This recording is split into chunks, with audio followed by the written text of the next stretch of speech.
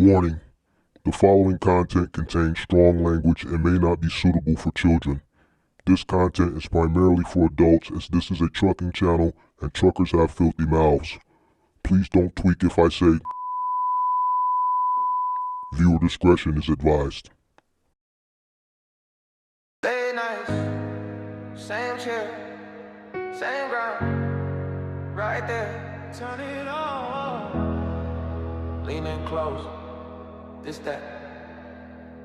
Welcome to the mark, the mentor show, where the plans turn real and the hustlers grow. Talk money, talk mindset, talk get it, let's go. If you came from the bottom, it's the road you know. It's the mark, the mentor show. Every loss, every lesson, turn it all to gold. From the late night notes to the sold out goals. Say the name one time so the whole world know. Whoa, the mark, the mentor show. Whoa, the mark, the mentor show. Whoa, the mark, the mentor show. The mark, the mentor show. Sweet. What up? Need insurance for your trucking business, box truck business, cargo van business. Link, phone number in the description below for LogRock. Up for renewal, looking for a better, more affordable commercial insurance solution for your trucking logistics business. Make sure you guys click that link in the description for LogRock. Partner to the channel. Come on in, make sure you guys hit that like button, subscribe to the channel. Sweet. Turn on post notifications. See, like every time I go on when I don't stream, shit gets messed up. Updates, the camera setting is off. I don't know, bro. I don't like how this camera look. Something ain't right. But nonetheless, we back for another week. Come on in, make sure you guys hit the like button, subscribe to the channel, turn on all post notifications. How's everybody doing? How is everybody doing? How's everybody doing? How's everybody doing? Let's see what we got going on today. Did it send out the notification? Probably did. Maybe it did. I don't know. Who cares? Shout out to Eddie Kim in the building. What's going on? What's going on? Shout out to Tony YouTube, Baltimore checking in. MGM Game. What up? What up? What up? What's up? What's up? Shout out to Irvin Lloyd, MGM Game. What up? Shout out to Rudy in the building. Shout out to Valise representing the MGM Game. Shout out to FJC Trucking, what up? Shout out to SD Walt representing the MGM Game. Shout out to who is this? CTR representing South Carolina, representing the MGM Game. What up? Dark Life. Bobby representing the MGM Game, representing Dayton, Ohio. Shout out to Joseph in the building. What up? What up? What up? Shout out to Slick Turbo in the building. What up? Shout out to ACP Picks in the building. What's up? What's up? What's up? Shout out to Kelvin in the building representing the MGM Game. Shout out to Michael Robinson representing the MGM Game. Shout out to Lo in the building. What up? Man, I know something ain't right, bro. Something is not right. I'm gonna have to fix it later. I'll figure it out. But what's going on? How's everybody weekend? Hope everybody had a good weekend. The weather is breaking. You dig what I'm saying? A lot going on in the world. A lot of shit to continuously distract you. Just from all aspects. Politically, entertainment-wise. It seems like every day is something new, don't it? The algorithm has something to talk about that's gonna just consume the interest of people and distract them from focusing on what they should be focusing on. Which is fine, you know, it's good to consume entertainment, but it should be a minimal part of your day. But, you know, people, you know, consume the bullshit for a maximum of part of the day. And trust me, it's all done by design, but you gotta have a strong enough mind to know how to prioritize certain things over others and, you know, schedule your time wisely based, you know, on what you gonna consume. So yeah, but the algorithm is strong, right? So we got 33 people, we got 10 likes. It's about a third. So let's see if we can get those likes up from 33, about 33% to about 50%. Make sure you hit the like button, subscribe to the channel, turn on all post notifications. Shout out to Rudy in the building. Said the algorithm is going to rhythm along. It definitely is. Shout out to JT in the building. Yeah, it is. And, you know, it's like, man, one thing pop, and then like right when you hear that thing just about to start dying down, here comes something else. I ain't gonna go into, I mean, y'all know what's going on out here in these streets. You dig what I'm saying? Y'all know what's going on out here in these streets. We ain't gonna talk about it. All right, but look, let's get into it. Where did we leave off at last week? We left off with the poll for the Wiseman thing. Now, the poll surprised me. Right? Because a lot of y'all don't even mess with Kirk.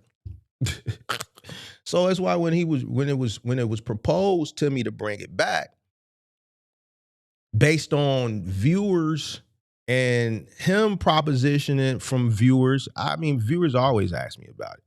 You dig what I'm saying?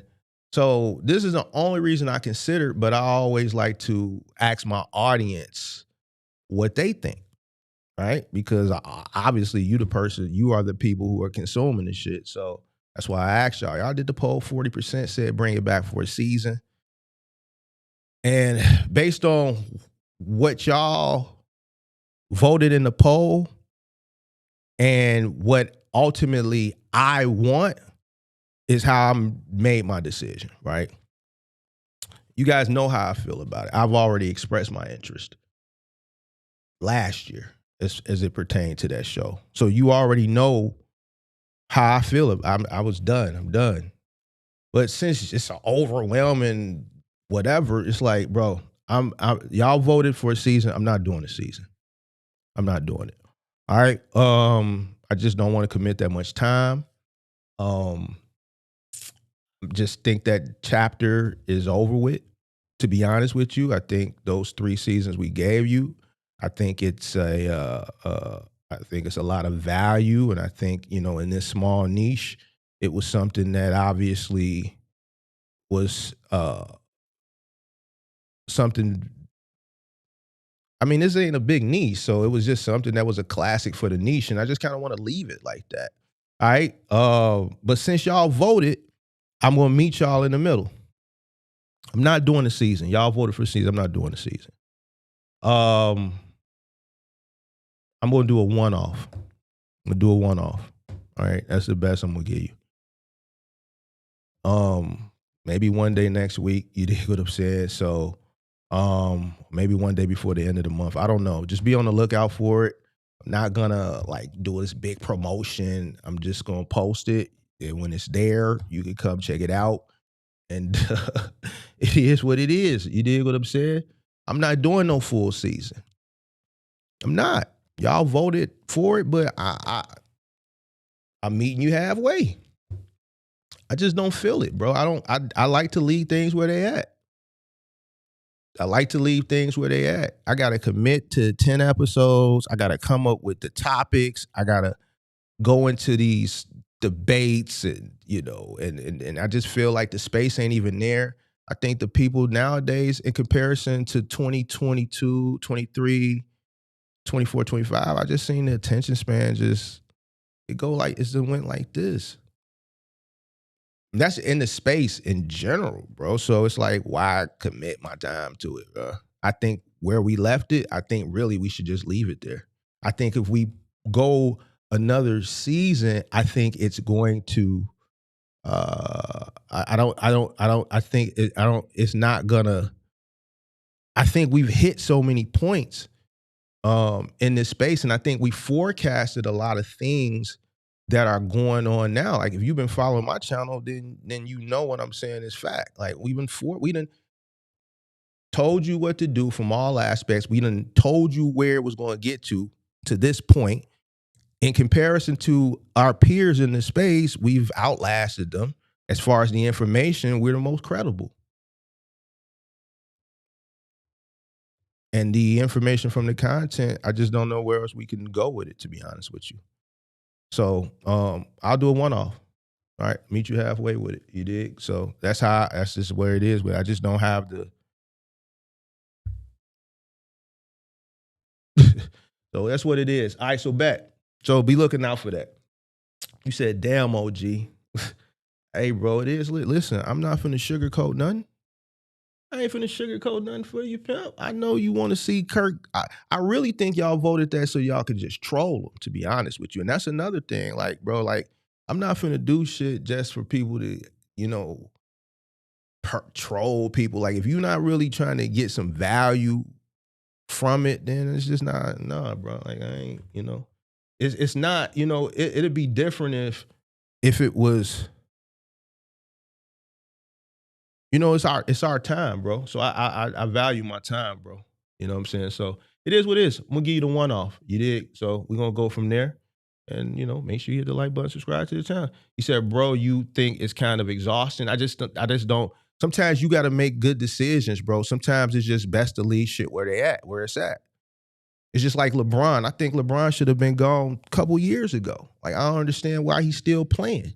I don't understand why Mike came back to the Wizards. I get it. You can miss the game, but sometimes you got to walk away when the shit is right on top. You dig? You dig what I'm saying? I think when you come back, or I think when you try to force something, you diminish the essence of what it is. The reason why you miss it and the reason why you want it is because it wasn't nothing like it. But when it was there, you should have appreciated it. So I just think shit, leave it where it's at. Keep wanting, man, y'all need to bring it back. That's why I want to leave it at. Keep hoping it come back. I don't want to diminish it. So it is what it is. That's how I feel. All right, make sure you hit the like button, subscribe to the channel, turn on post notifications. All right, so today I want to talk about something, and this is actually a conversation that we had when he hit me up over the weekend to ask me what did I come up with. You know, we were just talking about the state of where everything is at. Currently, we talked about you know, just, you know, from when we, you know, well, I came into this space in 22. He was already here. And we just kind of was just going back down memory lane for the past 4 years as far as the content, some of the things that was forecast, some of the things that people tell him when he run into y'all out at these truck stops, and just the state of where things are right now. And, you know, we just talking about now more than ever in history, right? We were just talking about the difficulty it is like coming into this industry, and the amount of cash, the amount of capital that you need.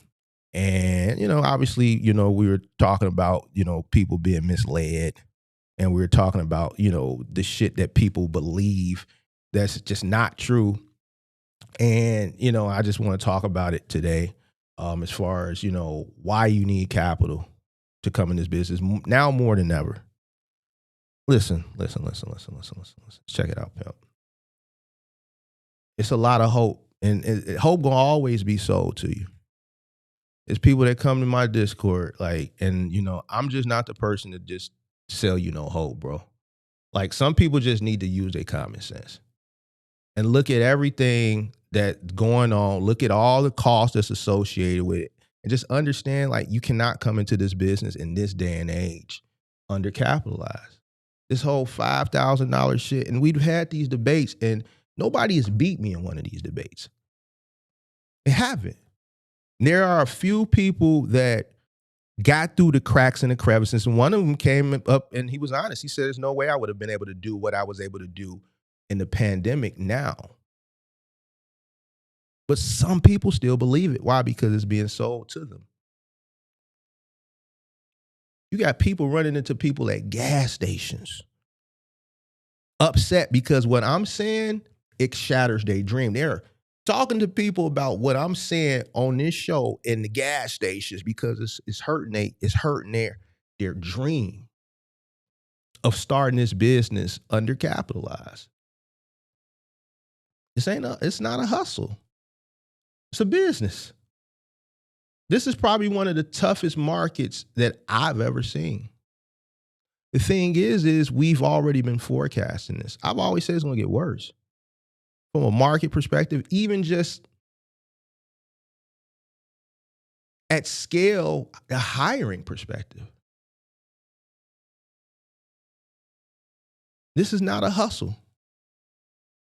This business depends on capital. You have to have capital to survive in this business. This is a capital dependent economic system. And I know that goes over a lot of people's heads. Mark, how do you know it goes over our heads? Because you call up here and you watch me long enough, and now you're trying to finesse the fact that you ain't doing your cost. Because you know there's no way you're going to be able to call up here with a problem and think I'm going to be able to give you a solution and not find out you don't know the cost. The last call I took, I think it was a Hispanic guy, Wednesday. He led with he knew his cost. But then because it was cap,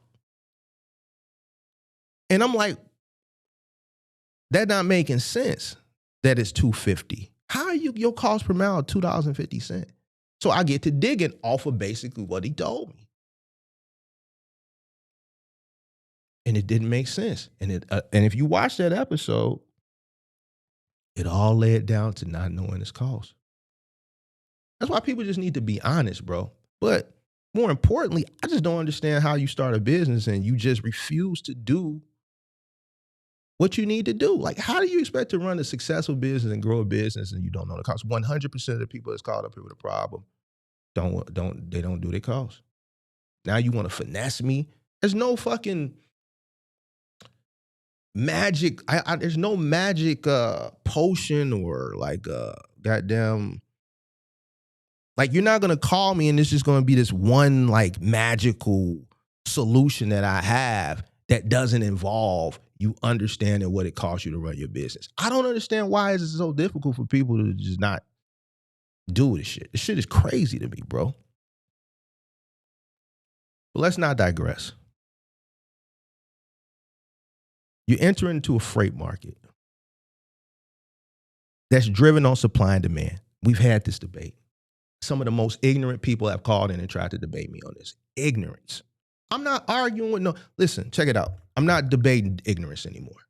I'm not going to go back and forth with stupidity. If you think all this dumb shit that you say, and if the shoe don't fit, don't put it on. This industry, it's ran off something that's not supply and demand. You're a fool, bro. Like, you're a fool, bro. And I'm just going to be forward and straightforward. I'm not going to sugarcoat it because I never do. And I've been saying the same thing since day one. I've been consistent, and I'm still calling you a fool if you think that this industry survives on it something else other than supply and demand.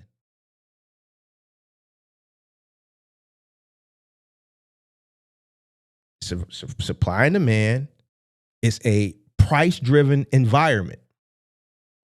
You do not control certain things in this industry. And this is I'm breaking down why you need bread.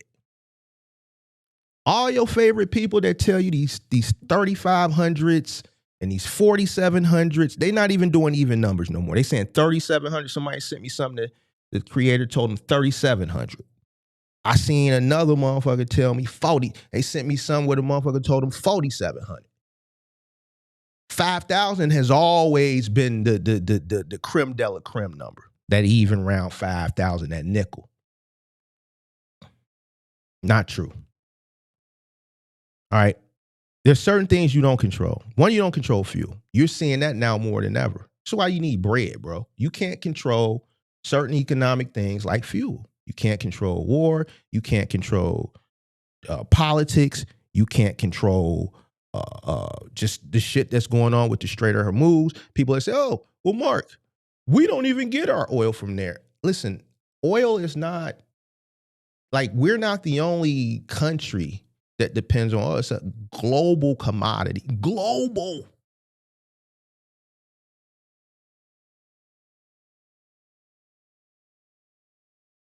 Global. The global economic market dictates the price, not just the United States of America as it pertains to a global commodity like oil. But yet and still people come up here because they're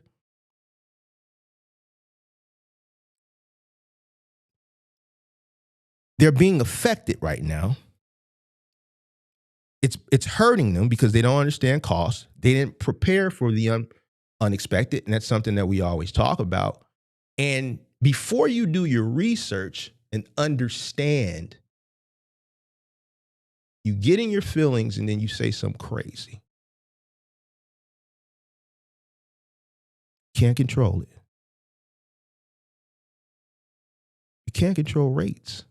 You can compete for a good rate that makes sense for you, but the overall market, you can't control supply and demand. You can't control it. You can't control what other people do. You can't control consumer buying behavior. It's out of your control. The only thing you can do is compete. Whatever the market's dictating, you can compete at whatever the market is dictating. Just make sure you understand your costs. You find ways to keep your operation costs lean so that you can compete successfully in any market. Sometimes the economy is going to put the market in a situation where it's going to affect your profit margin negatively. You can still be profitable, but your profit margin may shrink, right? Situation like now where the cost of fuel is going up, everybody's profit margin is shrinking. Some people are operating at a loss. Some people are at a break-even point. Some people were already operating at a loss, unbeknownst to them, because they don't know their costs. So now they're operating at even more of a loss. Some people had good margins, but because they're spending more money, right, on fuel, and their profit margin has shrunk, but yet they're still profitable. Everybody operates different. But you can't control it. You have no control over demand cycles. You didn't control stimulus. When people had money to stimulate the economy, in which they did, which drove up the demand, which pretty much what got most people to this place in the first place, you couldn't control that people was out spending money like the shit was going out of style. Just like you can't control the fact now that people are fucked up out here in these streets and they don't have the money to spend, which is why the demand is down. Can't control it. I don't understand why people focus on more things that they can't control versus the things that you can control. You know what you can control?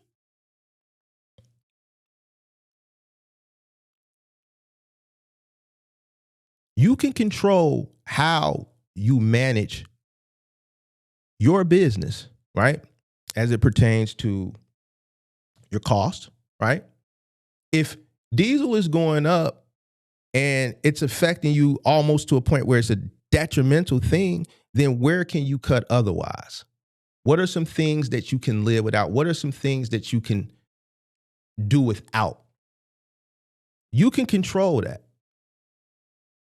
You can't control the diesel, but you can control maybe getting rid of some things that you could do without. You can control that. All right?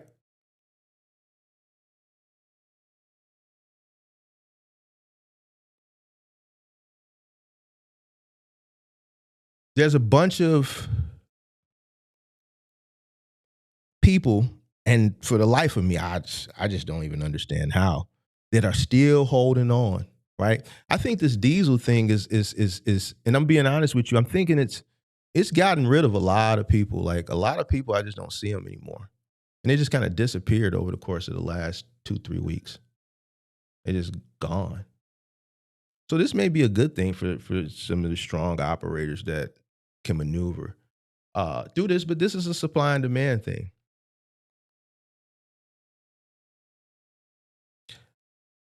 I think we're right now, we're in a space where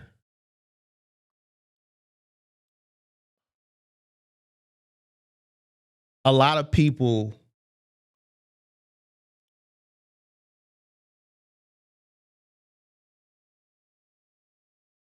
are just, I'm trying to say this in a way where it don't hurt your feelings.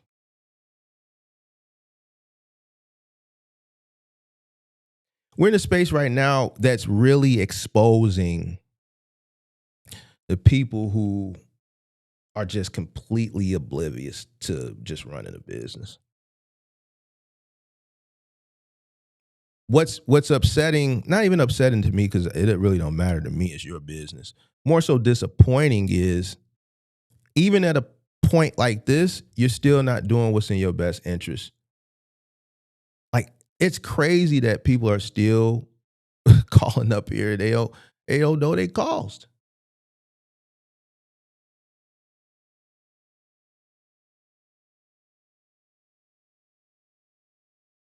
There's a lot of trucks in the market in comparison to the demand, right?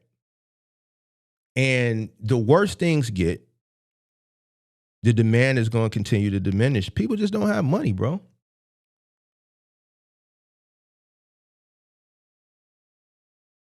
A lot of people that's running this business are price takers. You can make your own price when you know what it's costing you to run your business, right? Now you know what you can and cannot accept. The guy who called up the other day, he's a price taker. He said, Mark, I don't take nothing if it's not $2 a mile. He's coming with the whole $2 a mile thing because that's what one of his favorite content creators told him. And I've seen these people say, yo, don't run no loads unless it's $2 a mile. As long as it's $2 a mile, you should be good. Y'all done seen some people say that. Y'all done seen some content creators say that. I know you done seen some content creators because I seen a bunch of them say that dumbass shit. Now, because I'm smart and I hear a content creator say, look, don't take nothing unless it's $2 a mile. As long as it's $2 a mile, you should be straight. This is what I consider a price taker. It's the dumbest shit in the world. Let me tell you why it's dumb. Because everybody's operation cost is different. So how in the fuck is $2 a mile good? How is it, can you confidently say, as long as you take $2 a mile, you should be good? Justify it for me. And I'm jumping all over the place, right? Because I'm just freestyling, right? Based on what we talking about, these just thoughts that are coming to my head. When I see content creators say that dumbass shit, and I see people in the comment section, the way that I like to look at how people respond. You'll see the gems and the 100 and the facts. I say, these are some dumbass people. Because if my operation cost is $1.99, let's just say, and you're telling me as long as I take $2 a mile, I should be good. How is that good? What if my operation cost, what if I went out and bought a brand new Mack truck? 2026, 100 and some thousand. I got high ass insurance. My cost per mile is over $2 because of my high cost of entry. Let's say I got a high cost of entry, brand new truck, high insurance, the works. My operation cost is over. I don't understand cost per mile. I'm oblivious like so many people are. And then I'm watching my favorite content creator tell me as long as I take $2 a mile, I should be good. So now I'm just booking loads at $2 a mile. Similar to the guy that called up last week. Whole time I'm operating at a loss and don't even realize it. And then I call Mark and say, yo, Mark, I just don't understand where the money is going. I'm taking loads at $2 a mile, but the money is coming in and it's going right back out, just like the guy said the other day. I heard that as long as I take $2 a mile, I should be good.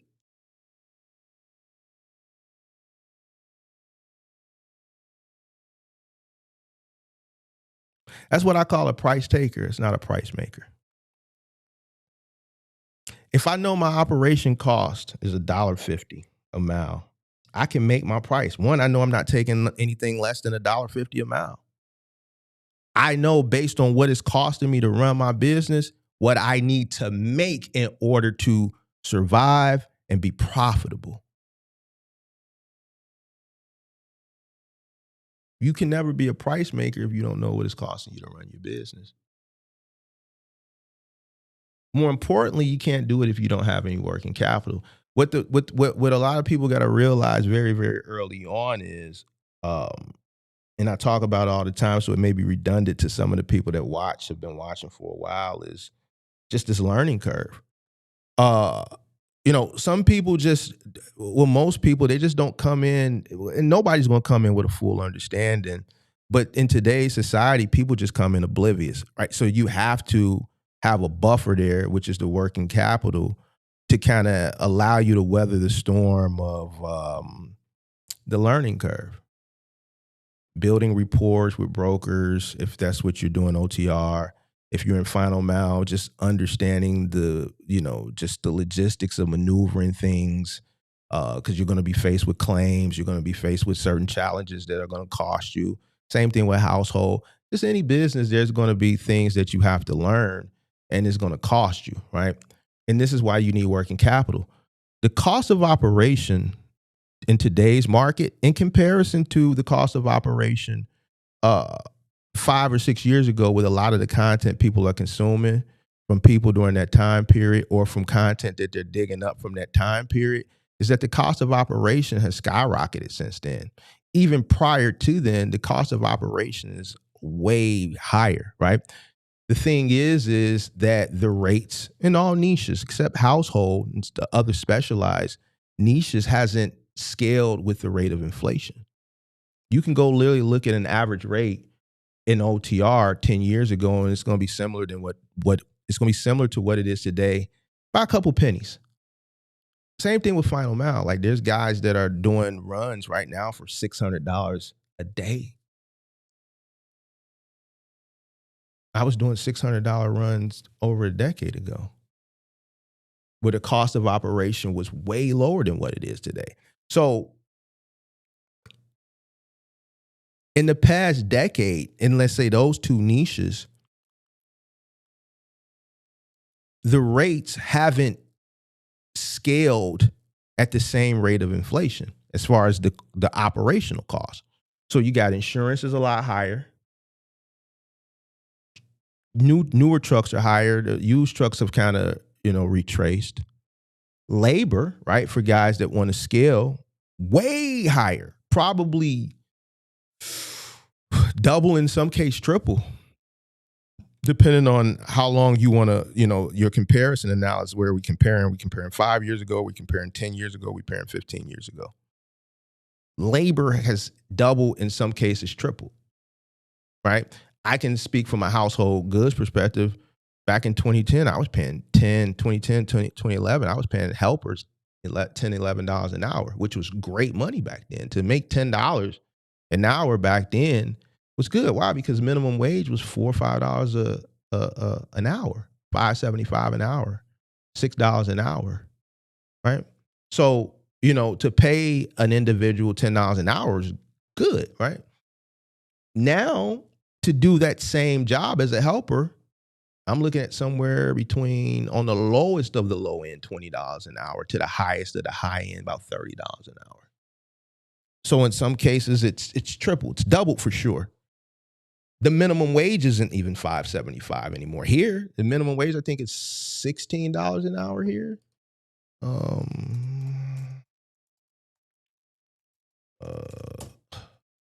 $16.60 an hour, right? So a person can go to McDonald's and flip fries for $16.60 an hour here, right? A guy can push carts at Walmart or Target for $16.60 an hour. So why would someone come do? I can't pay a person $16.60 an hour to do something labor intensive, like the type of work I've done, businesses, as far as box trucks, right? So I got to beat that by at least $10 an hour just to even be competitive, right? To set a competitive wage, right? Person go push carts for $16.60. I can't pay a person to do furniture appliance deliveries all day for $16.60, right? Or household goods moving, no, right? So the labor cost has gone up. The rates have stayed the same. It's not something that most people look at. I explain it, but I don't think a lot of people understand it because they have hope. They come in without a plan. During COVID, there was just a lot of, artificial it was an artificial demand spike that I still think people just really just don't understand because they don't understand supply and demand. I was operating prior to COVID, so I saw the organic growth prior to the boom of the economy of e-commerce. It was growing. It's still growing. E-commerce hasn't peaked yet. And this post-market correction, what's alarming to me, and for the life of me, I just don't understand it because everybody's supposed to be a business person. So I would like to think, and somebody was watching me about a month ago and they left in the comment, they said, Mark, you got to understand, you are rare in our, not demographic. Y'all get what I'm saying. He said, you're rare. What did he say? You're rare coming from where we come from. That's not what he said, but that's what he was alluding to. But my response is, I shouldn't be rare, right? It shouldn't be a demographic or an ethnicity thing, right? If you're coming into business, you should understand this shit. Like why should I be an anomaly as it pertains to just understanding why things were the way they were then in comparison to now, and just not and understanding the importance of doing your numbers.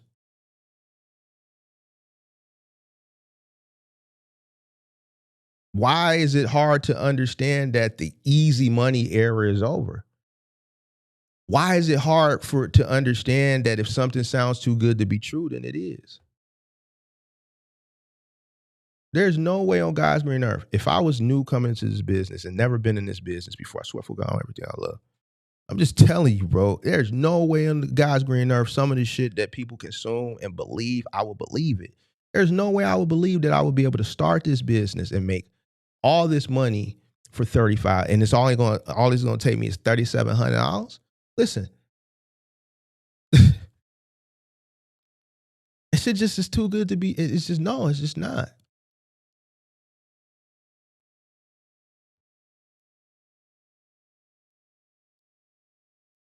The margins in this business are low.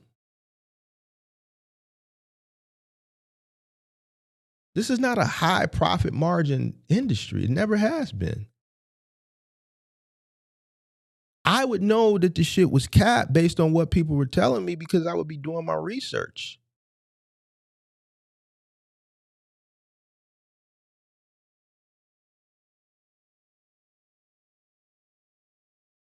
So I wouldn't fall for this shit.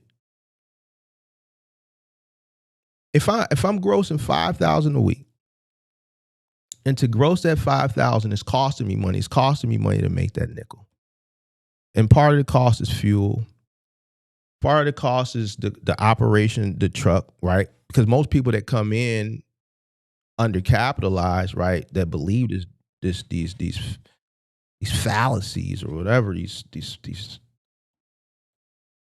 fables, they're not coming in with a truck they own. They're not buying a truck. They're coming in the rental route, right? So now you got rental costs, right, averaging about $1,000+ a week, plus the down payment, right? Your insurance costs, which is part of your fixed costs, depreciation, other, hidden costs like dead miles, right? You still have to, you're coming in this business to make a living for yourself. The business still has to cash flow, right? I'm trying to figure out how you can do this for like $5,000 or less. And I'm a person who's good with numbers. I'm a person who's good with money. I just don't see it. We did a challenge a couple years ago for the people that have been watching. I've been wanting to debate somebody from this. I mean, the offer, it kind of expired because nobody took it on. I wanted to debate someone that says this shit, and we could have had the debate, and you could explain to me how a person can come in with less than a nickel today because it's still being promoted and become successful.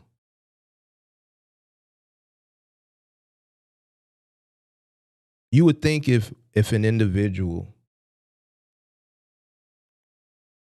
could if you're putting it out there that you can do it, it should be easy money. A person say, "Yo, I got a $5,000. We went up to 10 grand. I think we ended up at $15,000. That's easy money. If what you're saying is if it's credible, nobody came and got it. The reason why I took that challenge on, because I knew I was going to win, and I wanted to show you guys that it wasn't true. Just by nobody accepting it, you should know it's not true. It's not true. It's not possible. The people that have tried it have all failed.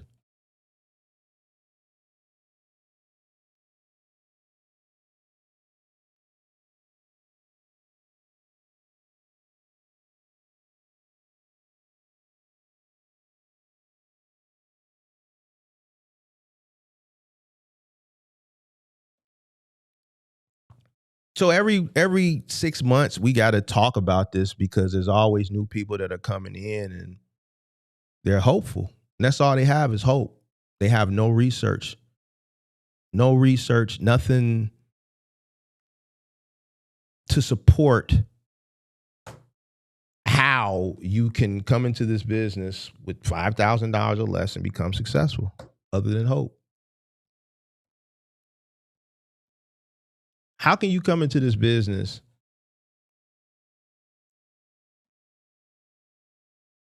with less than 5,000, which is probably, if you do come in, rental truck, however you guys finesse it.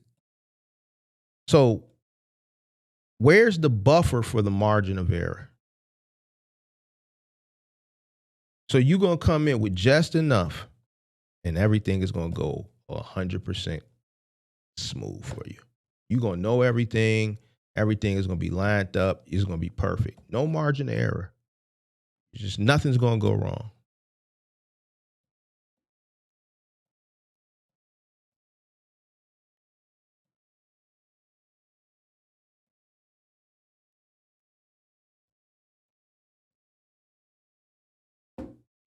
Explain it to me.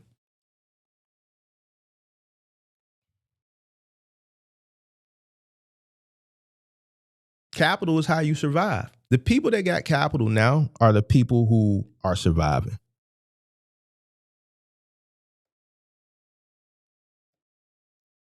One week, this whole space, it seemed like it shrunk in half. 1 week, fuel went up, the whole space just shrunk in half. Remember the week when it first went up about 3-4 weeks ago? Remember those types of calls that were coming in? It was panic. Every call was panicking. Why? It's crucial. You got people that are filling up, the people who can afford to fill up their box trucks right now, $600. I talked to Kurt. He's spending $1,000 each fill up right now. $1,000 each fill up. People that are filling up their box trucks, 26 footers, $600 each fill up. They got working capital.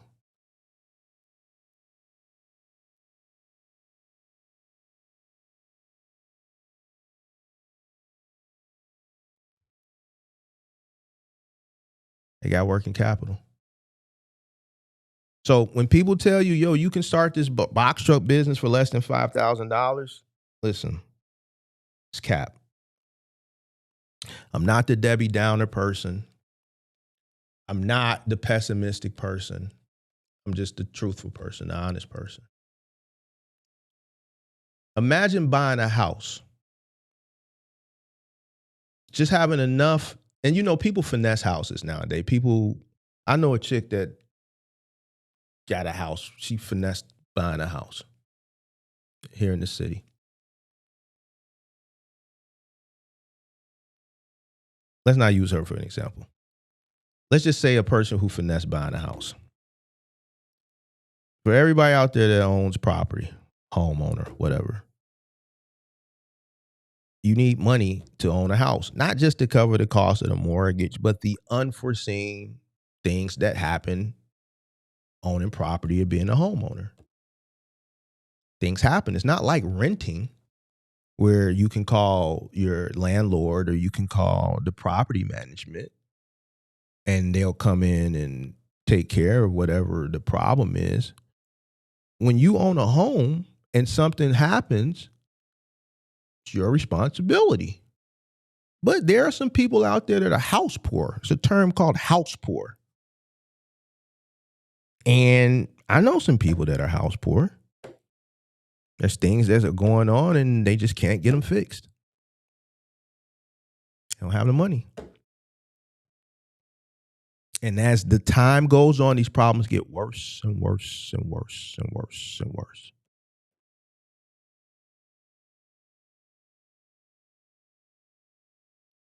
It's just like running a business. You can't run a box truck business or any business without any money.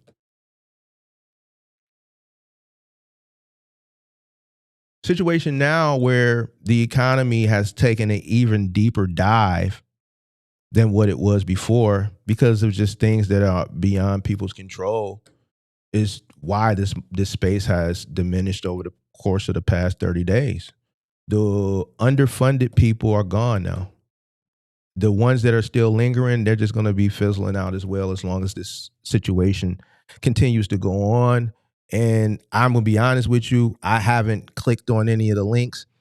I'm just not really interested in it because I'm not going to really talk about it from a content perspective as far as the diesel. I think we covered it at the beginning so you understand what's going on. There's no need to keep up with it play by play by play. But based on some of the headlines that I've seen, and I'm just going off the headlines because I haven't really been following it. I know there was a lot of shit going on last week with some Truth Social posts. I saw something that the deal fell through or the talks fell through, or I seen something that it was a ceasefire, but then I saw something that the deal fell through. At the end of the day, I don't know. This situation don't seem like it's getting any better. I'm not following. I'm gonna be honest with you. I was really more. I couldn't dodge the Gucci Man, Pooh Shiesty, and then the J Prince Jr. situation. Pretty much, I can't escape those stories. Those stories are, everywhere I turn. Those stories are really more, are showing up more than the political situations. But based on the headlines I'm seeing, and I seen Candace she took a short vacation and came back Friday, and I seen it just don't seem like it's getting better. Maybe I might click and just see what's going on just with that whole situation maybe later today. But from the headlines I've seen, it don't seem like it's getting any better. So the cost of diesel probably going to be what it is for the foreseeable future until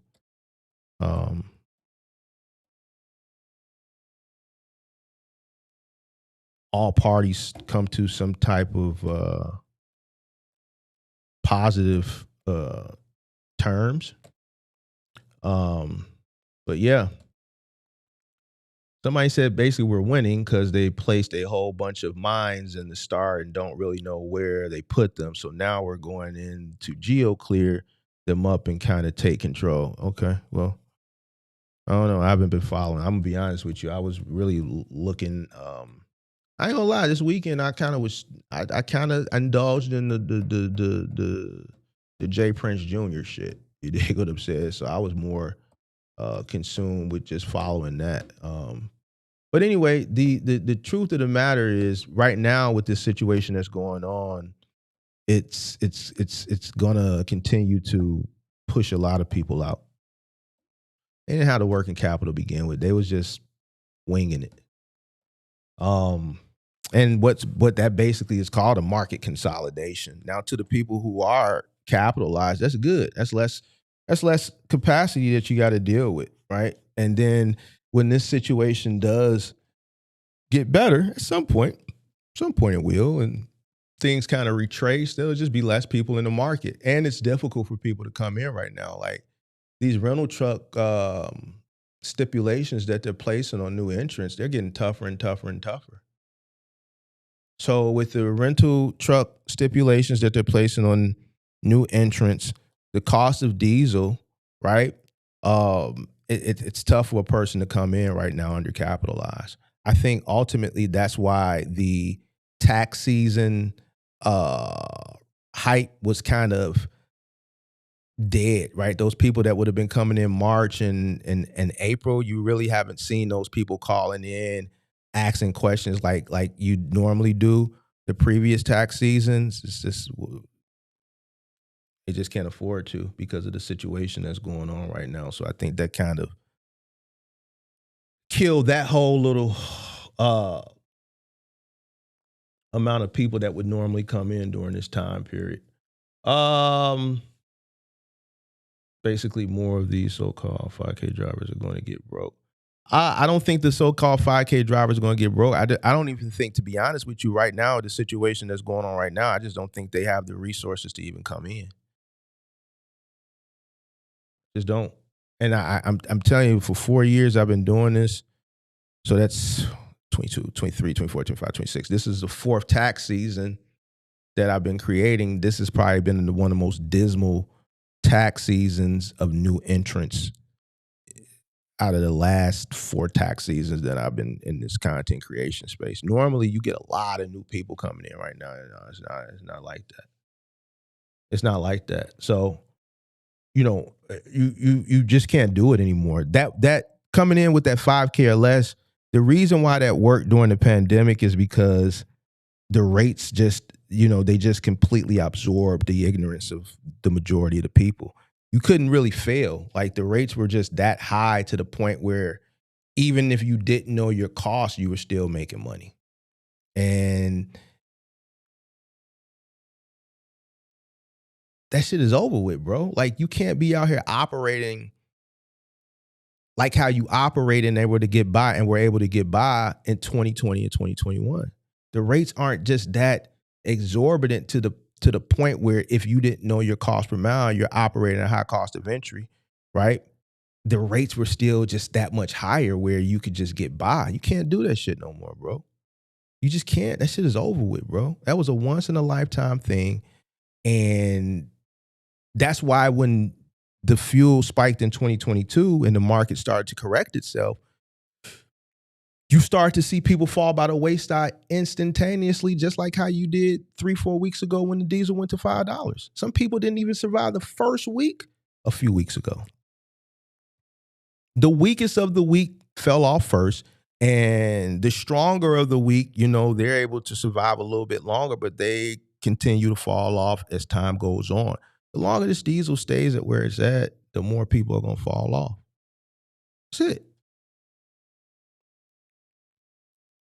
Rates aren't going to go up. Somebody called in and said, well, why don't the rates go up with the cost of diesel? Because this is not how it works, bro. Supply and demand. I was talking to somebody this morning about the gig economy, how the gig rates aren't worth taking. Why? Because of the cost of operation to drive the loads, pick the loads up at the grocery store, DoorDash. It's not worth it. I heard one of those platforms gave a little bump, but it wasn't to the point where it was still worth taking the orders at the cost of what it was costing to operate in fuel. You got people that do gig work full time. You got people that do it to supplement income. The economy gets bad, more people have to supplement income.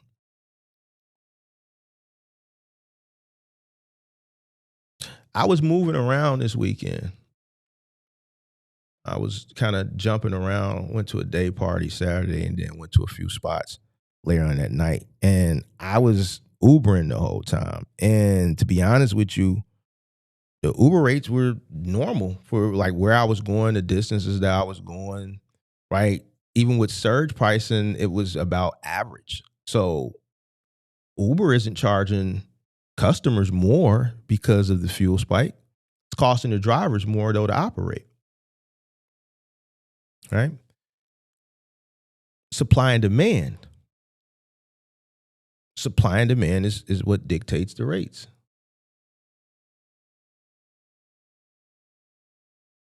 Supply and demand. And I think if more people just understood the economics of this industry, I think the better off they'd be. Just being honest with you, you know.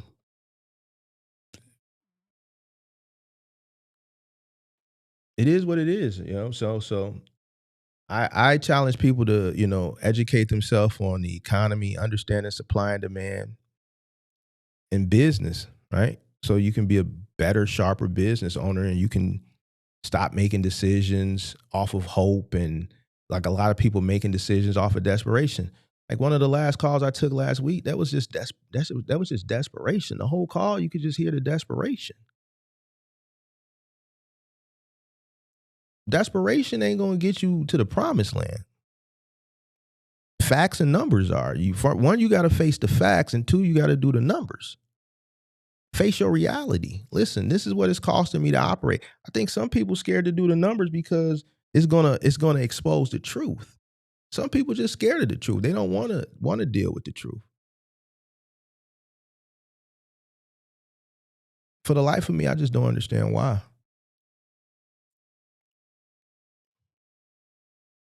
You know, so that's another reason, going back to what I was saying on the early part, like we could sit up here and plan these shows out and make it real educational, but in 4 years of doing this and me doing that, taking the time to do those PowerPoints and really break it down, people, that shit is it's not worth it. When people are there's no reason why, you know, people should be still calling you, and you try to finesse it because you know this is where I'm finna go with it. Like I would never start a business and not do the numbers. I don't understand, bro.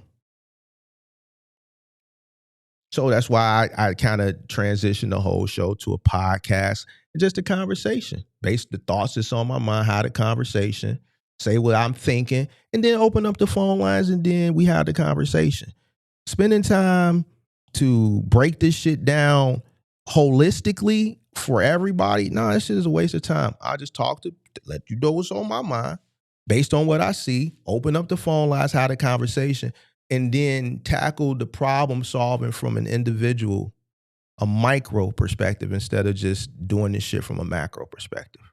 And then maybe people can get value from me tackling certain problems from a micro perspective. Maybe they'll have a similar problem and they can get the value out of that. But it just gets redundant to just waste my time to build out PowerPoints and explain to you supply and demand and economics around this shit, and, you know, going through setting up a whole PowerPoint to try to break down the misconception of cheap freight and, you know, brokers and all this shit, bro. It's just I was listening to another panel, and I'm actually going to be on this panel this week, and I was listening. I came in on the ass end of it last week. And, you know, I know when I go on this panel, I'm going to wreak havoc. I know it because over there, it's just, I hear people just saying this hope shit, bro. And I just don't understand. Like,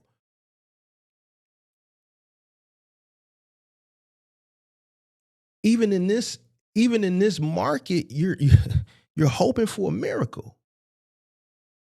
You make your own miracle. You can literally make your own miracle.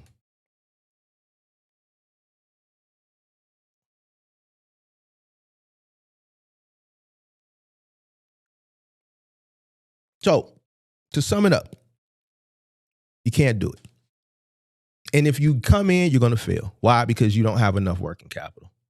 You need money to survive out here. Any seasoned person that's really doing this or has really done this will 100% agree. The only people that'll disagree with this are just ignorant people who either haven't done this, they're looking to come in and do it, and what I'm saying is killing their dreams, or a person who's just coming in, or a person who came in and survived or came in during the pandemic and they were just one of the smart people who were able to maneuver and they did what they were supposed to do when the situation was unfailable. Like it was just like if you failed in 2020, 2021, you were just a goddamn fool, right? So the few people that were able to come in and take advantage of that once in a lifetime opportunity at that particular time and do what they were supposed to do. The reason why so many people that came in at that particular time and still failed is they didn't take advantage of that once in a lifetime opportunity and do what they were supposed to do during that time period. And when it started to correct itself, they got corrected out. The minute amount of people that came in, did what they had to do, understood that that was a once in a lifetime opportunity, and by the time the market started to correct itself, they did everything and had things in place that they were able to survive. Those people as well. Anybody else, and hopefully those individuals will say, yeah, he's right. I don't think I can do what I did then because of where the economy was and because of the opportunity then. I don't think I could do it now. Everybody else that got some sense, they're gonna be like, yeah, Mark is right.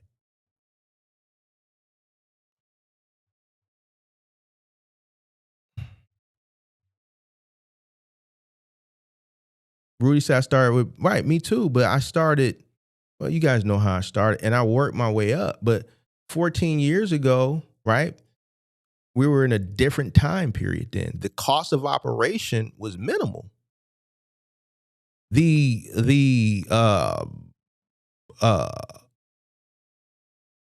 cost of operation was minimal.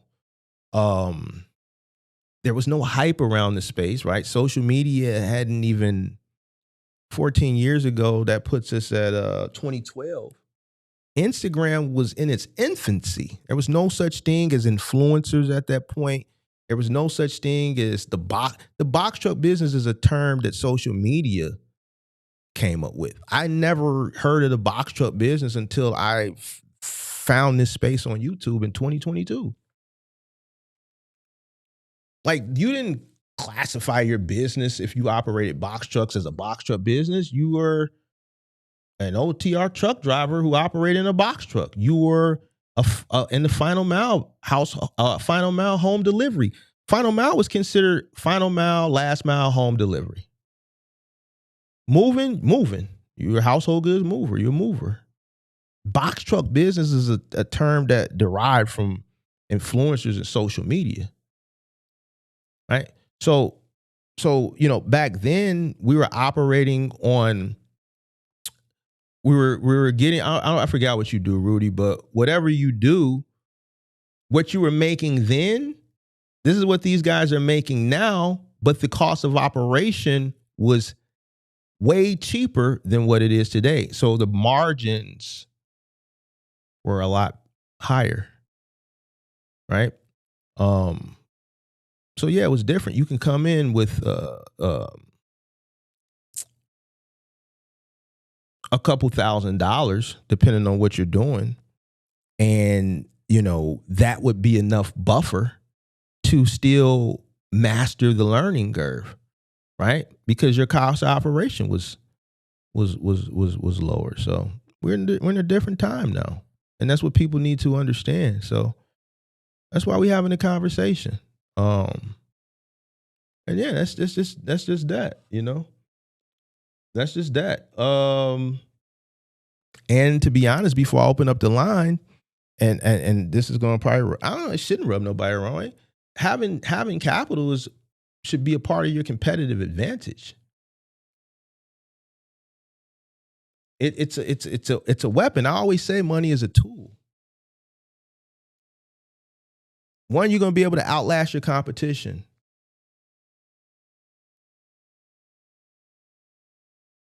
In any market, the best capitalized people are the people that win. I've been saying this shit since day one.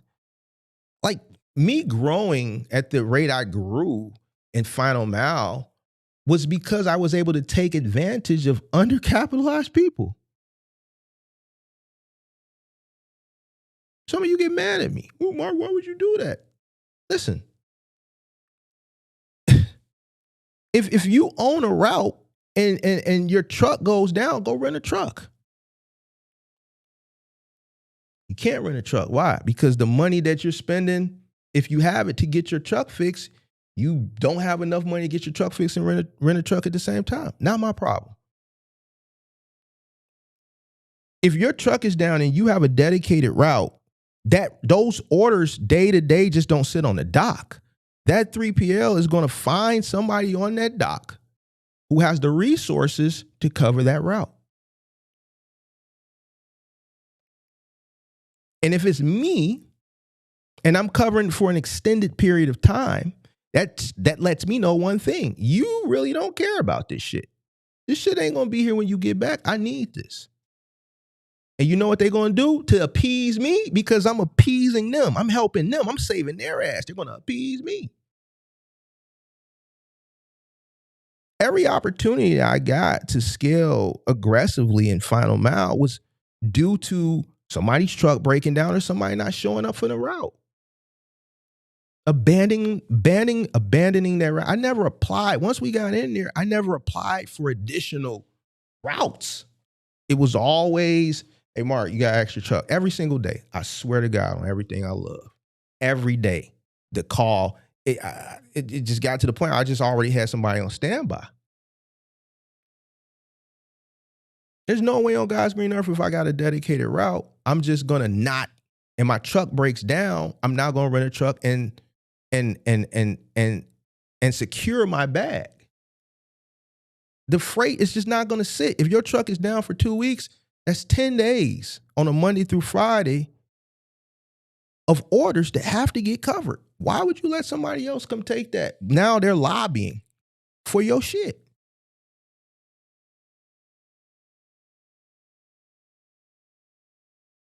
It's always going to be people in any situation that got just more resources than you.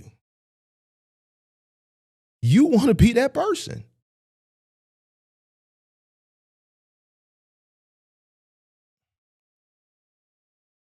And I say it all the time. The first resource you need to have is this here.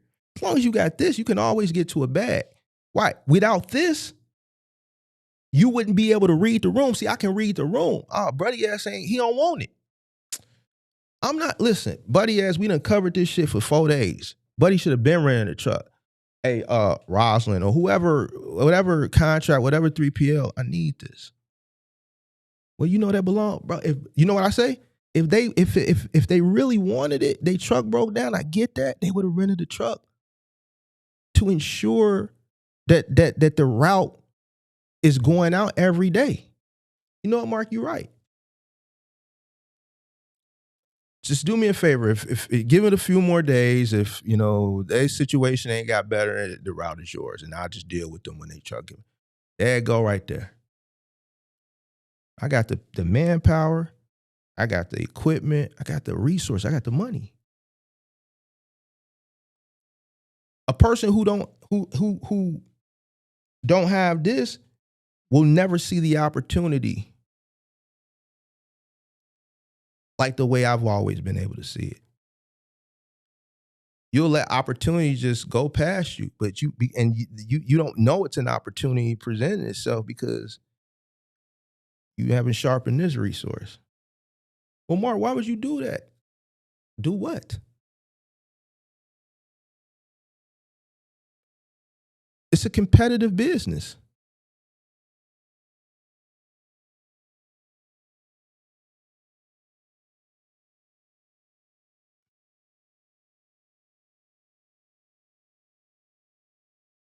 I got guys that want to eat. I got guys that I got to employ. I got guys that depend on me to make sure that it's food on their table.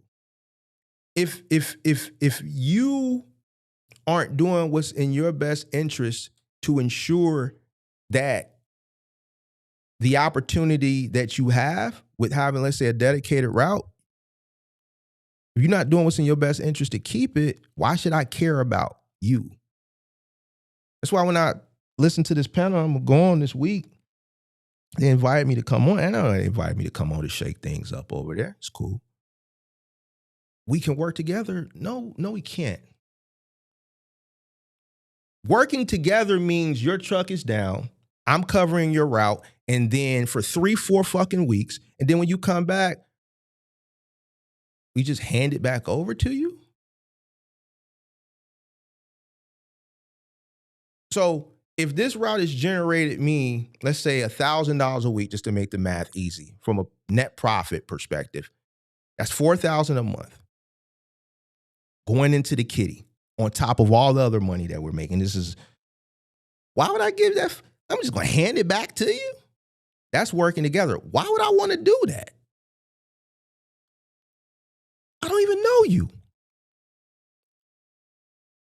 I don't know you. The most I know you is you're at dock 43 and my truck is at dock 44. Why don't I hand you back $4,000 a month for? Nah. We can't work together.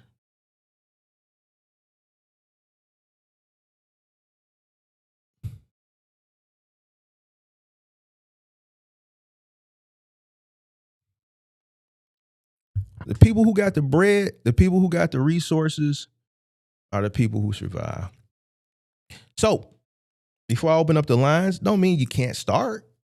It just means you need to make sure you have the capital to start. You need money, bro. Long story short, you need money. 5,000 ain't gonna cut it no more. That was a pandemic thing, right? And a pre-pandemic thing. We're not in that time anymore. We're just not. And it's a shame that people are still promoting. And I get why people do it, and I'm not knocking it. You know why? Because it's a hustle. If a person is green enough to believe that shit, that's on them. Fuck them. Stain their goofy ass.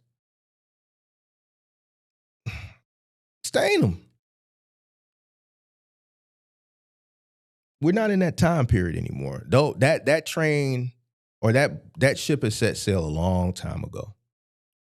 So it's easier to sell a people on something that seems attainable than doesn't. So that's, for instance, if I was out here selling these mentorships, right, it would be hard for me to sell a mentorship if I was forthcoming the way I am. I would deter a lot of people. Majority of the people I would hope would go back to the drawing board and be like, you know what, he's right. What was I thinking? I'm in over my head. And then it would result to lost sales in mentorships, right? But let's say if I said, yo, change your life forever. You can start a box truck business for $3,700.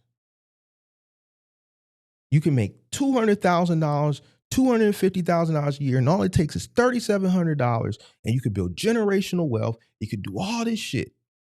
$3,700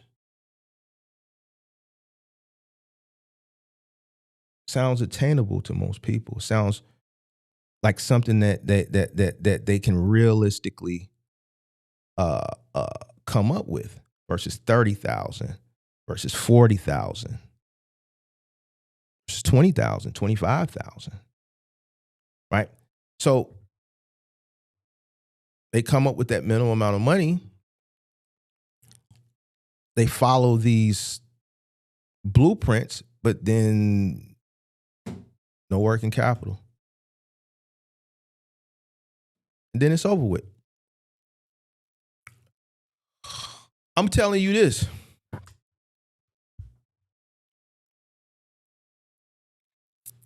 You can't do it, bro. And it's not being negative. It's just being truthful, bro. Why would you want to even attempt? Why waste $5,000? Why waste $3,700? Why just not save up more money and do it the right way and give yourself a fighting chance? Like, why go into a gunfight with one bullet with a motherfucker who got a 50 popper? You got one chance. This motherfucker got 50.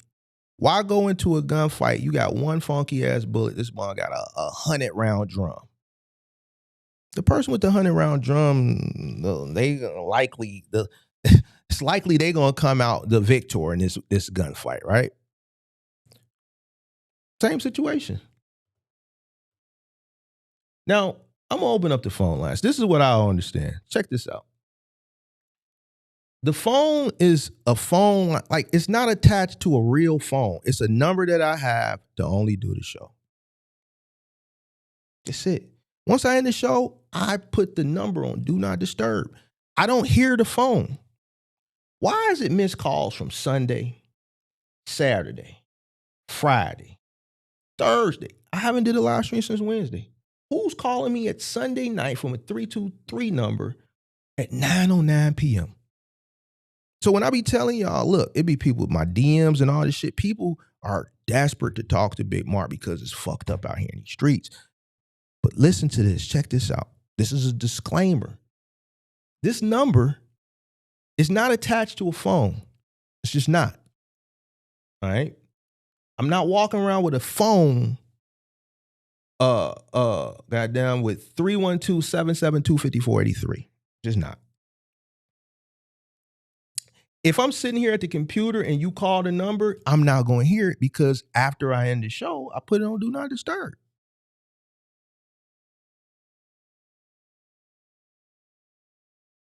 Why are people calling me, and whoever this 323 number is, you call me all day Sunday. Call me at 909, 610, like.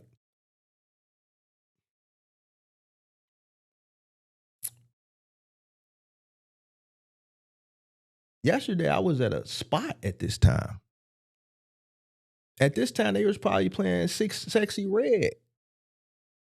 I'm looking for the hoes. Bounce that ass, bitch. And the chicks was bending over, touching their toes. Right around 909 when you was calling me, I'm posted up looking at some chicks bend over, touching their toes.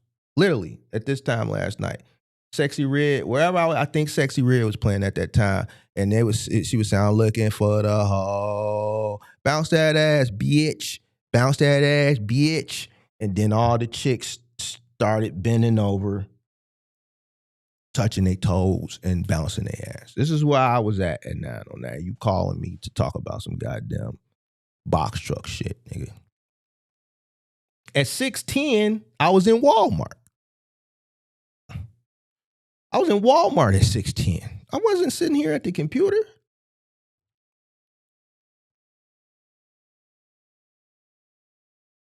At 5:47, I was at the barbershop. In preparation for me, well, I go to barbershop anyway on Sundays, but I was going out.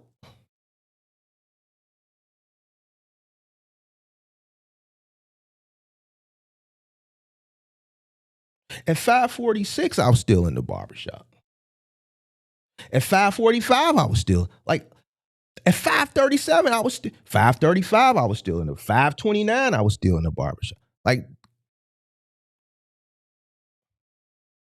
so even if the phone was attached to my hip, even if the phone was a number that was attached to a phone that I'm carrying around, what would possess a person to call somebody that many times?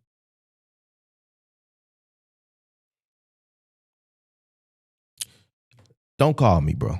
Unless it's I'm sitting here on this stream and you see this banner come up right here. You're not going to get through. All right? You're not. How many voicemails I got?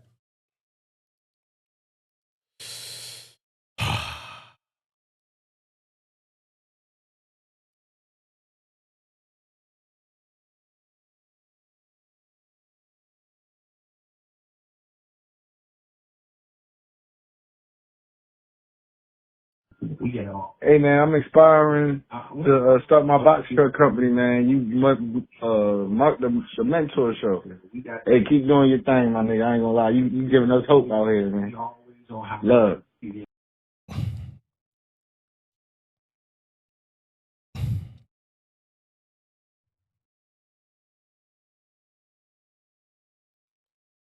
Well, I guess that was a call to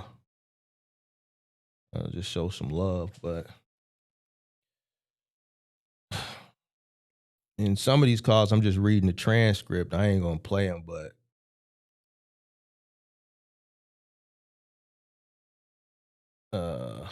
like I can't, like I'm just not. Listen, check it out. Check it out. Check this out. Check this out.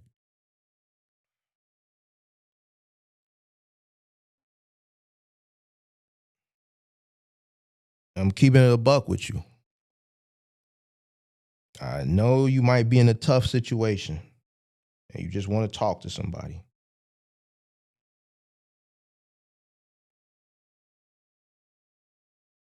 But you just can't, like, it's ways you got to go about things. You know?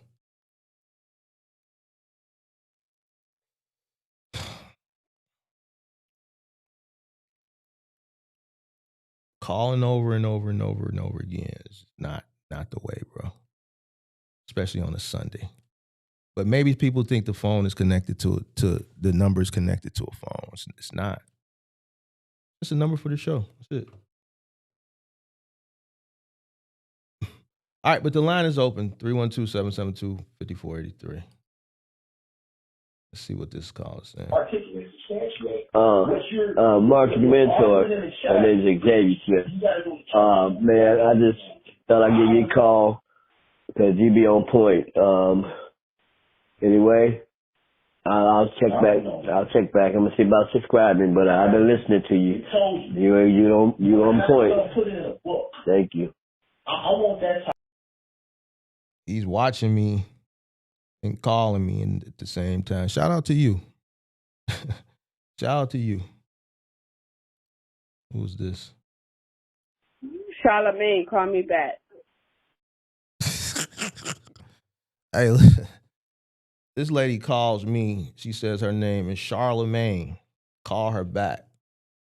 This one of y'all BMs, bro. I be telling y'all BMs, bro. Y'all always thought I was tweaking when I told you BMs, your chicks.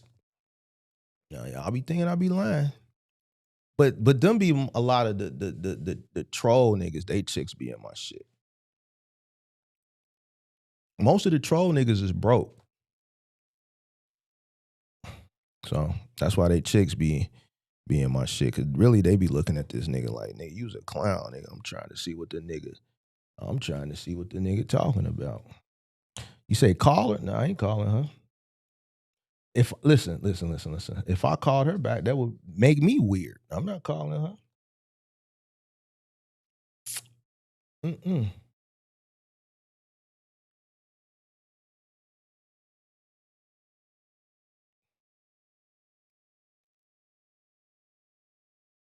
Mm-mm. I ain't never listened to none of these shits, boy. Do.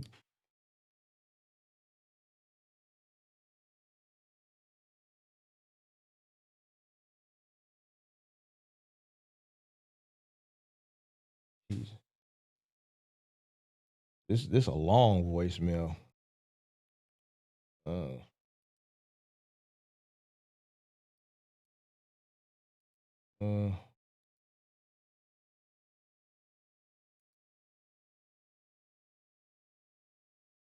Yeah. Mm.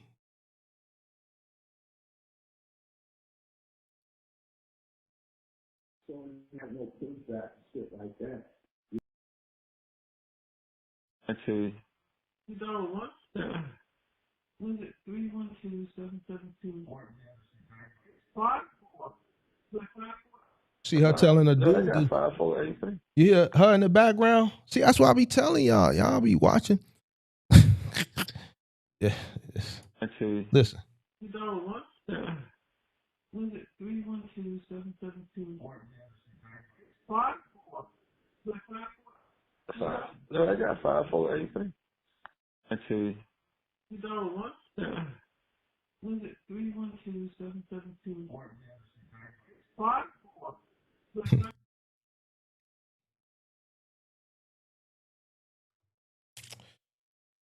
312-772-5483. She telling him to call. You need to call Mark. Call him, because nigga, you just sitting up here, you ain't doing nothing. Then Mark tell him the truth, and then he started hating on Mark. And then she get in the DM.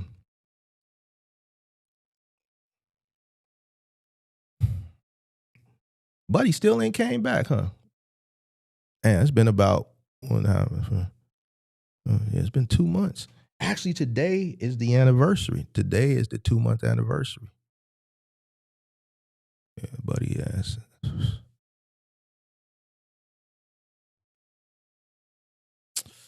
Yeah. Hit the like button, subscribe to the channel, turn on post notifications. All right, 312-772-5483, Joe. Phone number is up.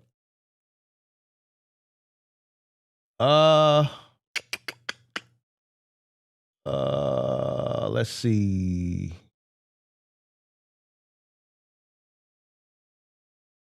Oh, we got one troll in here. I didn't see him because I was kicking it. You need to educate your audience on recurring revenue. If you scared, go to church. You told me to call you. Yeah, that was last week, and you didn't call. And now you're saying you would call, but you into car repair, not trucks. Cool. Whatever.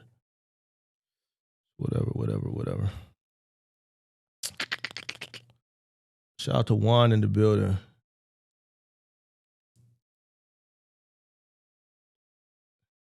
Said business people should take business 101. Yeah, I recommend business 101. I think a general understanding of business is good for anybody that wants to start a business. Yeah, a business 101 and econ, intro to business, right? And then an intro to econ class, or not class, or book. Read a book. Five Below got a good one. $5, bro. And it's current. It's not an older book. It's a current book. I think it was published a couple years ago. So, yeah.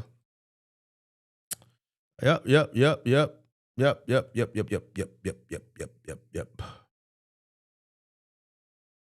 Shout out to Sincere in the building. My economic prediction on the trucking side is that capacity will not be able to keep up with demand. The reshoring of manufacturing. You know, somebody told me in this panel that I was on a couple of weeks ago that I said, man, the diesel was going to force people out. He said the diesel was going to bring more people in. And I'm just like, bro, what? I just don't understand people's mindset. Like, what do these people be thinking about, bro? Like, how is high cost of fuel going to drive more people to come in, bro? This shit don't even make sense. And he was talking about from a cargo image. Like, how is the price of fuel skyrocketing? I said, man, you want to shorten the capacity, let the fuel go up to $7. He said, no, I think that's actually going to encourage more people to come in. I'm just like, oh my God, bro. Where are these people? Like, where are these people? Where do these people live at? Like, what be on their mind, bro? I just don't get it, bro.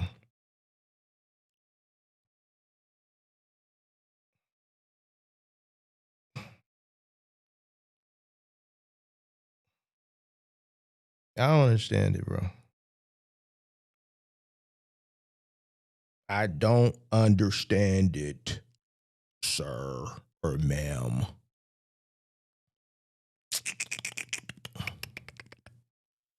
Sorry, I don't understand it. Shout out to Benjamin. Thanks for all the knowledge, Big Mark. Blessings to you. Blessings. Peace. Thank you for watching. All right, man, the number is open. You dig? We gonna cook up, bro. We waiting for somebody. And then, bro, I hate the fact that when I turn the number on, I gotta wait 40 minutes for somebody to call. And then when one person calls, everybody wants to call. Like, just call, bro. Be brave. Get it out the way early. Don't wait 40 minutes to call. Get it out the way now. What's the sense of waiting 40 minutes to call and you still won't call? Just call, bro. Like, the only thing that be stopping me from putting the timer up is because I know I got to sit 30, 40 minutes for the phone calls to start coming in. You know, just get it out the way, bro. Hale says something I always say. You're a consumer. Why would you want the price of fuel to go up? So when I said that over there, I said that to people who want to lessen the capacity. As a business person, if the capacity issue is the issue, then understand that if the fuel goes up, it's going to shorten the capacity. More people are going to fail. And then the market will correct itself. Once the market corrects itself, it's going to be better for you. You're going to have less people to compete with, which is ultimately going to affect the rates because now you got less people competing for whatever the freight demand is. If you got way more people competing for this amount of freight, the price is going to go down. If we get rid of this many people, let's say, for the same amount of freight, the rates are going to go up. And just let's say, which is probably not going to happen, let's say it does a complete flip, even better. That ain't going to happen, though. I don't see that happening. In order for that to happen, a complete flip, you're looking at something like a pandemic. But the less people, the better, right? I think this is a great time to squeeze people out. It's squeezing people out. But then I could say that same argument all the time. Your trucker can look at it like you got these truckers that say, yo, like that guy on TikTok who says, man, we need a minimum $5 a mile. I say, okay, well, if you want a minimum $5 a mile, like that's just still not going to be good for you anyway. Why? Because the cost of goods are going to go up. Certain commodities just can't justify a minimum $4 or $5. I forgot what he wants. I think it's four or five. Some commodities just can't justify that minimum. There's some commodities that just couldn't justify a minimum being that high. So now everybody from a consumer point is going to be paying more because the price of transportation is going to get baked into the cost of goods, and you're making more money, but then you're spending at the register. So it defeats the purpose, right? So it's all how you look at it. If you're competing and you want to look at this opportunity to decrease the capacity, yeah. Hope for fuel to go up more. That's going to squeeze even more people out. Survive. Once the market, the situation corrects itself, now you got less people to compete with, better rates. Rates will go up.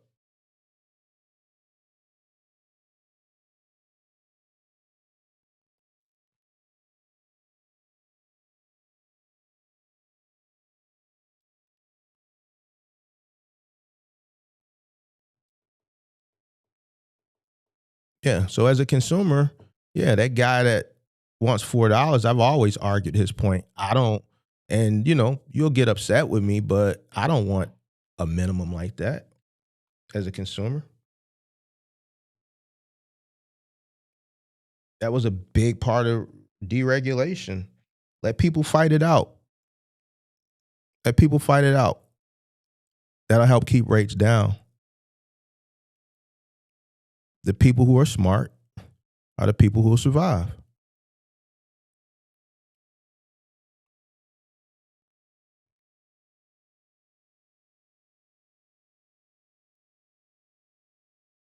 Supply and demand has never been an issue for me because I understand it.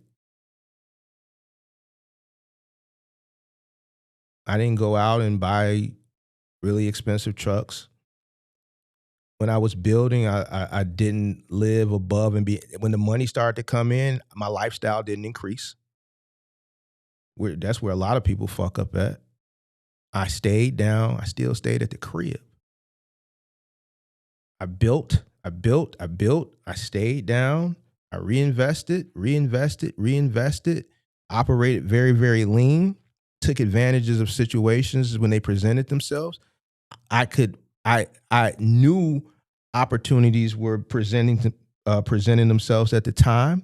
I wasn't oblivious to opportunities. Some people are oblivious to opportunities presenting themselves. They let opportunities go past them, right? I took advantage of situations, right, when they presented themselves. I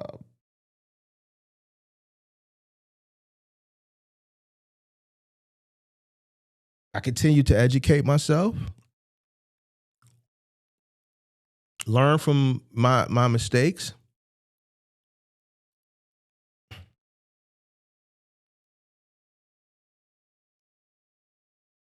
Make good decisions, make way more good decisions than bad ones.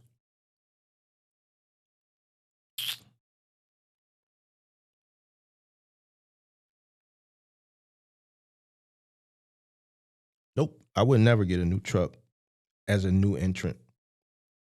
That's a good way to fail. High cost of entry, high fixed cost.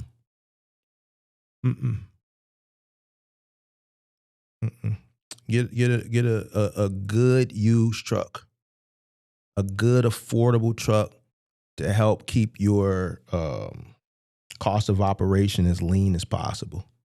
A lot of these guys that go out and get these new trucks, it's a big reason why those guys with the new trucks fail. Right? They got a high cost of entry, a high operating cost. Imagine last year getting a brand new truck and then this happens with the diesel.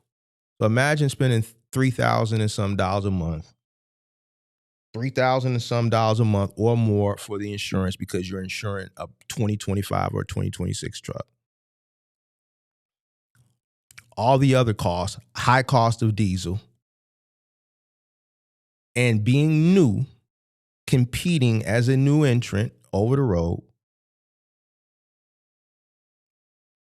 not many relationships, the market being what the market is for rates, and you can't really finagle your costs because you bought a new truck. You got probably $6,000 a month just in truck note and insurance alone. A brand new truck, depending on what type of new truck you get, you're looking at six figures. That's a $3,000-$4,000 note. Probably 4 at the rates where the rates are right now. Closer to 4. Mm-hmm.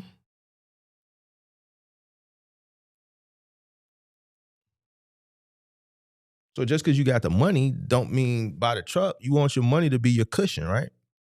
You go out, you buy an affordable truck, right? You still come in with a low cost of entry. And that extra cushion that you got from having a lot of money is your buffer to master the learning curve. Hello? Was good, Big Mark? Who's this, Juan? Yes, sir. What up? Not much, man. I always hesitate to call you, man, because I don't really disagree on what you're talking about. You know what I mean? You ain't got to disagree. I don't really be looking for smoke like that because ain't nobody going to call with the smoke. I done destroyed everybody already. So it's like, you know, it's, what are you going to call? What is it to dispute, bro? Everybody that disputed it already done beat them up. Yeah, that's true. I mean, the people that are getting brainwashed by the influencers out here, I guess, would be the ones to dispute it. Listen, an influencer ain't going to call and dispute it because it's going to be detrimental to their credibility. If you're selling rhetoric like that, it would be in your best interest not to call me, right? A person who, if they've been following and did the research, in a heated debate, I turn up. I don't let all my tricks out the bag when I be on. I mean, you've been watching me for a long time, so they know, this dude is sharp, he's smart. I don't know the whole business shit. This nigga don't get to talking about the economics and shit like that. And if he fucks me up,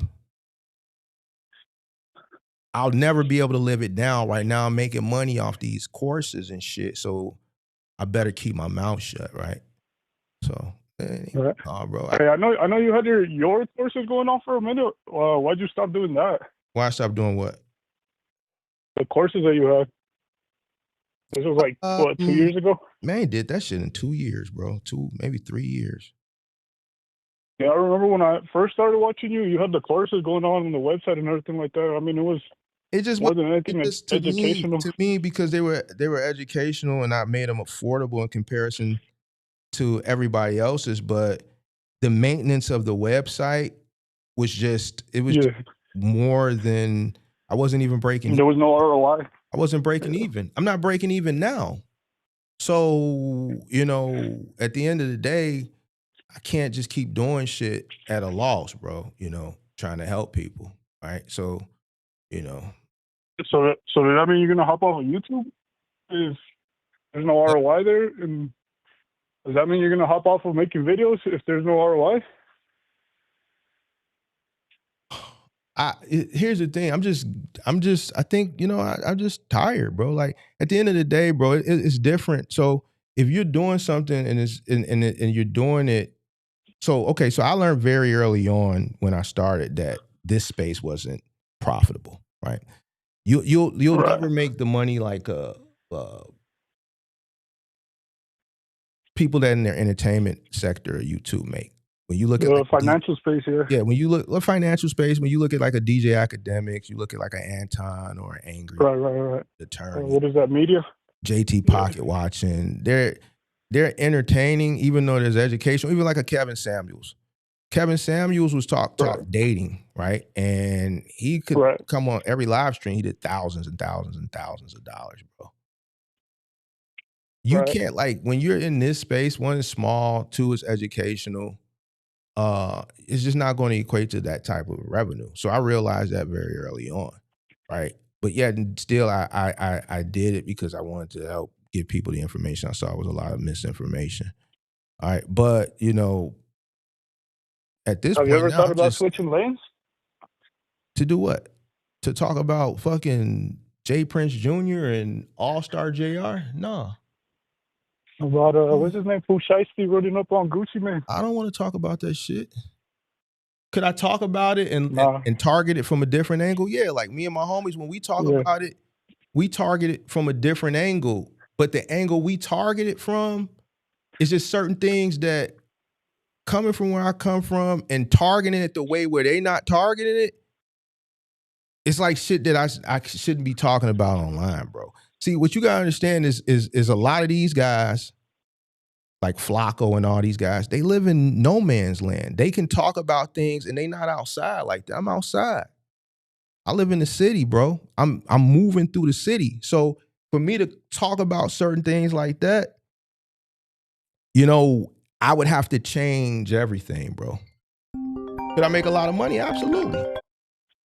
Because I'm gonna be targeting this shit from a angle that they really not targeting it from. The like looking at situations like Dirk, it's things that I know that, you know, but I can't talk about those things, bro.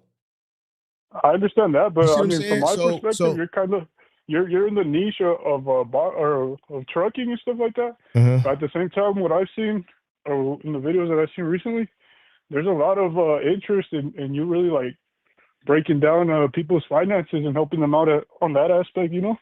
Nah, but see, here's the thing. When I break down people's finances, they still don't go do what's in their best interest. People watch me do it for the past 4 years, and they'll watch me do it from somebody else and still call up with a problem, and it all leads back to the same thing. Hey, that's true, but you know how it's getting nowadays. Everybody wants somebody to hold their hand through everything. Great, bro. I don't need to do it, bro. I don't want to do it. Could I do that and charge before? Absolutely. I was going to ask you. I just don't want to do it. I was going to ask you if you want to break down my finances. We could do it on camera and everything, you know. All right. Well, let me know when you're ready, bro. Yeah, I'm ready. I'm ready to go. Not right now, obviously, because I'm not home. You're not ready. I don't got my QuickBooks. But no, yeah, I'm down to help you, like, give me some pointers and stuff like that. Yeah, just call up on one of the shows when I put the number up and just say drop the link instead, and then I'll drop the link. But like what you want me to do it for, bro? No, I'm not doing that shit, bro. Right. Oh, shit's a headache, bro. I'm cool. Is it an opportunity in it? Yeah, absolutely. But I'm straight. I'm cool.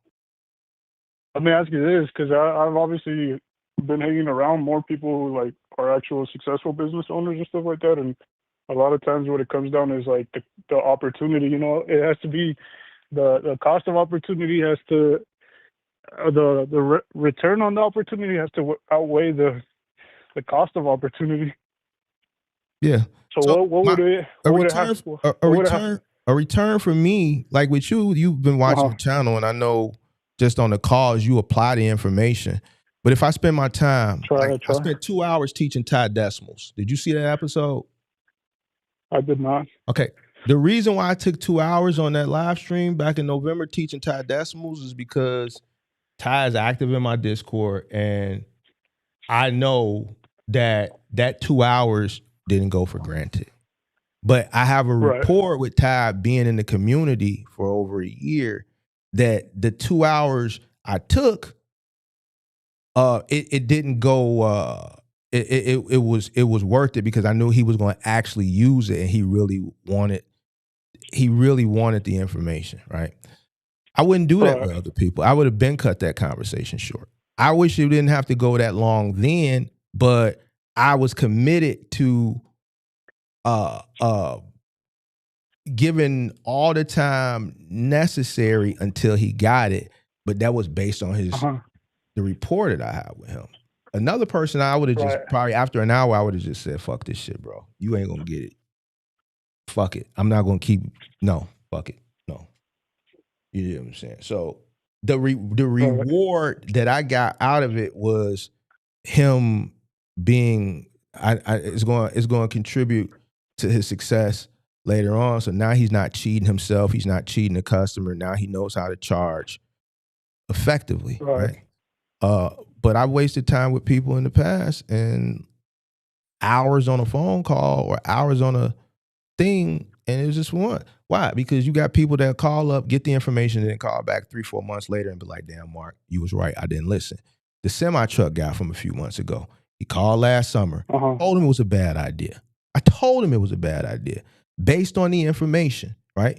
So I'm processing the shit he's telling me. I'm saying, yo, this ain't gonna work. I'm doing the numbers in my head. 3 months later, right before Christmas, it didn't work. Not only did it didn't work, you done took out 2-3 loans and you done ran through 140,000. And now you got to go back to being a company. Like, I told you this shit was a bad idea then. You had other, who was another recent person who called up? It was a guy that called up about a month ago. He called up the whole additional insured thing. Like, you're talking about a person who's been requesting additional insured COI for years, but you're going to argue with me about how to properly go and request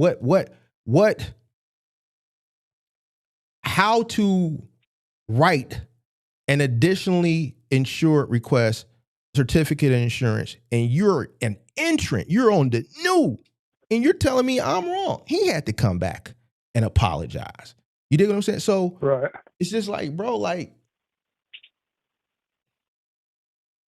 if I'm telling you what it is and what you're trying to do,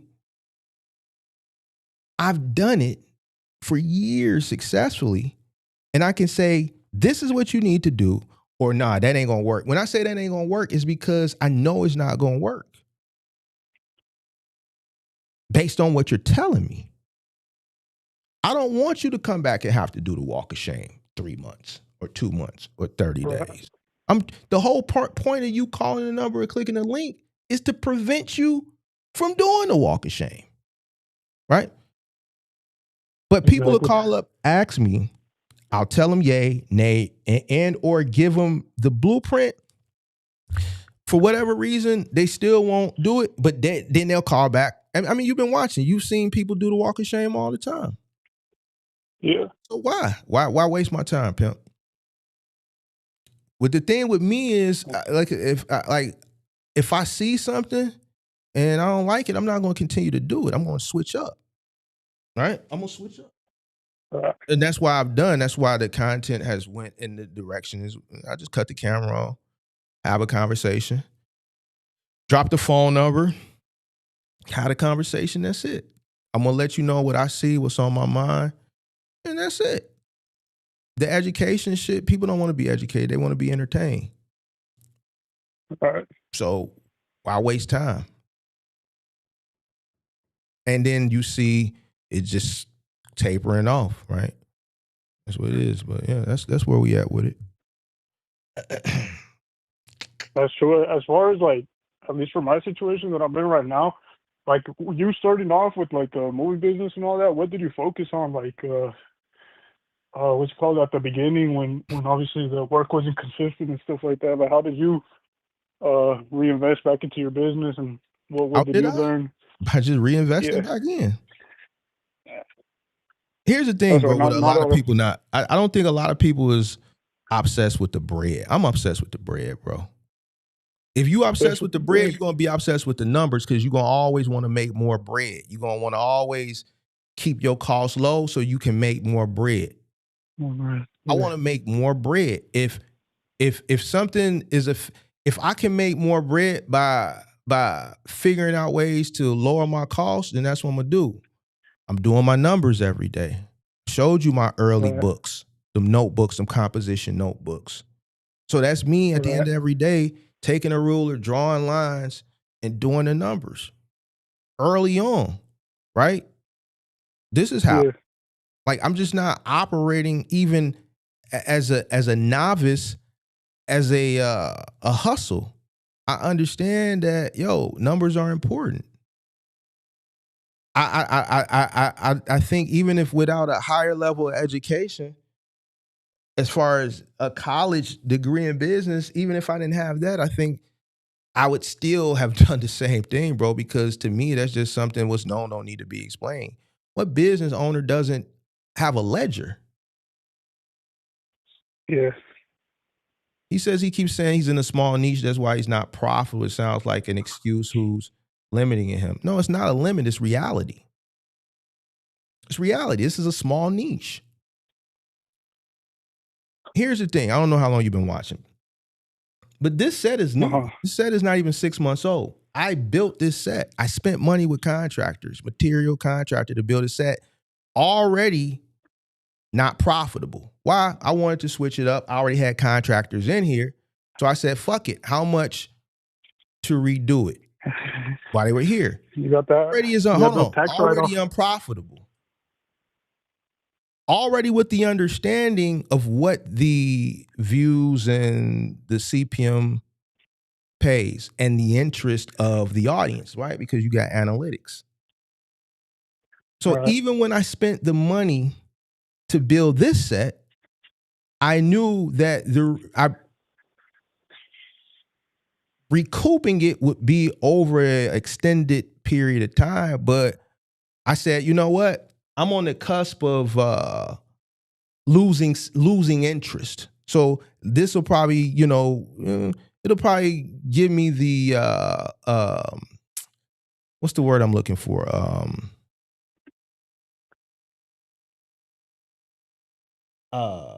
Enthusiasm, I guess, to continue doing it, right?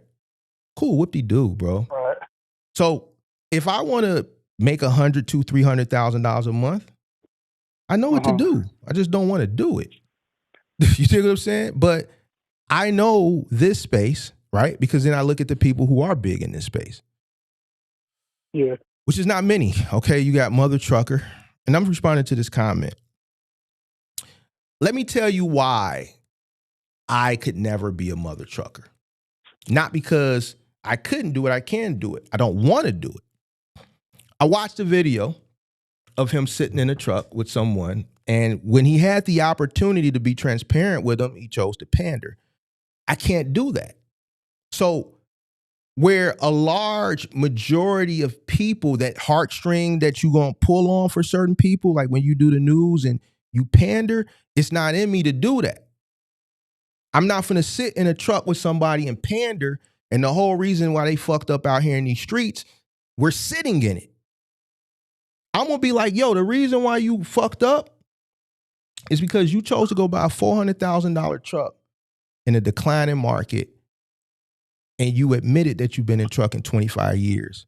So you should have the understanding of what you're doing. You should have known better to go buy this Peterbilt in 2023, 2024, brand new, and completely customize it, chrome it out, lower the suspension, redo the whole interior, leather and suede headliner, Kenwood popper, all this money you put in this shit in 2024.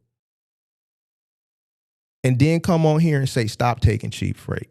Y'all killing it for us. No, your cost is high. See, that was the opportunity that Mother Trucker should have took and educated him. But instead he said, yeah, guys, yeah, he's a good man. He's a good man. There's no reason why he should have to go through this. So I'm looking at two experienced guys, right? And the person who's the leader in the space, instead of taking a chance to educate him and educate the audience, he's decided to pander. I can't do that, bro.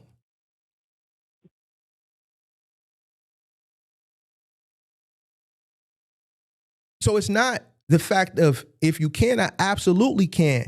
But to do it, I would have to be something that I'm not.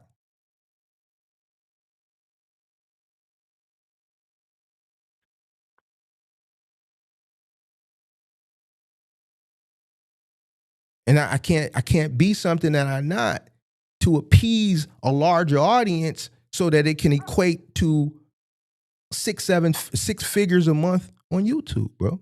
Yeah, I can pander you all day. But at this point, you're going to be like, Mark, that ain't even you.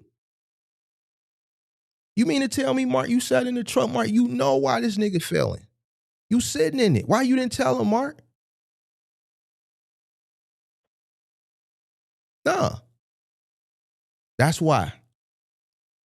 So I think we looking at it from two different perspectives. You looking at it one way, I'm looking at it, no, I know what it takes and know what you have to do, but that's not me.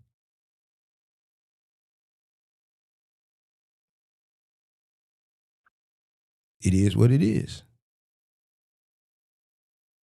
What was you saying, big dog? Shit, to be honest with you, not much.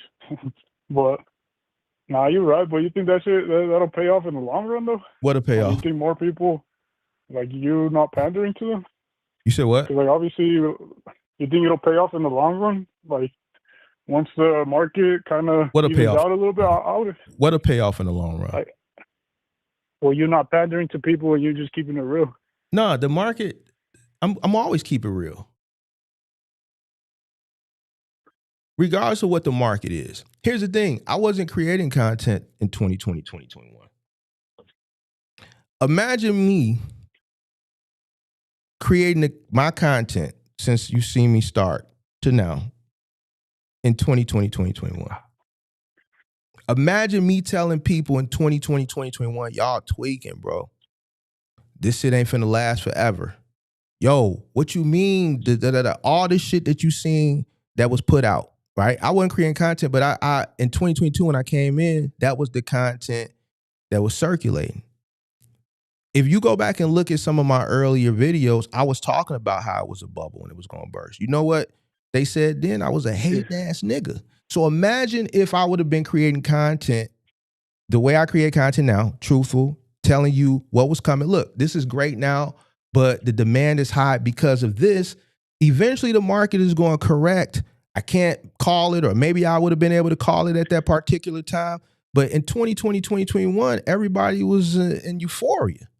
And in a bubble, I think phase 3 of a bubble is euphoria. Phase 3 or phase 4?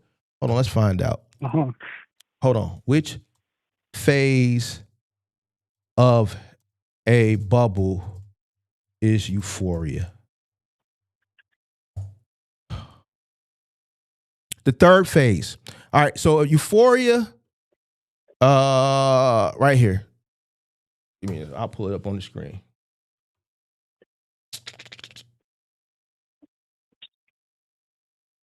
Euphoria is generally considered the third phase of a 5-stage economic bubble occurring after the initial displacement and boom phases. This stage represents the peak of the market, where asset prices skyrocket, risk is ignored, and investors believe the upward trend will last forever. So, me understanding there's phases to a bubble, right? I just didn't remember what phase was the third, the euphoria phase, but me obviously knowing that euphoria is a phase of a bubble to go look which phase up. Your favorite content creators don't even know that. Why? I know that not because of me being in the business, that's something that I know from just business, having a degree in business, right? We at some point we studied a bubble, right? That would have been my angle presenting content at that time period, right? Now, you being in the space, following the space, what do you think the sentiment around me during that time period, presenting content in the form, even though I would have been right, what would have been the sentiment? You would have been outcasted, like nobody would have believed you. I would have been outcasted, which would have been fine, right? Because even when I predicted and forecast were you watching me when I said, yo, you're not going to see no peak season this year? Yeah, that was around the time that you predicted. That was the time when I really started to take off, right? So because I was the only one saying it, everybody else was saying they was making fun of me, boom. Yeah, but that outcast would have lasted for 2 years. I would have had to thug it out for 2 years. Even though I thugged a lot of shit out now for a lot of my forecasting. It's not because I'm just some fucking genius. I just understand business. I studied business and I've been in business for a long time. So I've seen it. It's just experience and education, right? Yeah. But even with me saying, yo, you're not going to see a peak season, I was this, I was that. I was a hating ass nigga. I was everything but a child of God. The reason why I said, yo, you're not going to see a peak season is because I studied the market and I understood what was going on at that time. Consumer buying behavior had already shifted. And because of the scarcity, the initial scarcity when the pandemic first hit, when the supply chain started to pick back up, all the retailers were ordering more and more than what they needed in case of another government shutdown. That's why you've seen all the containers outside of Target and the back of Walmart's. They had containers stacked on the top of containers because they didn't have room in the backstock area, so they were using those containers to stage additional stock. I understood how logistics works as far as a lot of the things that we consume here in America comes from overseas. I understood that a good way to determine and how to determine what the peak season would look like would look at the volume coming in over the ocean freight in the summertime. All right. So me understanding that, looking at that, but then also using my experience prior to business, being in retail. I worked for the Gap in college. After college, I worked at Target as a manager.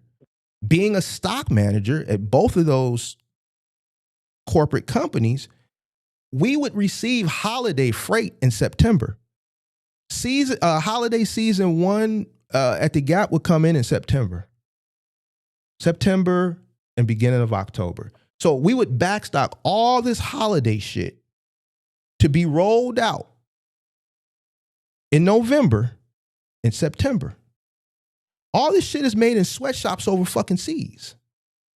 Target, the boxes would come in holiday 2003. Backstock all the holiday shit that's rolling off the trucks at night that's coming in. The boxes are marked holiday 2003, holiday 2004. Put that shit all the way in the back of the stock room on the highest tiers. Why? Because we're not going to need that right now. Shrink wrap all that shit by area. All that shit is bath. All that shit is electronics. All that's holiday health and beauty. Backstock all the holiday shit by category, by department. Backstock everything. Palletize it, shrink rack it, and stack it in the back of the stock room on the top racks. We ain't gonna need that shit until November, end of November. That shit will come in September. All that shit is made overseas. So there's a process. The shit just doesn't end up in the store fucking Black Friday on a truck that transported it the same week. This is a process that's fucking a year in the making. So when I was forecasting that, I was fucking guessing. Now, I'm telling you this now because I can let my secrets go, right? But back then, I didn't tell you how I knew that.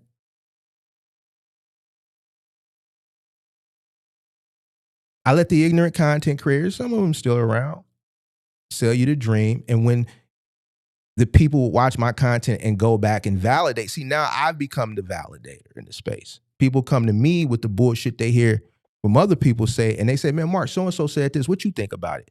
But it was somebody else when I came in. Man, it's a content creator. I seen one guy say it. It's a content creator that said it ain't gonna be no peak season. Oh man, don't listen to him. Don't listen to him. So you mean to tell me people ain't gonna buy their kids toys? When have you ever seen a holiday when there ain't nobody gonna buy their kids toys? See, they looked at it from that perspective. I'm looking at it from the perspective of how they were expecting it to be in comparison to what it was the year prior. No, the freight that you need to move is already here. It's already here in place. It's been here for the past 6 months. I can prove it because I looked at the maritime. I looked at the ocean freight in July and August. It was down. That's when holiday freight comes in overseas. July, August. Hits the rails, hits trucks. August, September. By end of September, beginning of October, it's where it needs to be. For the most part. I can say that from an educational perspective of understanding the industry. I can say it from an educational perspective of being in retail, receiving and processing holiday freight months ahead of time. But yet, and still ignorant people told them, don't listen to them. Okay, we'll see. Sure enough, you had people renting trucks, getting prepared because these people was telling them, we finna do it. We finna do it like we did last year. Getting prepared, renting all these trucks, hiring all these people. November came, nothing.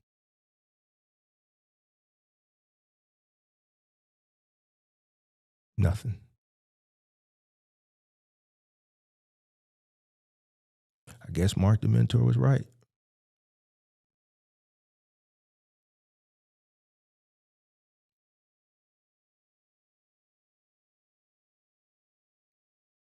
It's hard to latch on to the truth when you're consuming hope, right? The truth can be detrimental to the hope. So some people just prefer not to deal and face reality head on. We all know people like that. They deal with a situation, they got a situation. Instead of dealing with it, they go hit the blunt. They go get drunk. They go to sleep. Man, fuck this shit, man. I'm gonna hit the blunt and go to sleep. It's just facing the situation head on. Reality. After you come down off that high and you wake up, the problem's still gonna be there.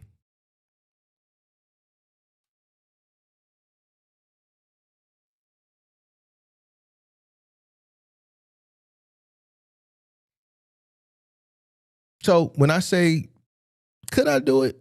Heal or hell? And I appreciate your support. I see the comments you give, the recommendations. So I'm not challenging your, I'm not challenging you on this. I'm being transparent that yes, I know what you're saying, yes, but then I also know I would have to change in order to do that. And then that would take the authenticity away from who I am. I'm not that caught up in that like that to be on just not authentic. I'd rather just be authentic and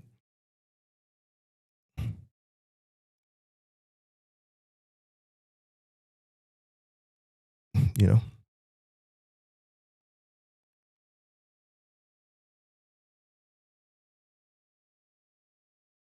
Sure, Walmart tried to get into the rail system and they failed. Bought like 50,000 containers and ended up selling them to JB Hunt. I think I remember that happened. That was like 3 years ago, right? I read that story. You Hope Mother Trucker responds to that. Put him in the title. He won't respond. And it's not a knock. you know, is not to go back and forth. And here's why he won't respond, because he's not into the back and forth. To be honest with you, I'm not in it. And you know, I see a lot of people go after him because he's the biggest in the space. They go after the other guy too. And that's not to go. His content is news based. He just basically reads the news and he tells you what he thinks, you know? And I understand, and he's a personable person that way. I do accountability content. I actually take calls and I actually engage with the audience, right? So and I give you the harsh reality.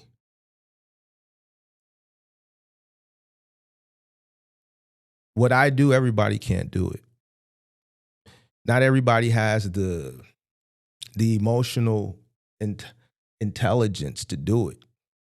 Like, you got to be a strong individual to do what I do, right? So he just reads the news. If I sat up here and I went to Freight Waves and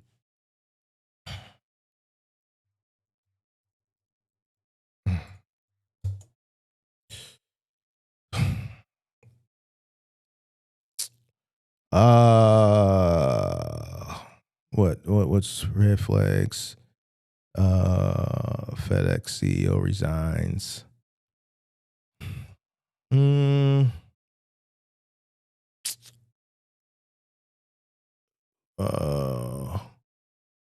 If I just read a random story, UPS to cap driver buyouts at 7,500 after teams just push back, and I just latch on to a story. Let me see. Ooh. Freight bankruptcies mount in March as trucking logistics firms file. Chapter 11. All right. So if I just find a story sort of like this one that just weighs on like truckers' heartstrings, and all right, guys, freight bankruptcies mount in March as trucking logistic firms file Chapter 11. Guys, it's getting bad out here. It's getting bad, and we just have to do something. It's not the same for us truckers anymore. It's hard out here. These truckers, these companies just don't care about us, guys. They just don't care about us. We have families to feed. We have mortgages to pay. We have kids that have to go through college, and it's just not fair. These companies make billions and billions of dollars, guys. They make billions and billions of dollars, and they rob us. They rob us blind. And what happens is there's a lot of people out there that heartstring that they're pulling on, because these are the guys that are out there, and they're like, yeah. So it's easy to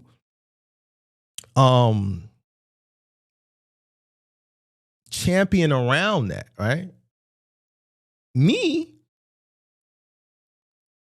I don't give a fuck about this shit.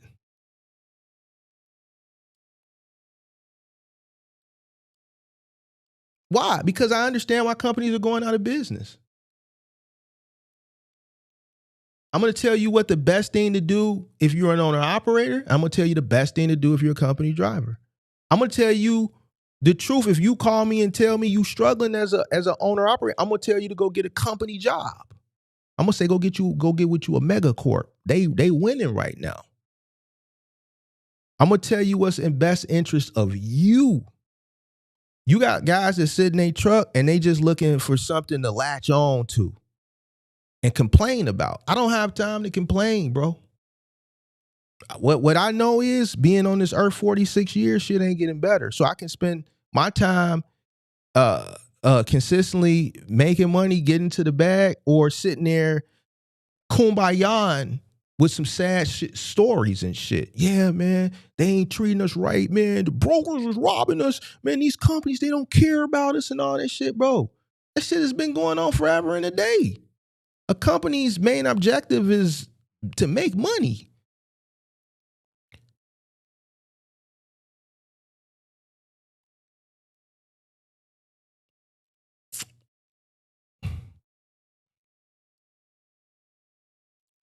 All these companies that's laying off 30,000 people, it seems like 30,000 is the magic number. Or Block laid off 50% of the people. Why? Because they want to make more money. Well, why would they lay us off? Because they want to make more money. They can make more money by implementing artificial intelligence to do your job at a fraction of the cost. I get it. True. Is it fucked up? Yeah, it's fucked up. Why? Because people need to earn a living. Automation is taking over. AI is replacing people. Technology is replacing people.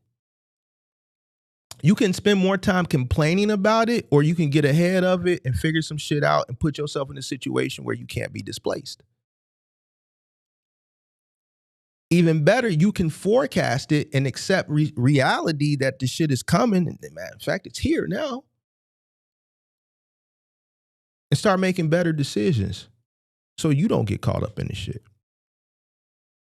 See, I was always taught, man, don't stop worrying about shit that you can't control. Just do something about it. If that shit is going to be a hindrance, or if it's going to affect you and you know it's coming, why wait till it happens? Get ahead of the shit. So it's easy for him to do that, because people want to kumbaya and be in this fucking, yeah, I ain't with all that shit, bro. I'm not with it, bro.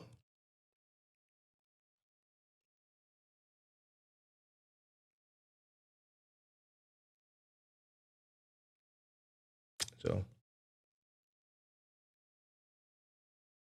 yeah, so I don't want to, right? Like, I don't want to beef with Buddy. I think Buddy do good content as it pertains to reciting the news. I don't recite the news.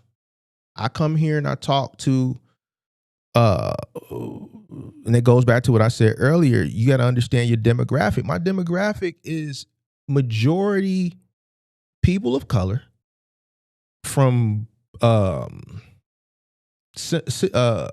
backgrounds and environments similar to mine, right?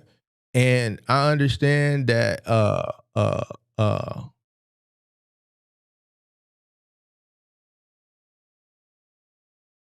what they don't have, what's not prevalent, and just what's not the majority of what they consume is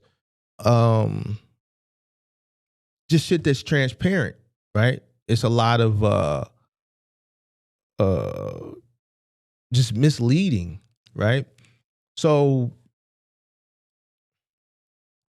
I could look at it two ways. I could do what you say and just read the news, or I could give people the information that they need to survive, win, and be successful.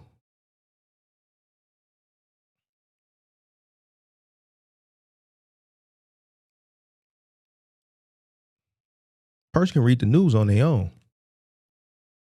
So yeah, you got people that do that successfully, and they get a lot of views, makes a lot of money. I don't see the value in how that's going to help the people that watch me. So.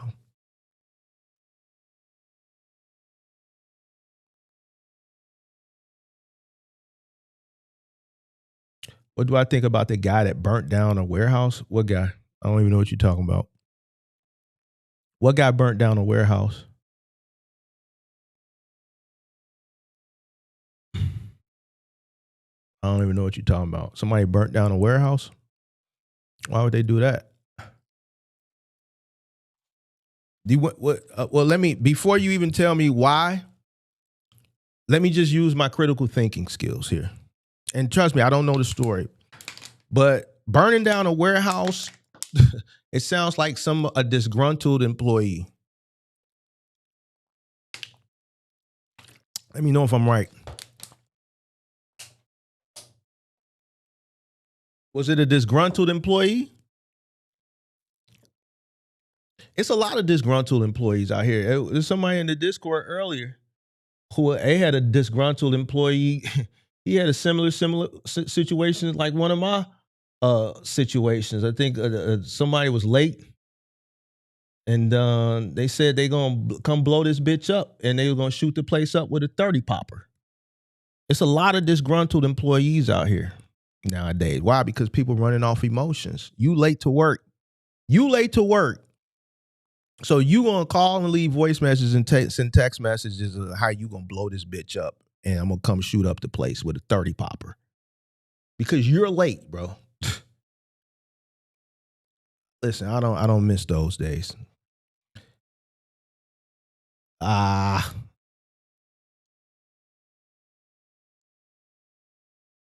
You said yep and recorded it. So the guy who you're right, I can do. I'm working on some shit. That's, I think the shit that I'm working on next is going to be on another level. But if I do that and that works, then this type of content is a wrap.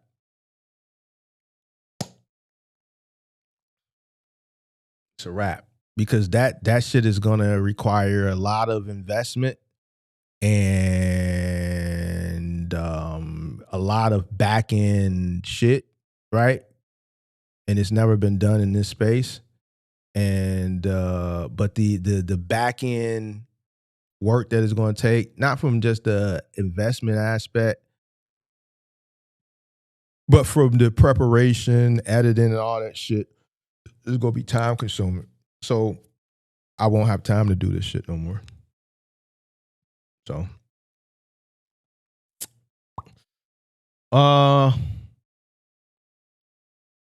put bar set in the back of the box truck and drive her around as a mobile bar. Set up a wine fridge, mini fridge with a bar set up in the back of a box truck. You said he recorded it? Stupid. Anybody that gets mad at their employer, then go burn the place down, then records it, that's just a person who has just an emotional wreck, bro. It's a lot of these people out here, bro. You gotta be careful out here nowadays, bro, with these people, bro. You can't talk to people crazy no more. You don't know what people are going through. Everybody's emotional. I don't know why they're like this. Maybe I got an idea. It's probably something around social media, but you can't even fire nobody no more for being late without them threatening to come shoot this bitch up and burn it up, blow this bitch up. Like everybody's like on edge, bro. All right. When is the next meet and greet? I never had a meet and greet. Never had one. Never had a meet and greet. People have said, Mark, why don't you do a meet and greet? What? I've met people.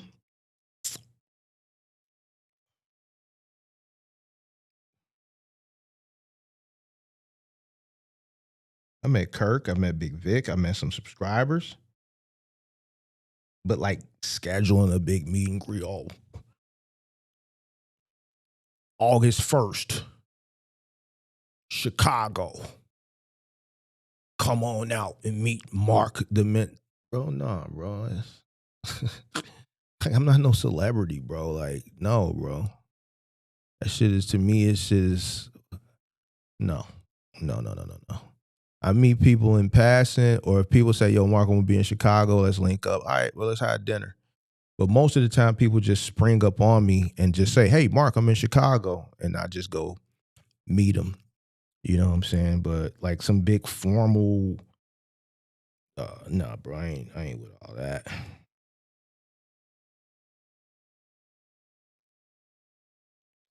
(312-772-5483). And everybody that I have met, we've had a good time. We ate good, drank good, kicked it. You dig what I'm saying? Invested some poles to put on the back of the boxer, bro. Yeah, I'm not doing that shit, bro. I'm thinking more of a series, and that's all I'm gonna tell you, you know. But it's gonna be done like real, you know. So we're gonna see if we can pull it off. Maybe we can get it picked up, A&E or somebody can pick it up. We can sell it. We'll sell it to a network.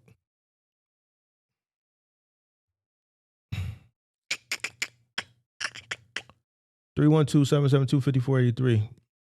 We're going to give it a few more minutes and then we're going to go ahead and shake it up out of this joint.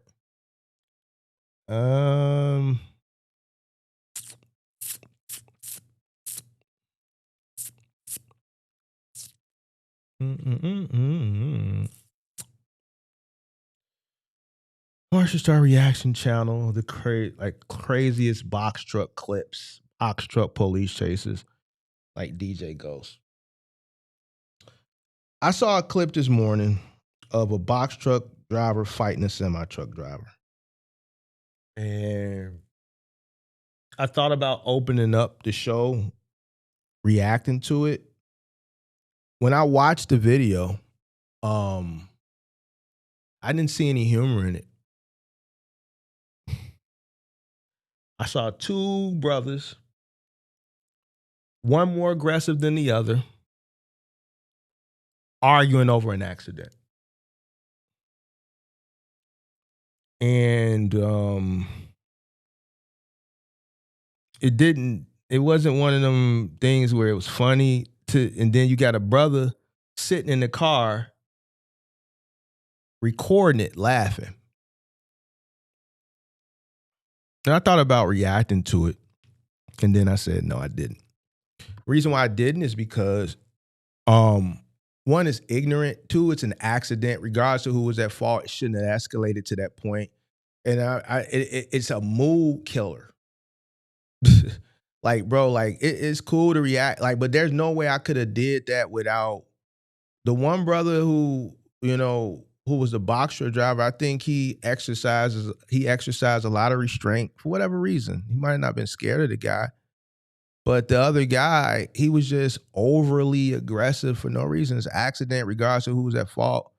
It's an accident. It's what you got insurance for, hopefully. And it just, like, I don't know, I'm just at a point right now, I just didn't want to react to the buffoonery, bro. Instead of this guy getting out and jumping in between the two, he thought it was just cool to record it and laugh.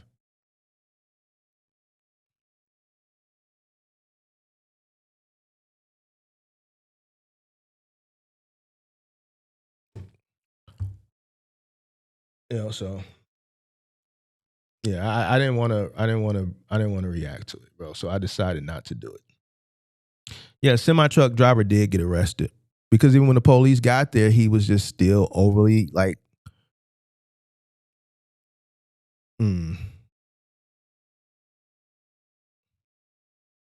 a psychopath. Y'all remember when people would go postal? Y'all might be too young for that.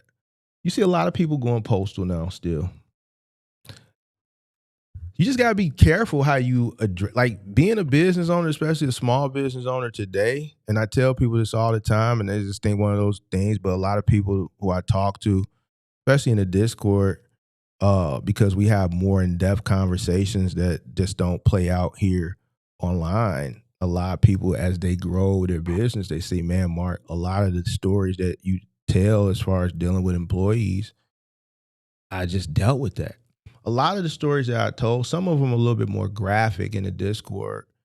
I think when Sage interviewed me, I indulged a little bit. Like, some of y'all think that shit is theatrics. Like, no, nothing I say as far as my experience and things that I've gone through and had to do is theatrics. This shit is real. Like, you got people that will say some things. You got some people that'll do some things. You dealing in a certain type of industry like household goods, find them out. There's certain people that you have to hire. They come from certain backgrounds and they don't understand human resources. They don't understand, just ethics as it pertains to, being a model employee. Their mindset is limited to what they know, right? So sometimes you have to step out, and this is an unfortunate thing. This is not something I'm proud of. There's somebody in the Discord, Lily, fired somebody that was late this morning, and he posted the voicemail, I think, of the screenshots of the text messages of him threatening to come shoot the place up because he was late. There's certain people you have to deal with accordingly in this industry. And it's unfortunate. It's not something I'm proud of. It's not something that I wish, Like I wish in this industry, as it pertains to what we're talking about, the niche, we're talking about the people that we get. I wish it was different, but it's not. So, you know what I'm saying? And now it's even worse. It's even worse now.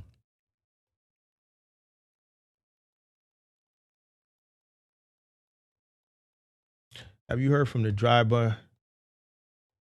No, I haven't heard from him, bro. I think he dissed me one day. Somebody sent me something, but it was like months. It wasn't a diss. It was like a response. I think it was more about Sam, but it was months later when I saw it, and it just wasn't even worth responding to, bro. Like I don't. Here's the thing, bro. I don't. Once I have a conversation with an individual, that's it. It's up to them to take heed or get some value from it. Because if you watch me long enough, when I have those types of conversations, it's coming from a place of just help. You know, what I realized is just some of these younger guys, they don't want it. So cool. So I won't give it. I won't give advice. I won't say, you know, young brother, or bro, I see that, or you might want to do it. Not, you know, that ain't really, you dig what I'm saying? I think that part of our culture where we took constructive criticism from the generation that came before us, whether it's an older generation or even from a professional standpoint, that shit is over with, bro. All right, so me, just going back to what I was saying earlier, when I see something, if I do something or I say something, whatever the situation may be, and I see that, yo, it's just not being received, or it's a waste of time, I just won't do it no more. Cool. So I ain't saying nothing to hurt nobody, bro. Only to help.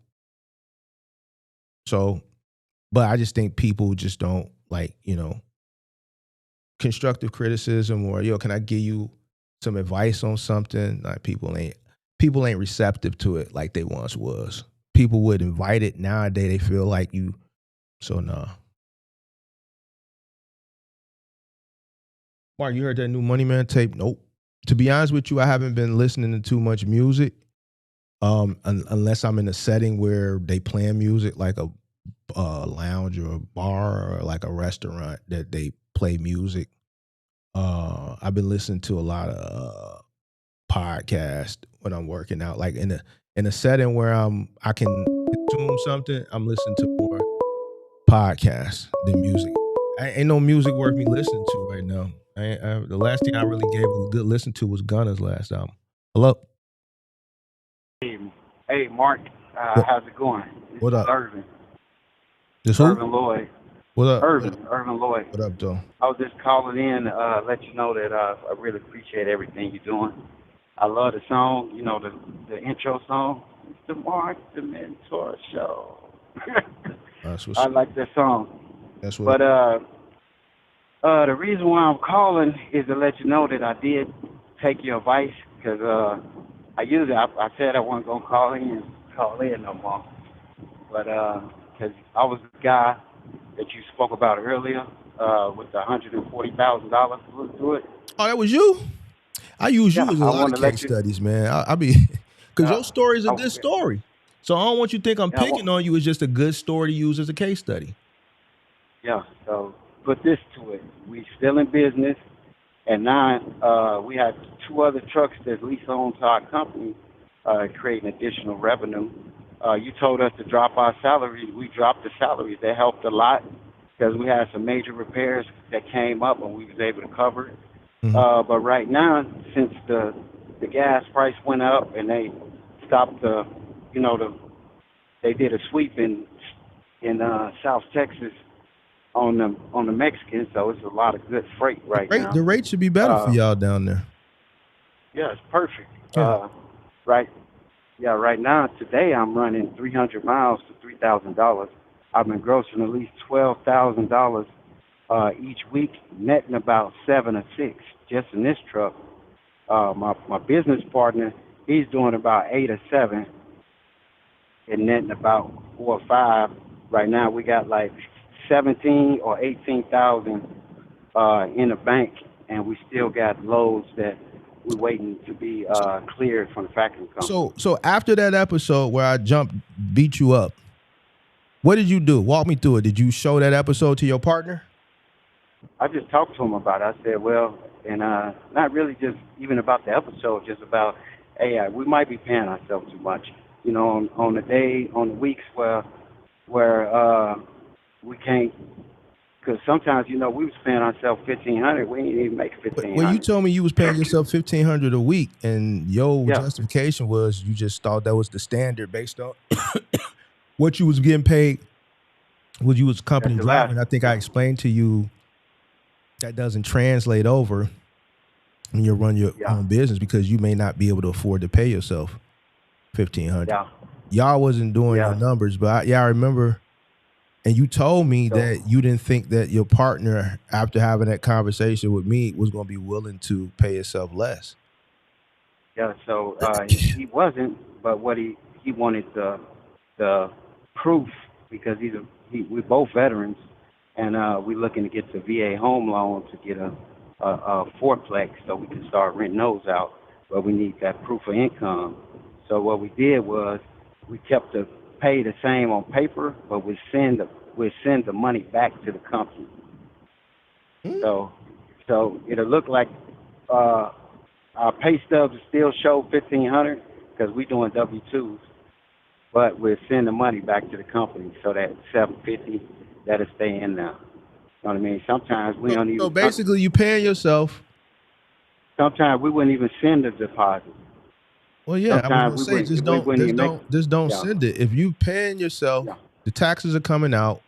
What's going to happen? I shouldn't even be saying this. Well, it ain't like it's nothing illegal or nothing, but certain information I like to reserve for the Discord. But since you paying yourself a salary and you're a W-2 employee, what happens is if you don't pay, okay, so the business is paying you. What happens is if you don't cash the check, right? So say your business pays you a salary of $1,500 a week, the taxes get automatically deducted from whatever payroll system you have. At the end of the year, when the CPA sees that those payroll checks were never cashed, all the income tax that you pay as an employee, you're gonna get all that money back. Oh, okay. All right, I didn't know that. Yeah. Yeah, because right now QuickBooks just basically telling us how much we're supposed to be saving on that. So, but yeah, we've been doing our numbers more, and everything been so good right now. We've really been blessed to be able to bounce back from it.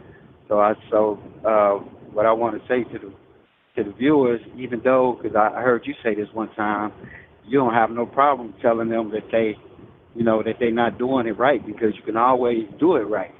You know, you don't have to keep going down the same path. You can make adjustments, and then you can just do better, you know. So, but I'm just calling to let you know we didn't give up on it, and it's working out. We're actually about to get some more trucks from the auction. You think y'all moving a little bit too quick, pimp? We might be. Don't get me wrong, but we also got these big repair credit lines. We found some places that'll give us, we got big fuel credit, big repair credit cards, even though that ain't the right, and we got cash too this time though. So, but we got some auctions coming up. I think you need to save us some more money, pimp. No, you're right. We was just putting everything in place. 18 grand ain't a lot of money, bro. Especially when y'all got tractors and trailers. We actually had $81,000 flow through our bank account last month, and we've been making big payments to the. But how much you got net right now, cash flow? About 16, 17, 18. We're waiting on money to drop from the factoring company. I'll be honest with you. Now, I helped you out in December when you called up here you damn near sound like you was about to cry. And I told you, I talked to you for an hour, and I told you what the problem was. What was the problem? Mm-hmm. We was paying ourselves. All right. We wasn't doing our books. Now, you fixed those two issues. We still got a cash flow. Okay, but now you talking about 2 more. Still low, but it's getting more. Hold on. All right, so what you want to do? You want to listen, or what you want to do? Let me hear. Listen, or you want to do it? What you want to do? Let me hear what you. 18 grand ain't no money, bro. You got 2 tractors, 2 trailers. That ain't shit for what y'all got. I wouldn't go buy 2 more trucks, bro. Yet. I don't care about your repair. What did you say? You got maintenance credit? What did you say? Yeah, we got some good. I don't care. You trying to live off of credit, bro? Do you want to? You need money, bro. Yeah, you're right. You're right. All right, 18 grand ain't no money, bro, for what y'all got going on. So you want to go double that in assets, and you don't even have 20 grand for 2 trucks and working capital. I think the risk. I think the. Don't get me wrong.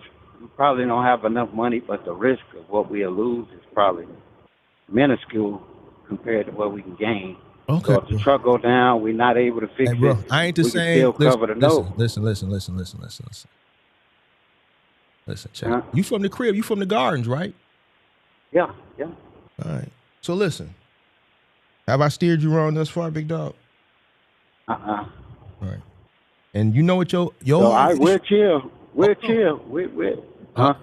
Your whole thing has always been you've been way more ambitious, and your ambition, if you educated yourself, the level of ambition you have, if you had that same level of energy for educating yourself, you would be dangerous.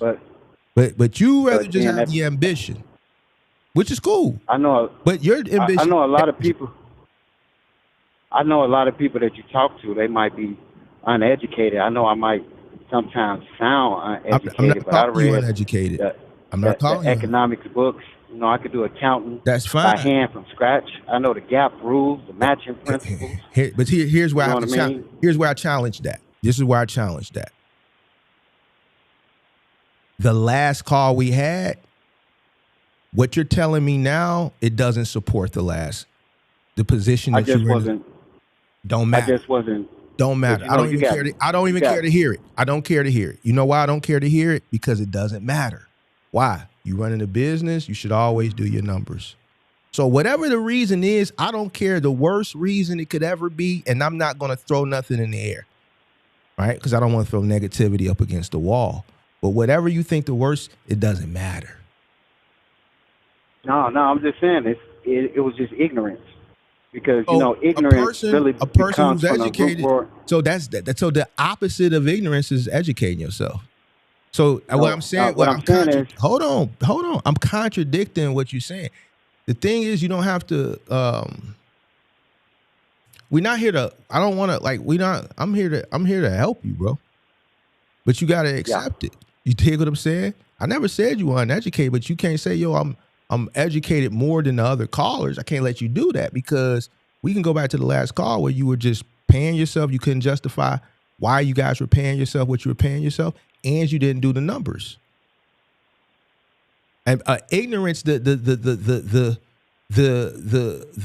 opposite of ignorance is the education. To prevent being ignorant, educate yourself. If you had the level of education you say you had, you wouldn't have put yourself in that situation, big dog.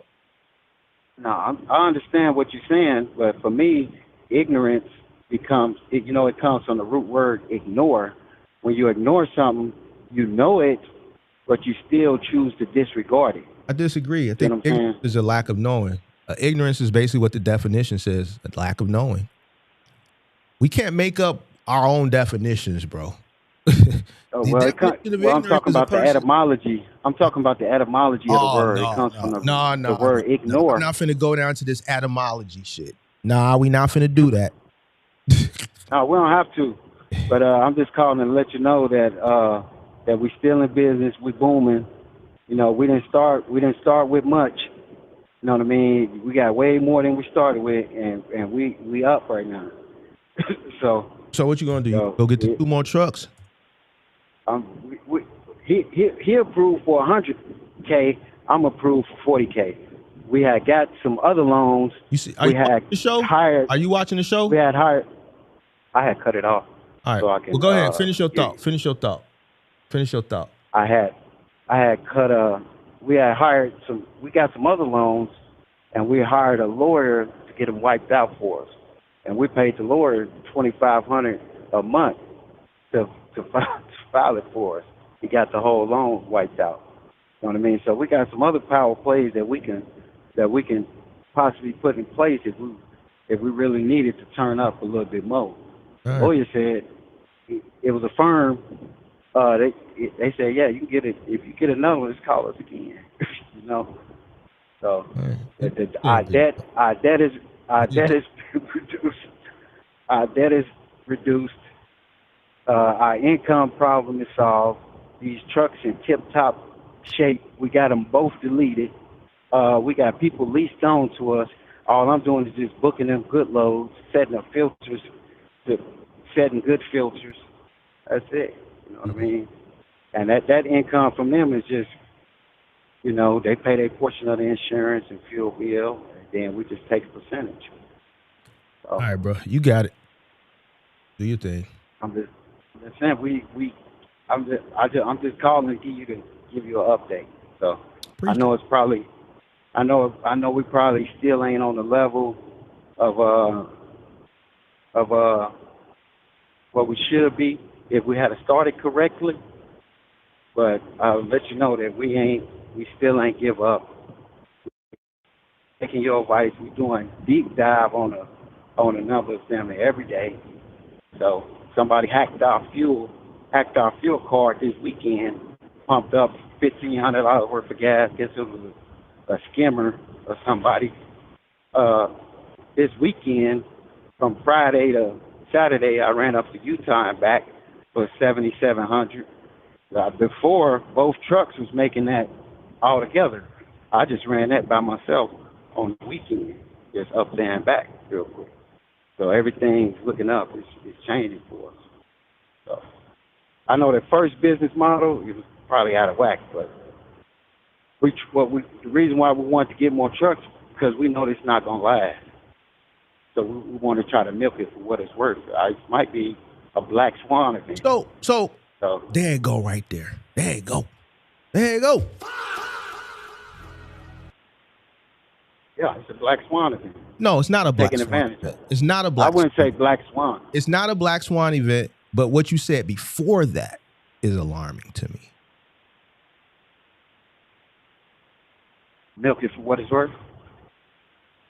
Milk it for what it's worth. The reason why we want to go grab more trucks is because it's a possibility it's not going to last forever, and we want to milk it for what it's worth. Yeah, we're looking to exit. We're about to exit. We're not going to be trucking for 30 years. That's it's dangerous. I don't even like driving no more.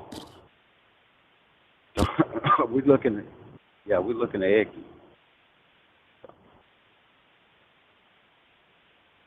Do you understand what you're saying, bro? Bro, do you understand what you're saying, bro? Yeah.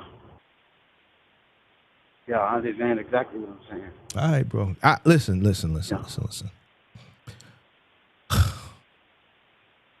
I don't even know if I feel it's 4:54, bro. That sounds like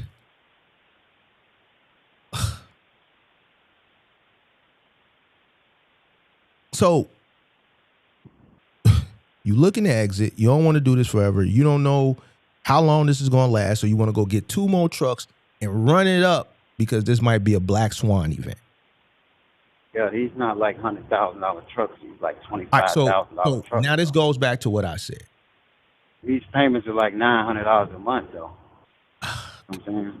We're just using the same. So if it's a black swan event, let's go off your thing. If it's a black swan event, when is it going to end? Yeah, when it ends and the rates go back down to normal, we'll still be good. So if you're going to go increase your cost of operation, add more trucks based on a bubble, Well, we're gonna or a black increase our swan ability. event, Which is not a black swan event, but I'm just going off what you saying. So if it's a black swan event, it's going to come crashing down hard, but you still going to be stuck. We know it. You know it. Yeah, we know it's coming down. It's not going to last so forever. Why put yourself in a worse situation? It's not going to be a worse situation because when the rates go back down to normal, we'll have more money and more equipment. We'll be in a regular situation as everybody was before this started. Just a normal situation. So why not use the equipment that you got? If everything is doing good, why don't continue to operate the way you operate and run up more capital? Why take the little money that you have, which I don't think is enough for what you're doing, bro? You guys have 2 tractors and trailers and $18,000 cash. Why not continue to build up your nest egg? No, we're doing that. We say it too. I wish you the best, bro. Wish you the best. Yeah, we ain't just spending nothing crazy. You miss what I'm saying? You're not answering my question. Why not build up the nest egg? Because we want to use these other tractors and trailers to build up the nest egg. No. You know what I'm saying? So when we invest that $10,000 or whatever it is to get another truck, it's all it's gonna cost us is about $10,000 to put it on the road. Listen to what I'm saying. And we could probably slow down. We could probably make 7 the first week we have it. 4 months ago, see,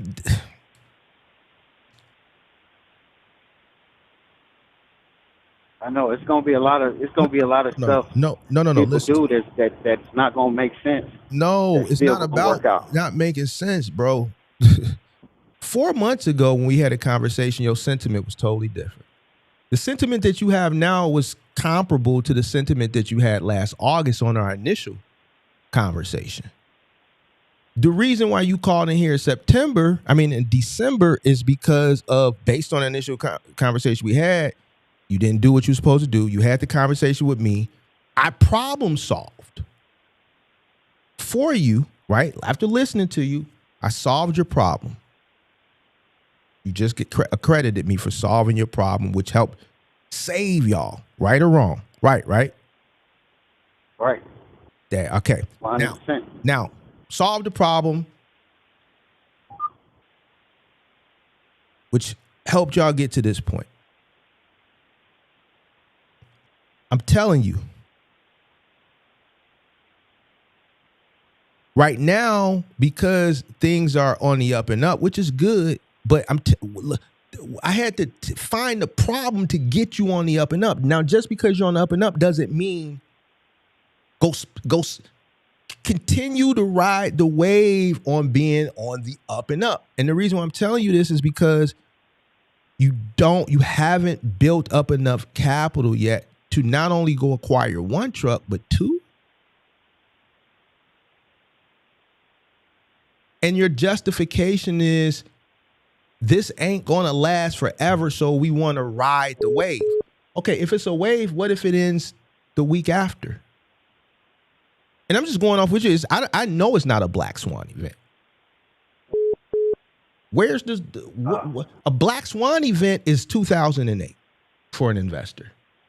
But at the same time, hold on. A black swan event is 2020. What the fuck? What's going on right now that you giving the justification of a black swan event? Right now in South Texas, I told you they swooped through, and they got a bunch of Mexicans down there, locked them up. TQL, they never call anybody. You got brokers calling us every day, seeing if we want to move our flatbeds down there to come pick up some loads. So let me tell you how that market. Let me tell you how that's going. What's going to happen there? As soon as owner operators from other parts of the country, they're just going to come down there and it's going to be over with. The owner operators, just by you even saying this right now, there's people watching. They're going to take heed to it. They're going to do a little research. The word is going to spread. And all these guys that are complaining and suffering in other markets, they're going to slowly but surely start migrating down there. That's not a black swan event. This is just they calling us. We turning them down because we got good work already. You know what I'm saying? I hear what you're saying, bro. But this ain't a black swan event. Yeah, I'm basically got it set up. I'm running the majority. I got about 10 different loads that I'm running in a circle. But it's not a black swan event, though, bro. No, I wouldn't say a black swan event. But what I'm saying is the gas shot up enough to where the brokers realize, hey, we got to get these guys more. No, that's not what. Without even asking. No, that's not. That's not what's going on. You're not on. I know you're not. Go ahead, tell me what I'm not. You're not. What I'm not. Because this is the conversation where it goes back to supply and demand. What I'm saying. What I'm saying is, don't get me wrong. Go ahead. You're not booking loads every day. Speaking of brokers every day. You're right. You have in the past, but I'm saying today. No, tell me. You know what I'm saying? I'm not saying that this didn't happen before and you knew it, but I'm saying right now, if I call a broker and they post a load, say for $350 a mile, say 1,000 miles, 3,500. If I say nah, I'm firm on 4,500. Well, we can't do that. Well, I'm firm on 4,500. Well, if just say my number, keep me in mind. All right, we could do the 45. That's how it is now. It wasn't like that before. You know what I'm saying? They hang up and call you right back. You know what I'm saying? It's not the same. I'm telling you, it's not the same. I'm experiencing it because I'm booking my own loads every day, negotiating. Like right now, I'm running 300 miles for $3,000, and it's just a load of wood, just a load of lumber. You know what I'm saying? That's how bad they want this stuff moved right now. You know what I'm saying? Yep. Mm-hmm. Yeah, I hear you, bro. I'm just but it might. I know. Getting more trucks probably not the. If we have a major breakdown or something and we're not able to cover it, then it'd be a problem. But we will be able to cover it. So, you know what I mean? And then if it's cover it with what capital? It just depends on what it is. We got just because we sitting on 16 right now. If we spend it, we're gonna have another. We probably got about $11,000 worth of loads right now waiting to clear. You know what I'm saying? For this one truck, it's only gonna cost us about $10,000 to put it on the road. About $5,000 down, and pay the little $4,000 for the insurance.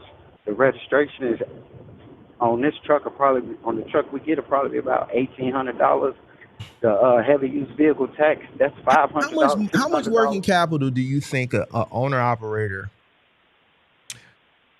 in your position should have before they go out and acquire 2 more trucks at the same time? How much do you think a person should have in working capital? I know it probably a good. Don't tell me what I know or what you know. Tell me just honestly what you think. I say about to be safe. I say about $50K per truck. There you go. Because my answer was what I was going to tell you before you kept cutting me off. That's something that I know that I'm about to ignore. Hold on. What I was going to tell you, I swear to God, everything all on my grandma's forehead. You kept cutting me off. I was going to say, bro, we just had a conversation. You accredited me for saving your business. All right. It's 4 months since we had the last conversation. You've been able to save up 18. I was going to say, bro, keep doing what y'all doing and save up $100. So I'm glad that we on the same page. Wait till about $100. Wait till about $100. All right, we could do that. We could do that. Because, see, these approvals, they last for 90 days. We just got the approval about 2 days ago. So if you can be paid and work these 2 trucks and save up $100,000 working capital, why didn't you just do it? Why be overly ambitious And then your justification for being overly ambitious doesn't make any sense. We're not in a black swan event. What's going on is a supply and demand situation based on your market location because of where you're at. One other thing I didn't mention. We have it's called a UIAW number. You know what I'm talking about? How much money do y'all have, bro? Everything is depending on maintenance, unlimited, UIA. What I'm talking about. It's all shit that y'all got. Oh, how much money do you have? And then you said something, y'all don't want to be trucking. This is your exit plan. Bro, I don't like. I'm talking about as a driver, unlimited loads from the port, and we riding H-Town where the port at. You got it. You know what I'm saying? You got it, bro. Do your thing, bro. I'm just saying. No, you got it. We just got it. You got it. You got it. No. You got it. I'm just gonna let you. You got this, bro. Go ahead and get them 2 trucks, bro. Go ahead and get them. No, we it ain't like we're gonna get them tomorrow. I'm just saying we're approved for the cash. We ain't just gonna go down to zero to get them. You know what I'm saying? If that's what you thinking, like that's what you said. We know what these. That's what you said. We know how these trucks run. We know what the differential. If that's leaking, what it's gonna cost. We're not about to get no bad trucks. We got the mechanics looking at it. So any of them major things, and they don't even let you get trucks with the check engine light on. Do your thing, big dog. So, do your thing. Even though it's accidents and stuff like that. I'm glad. I'm glad you took heed to the information and it was able to. Yeah. Now we're gonna save up. We're gonna save up a little bit more, but I'm just saying. That's just what we got today. I hear you. Don't get excited though, Brick Dog, because your thing is you get overly ambitious. You get excited, and instead of you preparing for another storm, you want to jump out the window again, like you did initially that I tried to warn you on. Save up the money to prepare for the storm, big dog. But at the same time, you told us we'll be out of business within 2 or 3 weeks.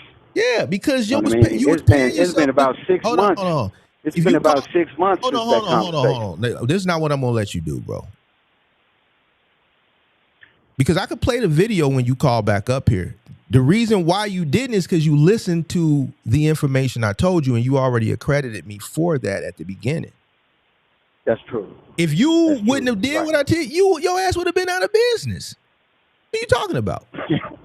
So don't try to go back. No, you're right, because we had a major repair that very next week. And I was thinking about tomorrow. Mark said we was going out of business. Yeah, I'm not about to let us go out of business. But the reason why you didn't, you already accredited me for why you didn't. You didn't know why y'all was out here in these streets. We had a small $5,000 repair, and we only had like 2 or 3 G's in the bank. Yeah. But we were still able to come up with the cash to keep running. Yeah. What happened to them loans y'all had? The merchant cash loan, the personal loan. We hired a firm. We hired a firm to get them canceled out. Right. We paid the firm $2,500 for 3 months straight. We paid them $2,500. They sued the company and got the loans basically eliminated. $7,500 to get rid of what? $45,000. Because I got another loan. We got another one. So y'all got another loan after the conversation we had. Yeah, the first one's 15. The other one we got was 30, and we only got it. Oh, listen to this. Hold on, listen. No. We only got it. We only got it after we spoke to the lawyer to get the first one wiped out. So what we did was we doubled back, and we got another one. Y'all finessing? Yeah, that's what we did.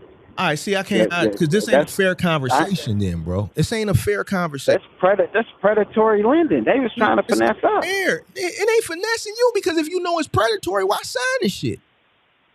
Well, if they knew that we could reverse it, why they sign it? That's what I'm saying, bro. No, bro. Life is about choices and decisions, bro. I'm not with, and see, this is why we fucked up, bro. I'm ashamed. It's disappointing, bro, because you're supposed to be from the crib. Well, I'm nah, bro. Chris, See, this we is what might I'm try to win. saying. It always get to the. It's because we're gonna try to win every now and then. And it's about, bro. What you gotta understand that you credited me, but then you trying to get mad because I said some things that touched on you. You felt it personally, but you trying to big up the situation. But it was me that problem solved your issue. But then you want to have a back and forth that's not based on 100% just off the muscle. I understand what you're saying. Your shit ain't all the way off the muscle, bro. It's off some finessing. So we can't have a fair dialogue and go back and forth when it's off the finesse. It ain't off the muscle 100. It ain't off the muscle. Well, what I'm saying is sometimes when we talk at the same time, it might seem like an argument, but it's not. It's not an argument. You know what I mean? I'm not arguing with you. But you took some shit personal when you said, man, Mark, you said we gonna fail. I 100% did, because y'all was paying y'allself $3,000 a week. You couldn't justify it. And once I sat up here and listened to you and I did the math, I said, there go all your working capital right there. The episode is up. When you first came up here, you said when you... No, you was right. So that's where all your money was going. The reason why y'all was in this situation, y'all had to keep taking out the loans, is because y'all was robbing from the sustainability of your business by overpaying yourself with no justification why. I sat on a live stream with you for an hour and broke the numbers down, which is why y'all stopped paying yourself, and this is why y'all been turned around for y'all. So why are you going to try to throw a dagger at me and say the reason why I said you was going to fail if it was based on the information you told me? If you would have kept doing what y'all was doing, you only had $3,000. Well, and you got hit with a $5,000 repair after. I'm saying, don't take it as a dagger, Mark. That's what you did, bro. That's what you did. Just saying, well, my apologies. You know what I'm saying? My apologies. I ain't meaning like that. I'm just saying, you ain't gotta apologize. It's the thing, bro. Do we supposed to be alive? No. Oh, come on. You know what I'm saying? It's a lot of people, other people, they would have went out of business. You know what I'm saying? No, they wouldn't have went out of business. If they wouldn't have listened, they would have been out of business. You too. That's why I said now y'all gonna be out of business. But you listened. Here's the thing though. Now you done threw a monkey wrench in the game. Because in my head, I'm like, bro, I just didn't feel like really digging, bro. Because I'm like, bro, with the amount of loans and shit, I'm like, how was they able to, excuse me. But y'all took 75. Y'all stained them again. All right, bro. You got it, big dog. Hello? Yeah. I'm just saying I don't know what to do with that, bro, because I don't know the stains and shit, the finesses and shit. By the grace of God, man, I never had to finesse nobody. I don't want that type of color, bro. It's not a finesse. They call themselves merchant cash advance when they're actually lenders. And since they're lenders, they have rules that they got to go by when it goes to the amount of interest that they can charge. By them using that alternate name, merchant cash advancers, or whatever it is, they try to skirt that law. So what if they pop back up? What if it pop back up? When they call them, when we call them on it, it knows and voids the loan. It's already over with. It nulls and voids the loan.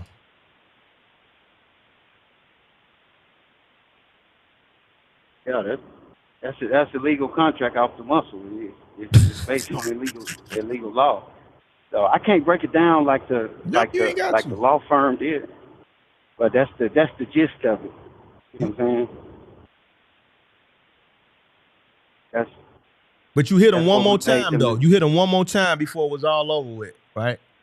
Because we was trying to get the first one wiped out, and on the suggestion of the guy of the attorney, he was like, y'all might as well get another one, and we could just do them both at the same time. It'll be all under one fee. And we called him back, upped it, and then he filed it. You know what I mean? They try to put they start hitting our accounts. All the money was already moved. Okay. So it was already a done deal. We already had new accounts and everything already. But yeah, they tried. But That shit funny too, huh? Okay. Yeah, it's funny because they get over on so many people, and we finally got over on them. You know what I'm saying? So I wouldn't say get over them because, yeah, you can read it. You know what I mean? But a lot of people don't even read it because they know they're going to sign it anyway. I'm going to sign it. What you get them for the last time? Last time was only 30. 30,000. Let me ask you a question. Yeah, we shot that straight. So you staying them for 30 after the last call. Now this call is getting interesting. Staying them for 30.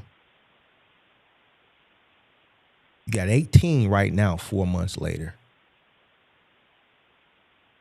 But at the same time, we paid off a lot of because we had my brother had invested in the 30 was a bonus, though. The 30 was a bonus because you already hit him with the 7. You know what I'm saying? You already hit him with the 7 finna. Hold on. We got our trucks fixed. I'm talking about we got them deleted. We got all the oil leaks and everything done. We have one truck. We had to put a whole new heads in it and everything. And how much you spend on all of that? How much you spend on all of that? Hold on, how much? We're not running used tires. We talked about the tires before. It was just over time. We was doing a little bit each week. Okay. We was spending about at least $5 or $6 grand. So now you know you burnt up out here. Hold on, but you burnt up out here in these streets now. You know that, right? I'm not burnt. Burnt up out here in these streets. Ain't nobody. You think motherfucker gonna fuck with you now if you need to borrow something? Don't need. I wouldn't. It wouldn't matter. You know what I'm saying? You got it, pimp. Well, at the end of the month, the reason why we was getting approved because I used to have an authority. Remember the first time I called into the show, I told you I had a truck. It was just a pickup truck, and it broke down on the very first load. The very first load that I ran with it broke down. I wasn't even able to take it. I had to pay somebody the money from the load to finish the load for me. I went out of business. I didn't have no. I didn't have no working capital. Why we can't do good business? Why we just can't? I'm reopening that company at the end of the month. Why we can't do good business, bro? Why we just can't do good business? Yeah, we passed our yearly safety audit. Why you can't answer none of my questions, bro? What was the question? Why we just can't do good business, though? We do good business every day. Who was his lawyer, bro? He was from the crib. No, it's a firm called Casper. I think it's called Canyon Law. Yeah, it's called Canyon Law. I forgot it started with C. But yeah, they Canyon Law? Did it. Canyon or Cannon? Yeah, it might be Canyon or Cannon. I don't see it, bro. You don't even know the name of it, so. Hold on, let me text them. I just want to see what they specialize in.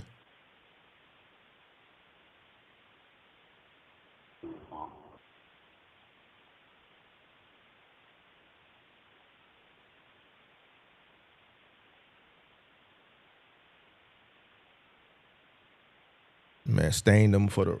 I'm just gonna stain them one more time for the road for 30. Man, just crazy. I just text my business partner. He gonna respond in just a second. So he give me the name. It started with a C. He the one really found it, and he was dealing with it. I was against it. I said, nah, don't do that. We should. I said, man, they gonna hit our shit. He like, man, he overrid it. You know what I mean? That was his idea. It wasn't my idea. What I'm doing is I'm driving. What was the did the lawyer or the firm tell you any future repercussions? Possibility any future repercussions? He said it's not going to put a bad mark. As a matter of fact, our Paydex score just went up to an 84. That was called Freedom Law Group. That's what it's called, Freedom Law Group. I'm just educating myself. I'm just, I'm just educating myself. This is crazy. He told us that it was going to be the repercussions was if they about to start trying to hit our bank accounts, they're going to contact the factoring company and try to get them to send the money straight to them. And we had stopped. They hollered at the factoring company for us, and they advised us to switch bank accounts, and they end up only getting, because somehow one of the payments from the Lowe's, it was only like about $2,300 had went to the account, and they end up getting like 1,000 of that somehow by tapping it. By tapping it, but other than that, that's it. We ain't paid them. So basically, what the lawyer had y'all do was close down the one business account and open up a new one? Yeah, basically, but it's still with the same bank. It's just a different account now. Same bank. Y'all just closed one bank account and opened up a new one. So y'all paid him $7,500 to close one bank account, same bank, and just open up a new bank account. Company he had sent them a lawsuit, and we filed a lawsuit against them, and that's what it is. And they settled the lawsuit by squashing the loan, and that's how it works. They settled the lawsuit by squashing the loan. So they lawyers, they sued, but once we filed that suit, and that suit hit them, they knew that we wasn't going to pay anymore. So that's when they started trying to hit our accounts. That's when they started trying to contact the factoring company and all of that. But the factoring company was already on notice, and the accounts was already changed. They ain't have no choice but to take it for what it was. It's a loss. So how much you staying them for in total? It's not really a stain. You know what I'm saying? Because a stain is like something illegal you do. You know like what it became? I did 13 years in prison for robbery. I want a stain, pick up a pistol right now. I know what you did. You know That's why I'm having a conversation. This is why I can have the conversation. I'm really certified. You know, when Chicago you certified, leave Chicago, they go to Texas. Anywhere else, they turn all the way up. They might not even be doing that. Hold on. Now I gotta start talking to you like a Chicago. I'm just, listen here, bravo. Hey, bravo. Bravo. Now I gotta talk to you in our language. Hey, bravo. That's it, Mark. Yes, sir. Yes, sir. Bravo. Yes, sir. Hey, bravo. Listen. If anybody know, you know I know. And I know you know. If we gonna have the conversation, let's keep it a buck, bravo. You know when it became a stain? When we decided not to pay him. No. It became a stain when you knew that y'all had hired the lawyer not to pay him, but y'all hit him that one last time. Come on, bravo. No, we ain't think of that on our own. Bravo. Hey, bravo. Listen here, bravo. Yes, sir, bravo. That's when it became a stain. Yeah, it's the fine line between right and wrong. Nah, brother. You know when it became a stain is when you knew what it was you was doing. See, unbeknownst to you, then it was just ignorance. Once you knew what it was, that's when it became a stain. Come on, brother. You know I'm from where you from, brother. You ain't talking to one of these middle American creators up here, brother. I understand everything, brother. I'm just on a ride. This wasn't my idea. I'm just letting you know what some of the things that happened since the last time we spoke. I know what happened. I know what happened. You told me. I mean, our insurance right now is right at like 10 racks. You know what I'm saying? We're waiting on the. We just dropped that out. Our fuel bill come out every Monday. That for on one card is like $6,000 or $7,000 this week. Man. You know what I'm saying? We still got cake in the bank a little bit. You know what I'm saying? And next week when it comes, I'm about to run 40. I'm about to run 40 racks this week. Not this week. This month. That's what I'm shooting. The average 10 per week. Even though I hit 12 the other week, 10 last week. At the end of this month, this truck right here gonna do 40. When at first it was doing maybe 20 or 16. You know what I'm saying? So with all that being said and done, what's your operation cost right now? Right now, on a weekly basis, it costs us $7,460 some dollars to run. What's your cost just for your truck, your CPM? I do my cost per mile a different kind of way. So I'm looking at it at about $2.20 per mile. What you mean you do it a different type of way? What you mean you looking at it about? Because I'm adding taxes too. Because we paying taxes. Because we got to do taxes too. Explain that to me. Break it down. Well, you know, if you take a load for $1,000, how much tax you got to pay on it? About 30%, right? Mm-hmm. Now you might not have to. You don't pay no taxes for 30%. You don't pay no taxes on it. When you do. No. No, you're not. No. What I'm saying is not at that moment. What? But explain to me how you. No. You said it. You said if you take a load for $1,000, you paying about 30% taxes on it. Explain that to me.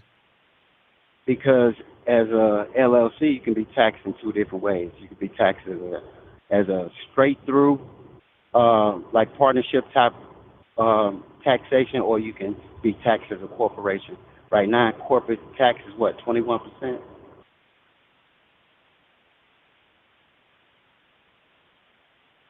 Right? It used to be 35%. That's what I'm saying. We added that percentage in. All right, so let me. So we holding that also. Just when to boost up our cost per mile, when we looking at loads or what we can take or what we won't take, this and that, we like, all right, because when that tax bill hit us, yeah, we might write off a bunch of stuff or whatever, you know, but shit, no, the W's and all of that, the OASDI, Social Security, the Medicaid, Medicare, whatever it's called. Well, all your company, if you're on a W-2, your company is contributing to that. I don't understand. The company is contributing. That's why this is a company. So if you're providing a service, your company is going to be responsible for taxes, but I don't know. I never knew, service-based business. Like, I'm trying to figure out, like, I'm listening to your justification is not making sense. I'm kind of lost here. So it's gonna be a lot of. You're adding an estimated amount that we might that we're gonna count for tax. I don't even know how to I don't even know how this was tax. But I'm just trying to figure out how and why. Because we don't have to pay like this year we only paid $300 in taxes. Okay. But next year So you did your taxes for this year. Yeah. And you paid $300. Yeah, we put the company is only grossing $180,000. First of all, with everything that I know about your company, I'm trying to figure out what the CPA. This is what the CPA. We gave all the states. Hold on. We having a conversation. With everything that you've divulged and all the calls that you called up, it don't take a rocket scientist to figure you took a loss. I don't care if you based on what you told, you shouldn't have owed shit. Yeah, hold on. It's y'all first year in the business, and y'all took a huge loss. So Yeah. I'm trying to figure out. Same as Uber. How you? What? Same as Uber. Same as Uber. Yeah, Uber took a loss this year, right? No, I'm trying to figure out how you owed in taxes when y'all Tesla took a loss, right? What we did was when we spoke to the CPA, she told us she could wipe it all the way out. We said we didn't want to do that. Just leave us a little bit. We'll just pay a little bit just in case.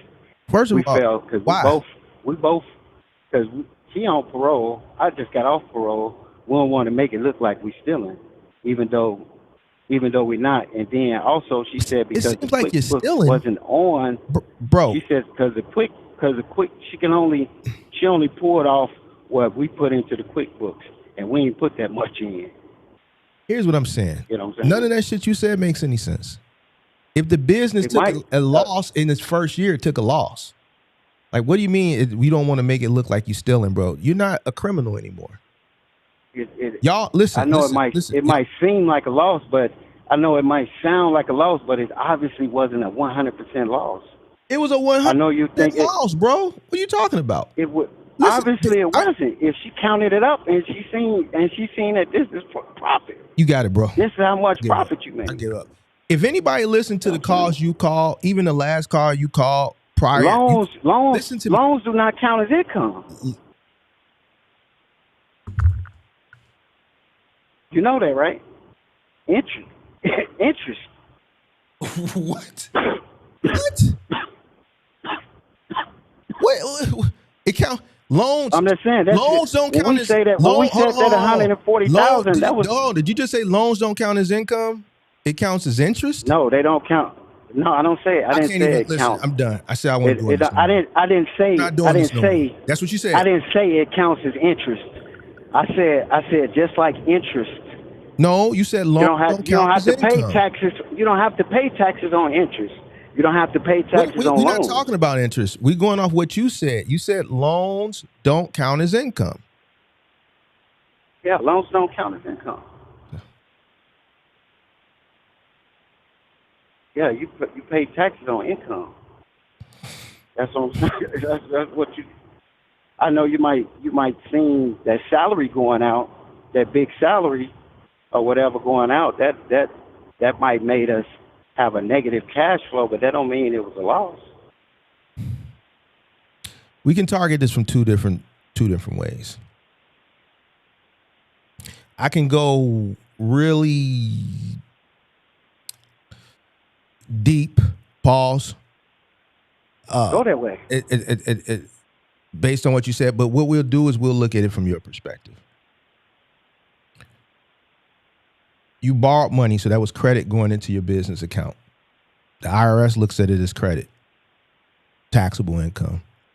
All right. The thing with you is the money came in and it went right back out.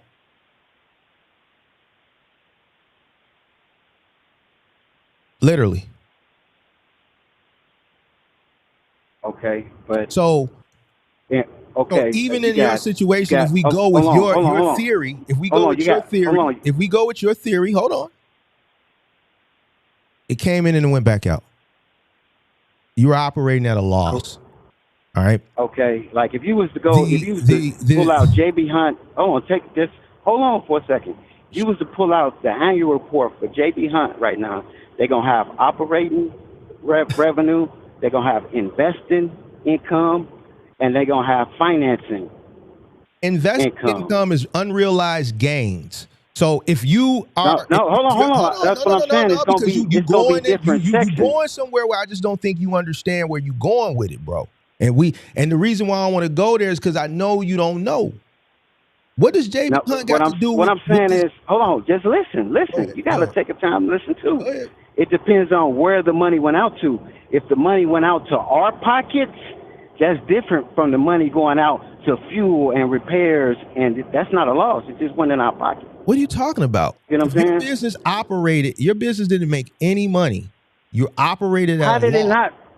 You're borrowing. It made a bunch of money. We just pocketed. That's what you.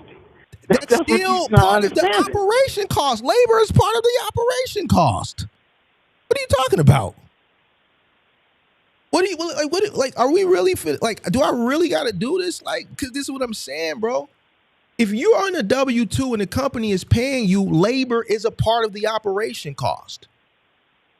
If you're on a W-2, that means the business is contributing to unemployment, to Medicaid, Social Security. You're in Texas. So you're not paying state income tax, right? You don't pay state income tax down there, right? No. So you're paying federal. It's contributing. The pay that the business pays you is a cost. What are you talking about, bro? You pocketed the money. You paid yourself a salary, which you overpaid yourself. And that labor cost is still a cost that's written off. If you're borrowing X amount, personal amount, you had 3 loans prior to the 30, which I believe came after December 31st, right? Because when we talked, it was literally right before Christmas. So that $30,000 loan, that came this year, right? Yeah. All right.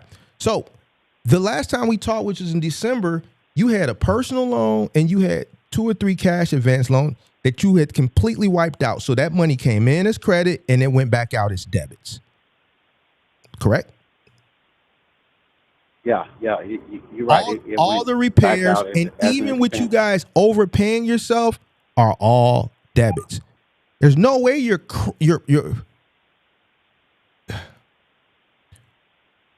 how are you borrowing all this money and you're profitable, bro? Like I listen, bro. You're 4 loans. And then it's hold on. I'm trying to break this down to you in layman's terms. You borrowed you came into business in September. By December, you had already went through $140,000 in 4 loans. One was personal. I think 2 or 3 were MCAs. I can't remember if it was 2 or 3. And when those MCAs came in and they went right back out because when you got to me, you were on wit's end and you only had $3,000. So with a personal loan, I think was for $7,500 or $7,900, and 2 or 3 MCAs that I forgot if they equated to $40,000. You ran through all that money in 3 months. So where's the profit at? Where is the profitable business at? You mean to tell me your CPA couldn't find $3,000 to write off? Don't get me wrong. You 100% positively operated at a loss in those 3 months. You were indigent. Indigent. Can't even pronounce the word right.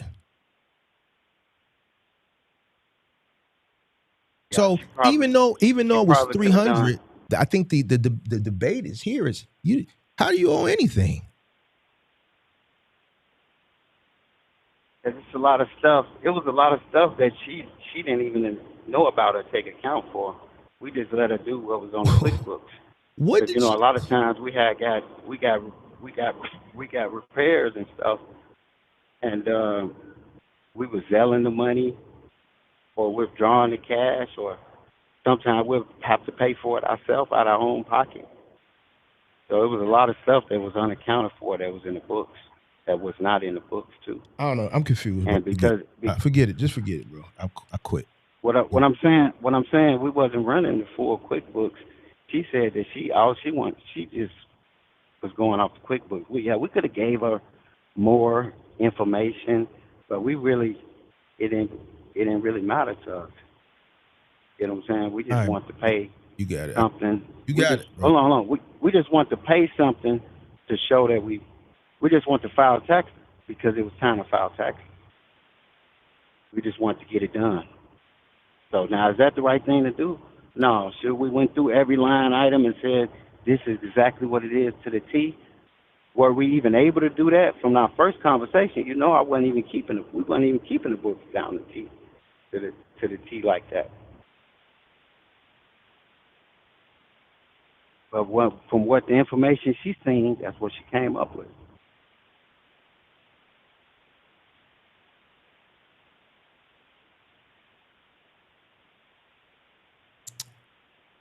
You got it, bro. So I know that's not probably what you was hoping to hear, but yeah, that's what happened. We didn't even have all the information. I just think when people give answers, I expect you to be able to justify your answer. And the thing that I whenever time people call up here, there's no justification for the answers. If I tell you something and you be like, substantiate it, I'm going to be able to substantiate it with fact. You know what I'm saying? My cost per mile is 220. I'll let you kick. If I do something, I'm gonna give you a reason why I did what I did. You dig what I'm saying? I'm just not gonna be like, oh no, I just had to do it. So I didn't say I don't know. No, you said, oh, it was time to file taxes, so we filed it. So I'm trying to figure out how is a business that's operating at a loss, clearly based on the information that you're providing publicly here. Anybody that's in their right mind knows that you 100% took a loss, owe any money. So I'm trying to come to an understanding of how this certified public accountant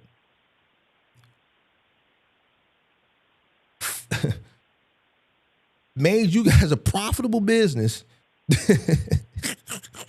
I'm just trying to understand it for me, bro. How is a business that's on the brink of failure right before December 31st become profitable? On paper, that's just what it shows on. That's just what it shows on paper. You took out 3-4 loans like that and ran through the money. Yeah, don't get me wrong. That was in a short time frame. Right, from September to, you know what I'm saying? You got to December, think bro. 365 days. The average semi truck make gross 250,000 a year. Right, but that doesn't have Two of anything them to do with gross 500,000. that. Right, so there, 140 out of that. That what you saying don't have nothing to do with the situation. If you made $500,000 in those 3 months, and you spent $520,000, you're at a loss. If you made $500,000 and you spent $501,000, $500,001, you took a loss. Facts. Yeah, that's facts. So justify a business that absolutely took a loss. There was not enough time. Hold on. We took a loss last year. There was not even, when you called in, it was literally right before Christmas. It was not even enough time. That's what the loss was. Hold on, Charlie. Listen. It was impossible for you at where you guys were at in debt at that particular time. It was impossible. You ain't amount of lows in the world you could have ran to come from under that debt and be profitable in the matter of 2 weeks. No. Would you agree or would you disagree? I would agree. So I'm just trying to find out how a business. But I'm saying part of the debt was from my brother, and that wasn't even recorded. We just breaking him off. Huh? Yeah, it's like the CPA doesn't know the total amount that we had owed to my brother. Well, don't you think that's something? They don't know the total amount that we spent on our personal credit cards. Well, here's you know what I'm saying. Now, don't get me wrong. I don't want to say like I'm the one that filed the taxes, because we're a team. We just paid us.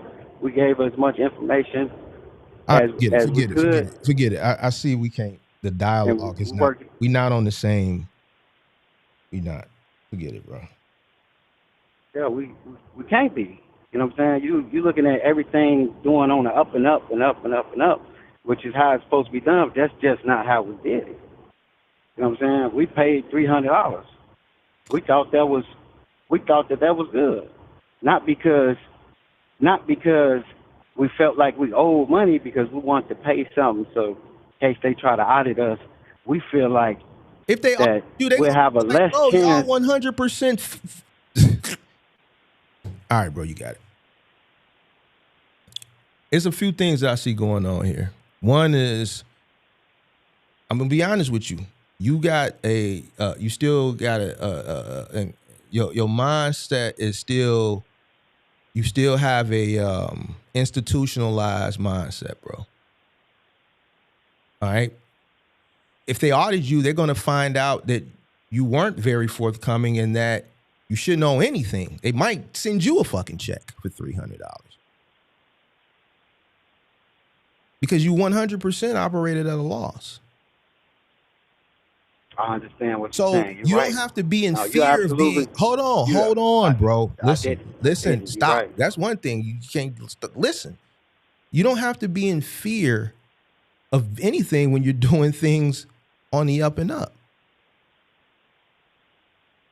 If they audit you, they're going to say you overpaid. Right. You're right. No, you're absolutely right. So what is it to be? Hold on. So what is it to be scared of? Something. What is it to be scared of? I don't know, man. Okay. I just felt like see, and that's the problem. You felt, and that's the problem. You felt, and you shouldn't feel anything. Why? Because every time you go to the station to pump diesel, they give you a receipt. Every time you get a repair, they give you an invoice. Every time you pay yourself through whatever payroll software you have a stub and it counts for it. So what I don't understand is why you feel anything. When it's hold on.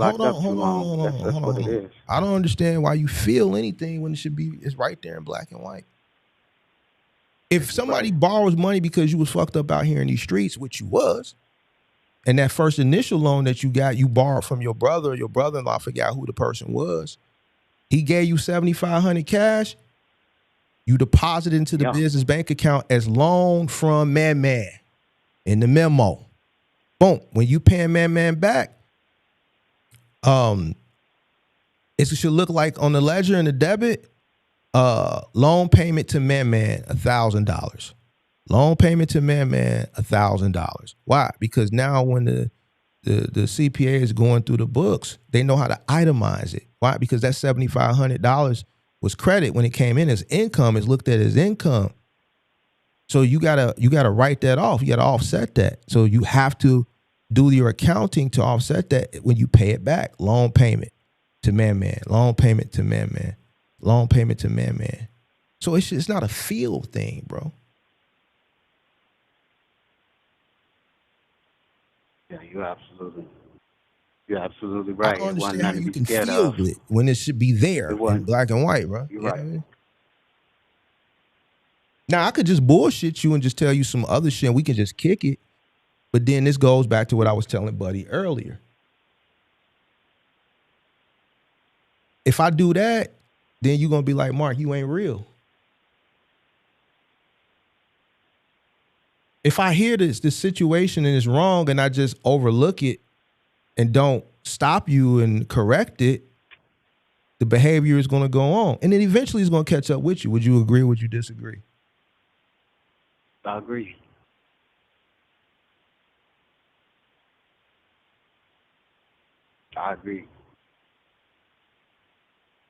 Yeah, it wasn't no reason. We both felt like that. It wasn't no reason for us to do that. And that's the problem there. You felt. It's not nothing you feel. Like we was breaking the law or something. It's not. See, here go this institutional shit, bro. Here go the institutional, bro. We didn't owe nothing. Listen, bro, you didn't owe anything. How does a person who borrows that much money, if you're borrowing money, you clearly fucked up out here in these streets. And even the borrow you're borrowing, it's going right back out to the front.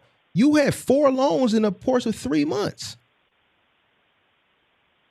You called up, you had $3,000 to your name 2 weeks before the 31st of the year.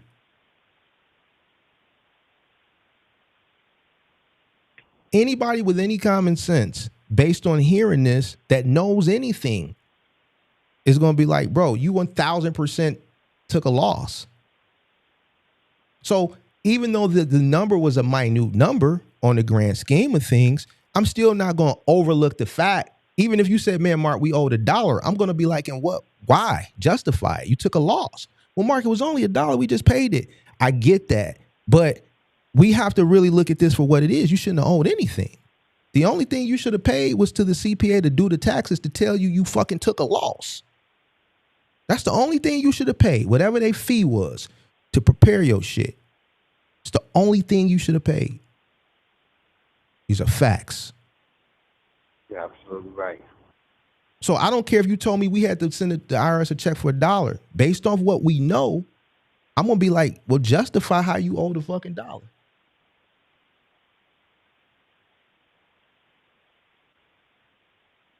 You can't. Right. The reason why you can't is based on the shit you said. No, you right. With about all that. the money that y'all spent, y'all didn't have enough receipts to show the accountant that y'all took a loss. So with the receipts, or however y'all did y'all bookkeeping, hold on. With however y'all did y'all bookkeeping, which I know how y'all did, it was on some old, y'all was bodine. This shit is all over the place. Y'all could only generate enough the fact that it looked to her, it looked like y'all were profitable.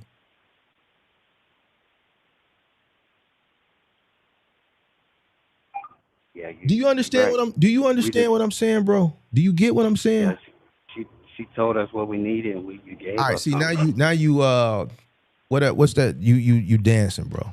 I don't give a fuck what she told you. That fuck what she told you. It's not about what she told you. The lesson here is what I just said. You a company that's clearly fucking upside down by thousands of dollars. Your bookkeeping is so fucked up to the point that whatever you could muster up to give her, it looked like you were a profit company. Yeah. That's the point, bro. Yeah, that's past tense, though. Now you're right. All That's past tense. This year, no, it's cool. It's cool, bro. We'll be profitable. I know you got to hone in on that. No, it ain't about honing in. It's whatever. You got it, bro. Yeah. Yeah. I give you that. You know what I mean? No, you're right. You're right. Well, what I'm saying is that now we're profitable. You know what I'm saying? Going from this year, it's not next year when we file taxes. We probably can make it look like a break even or something like that. But when this next year ends, we're gonna be done put money in our pocket. You put money in your pocket last year. Yeah. What I'm saying is an owner's draw. A what? You know what I'm saying? We're owner's draw. A owner's draw? Owners. Yeah, owner's draw. No, that's payroll. You just told me you was a W-2. Yeah, but so what are you talking about owner's draw? If you're a W-2, you got dividends, bonus, salary, commission, owner's draw. Dividend, bonus, salary, commission, owner's draw. All right, bro. You know what I'm saying? I got you.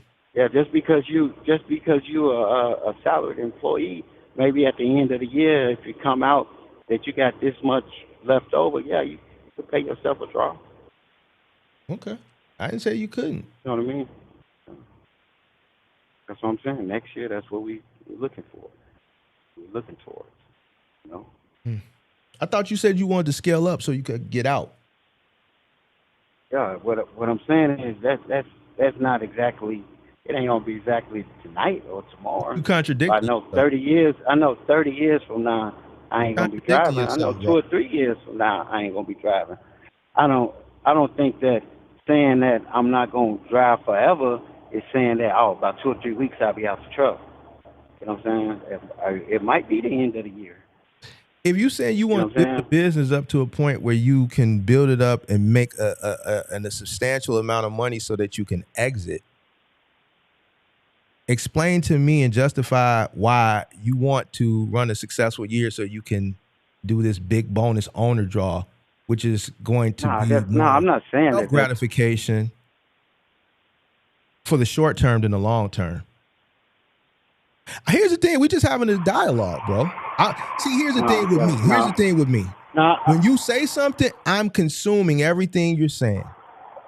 And I'm running it through my mind, I'm comprehending it.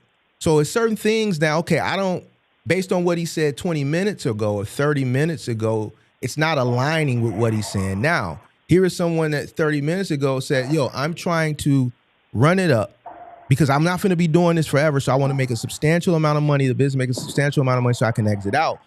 But now 30 minutes later, you're telling me how you want to do something this year so that at the end of the year, you can snatch it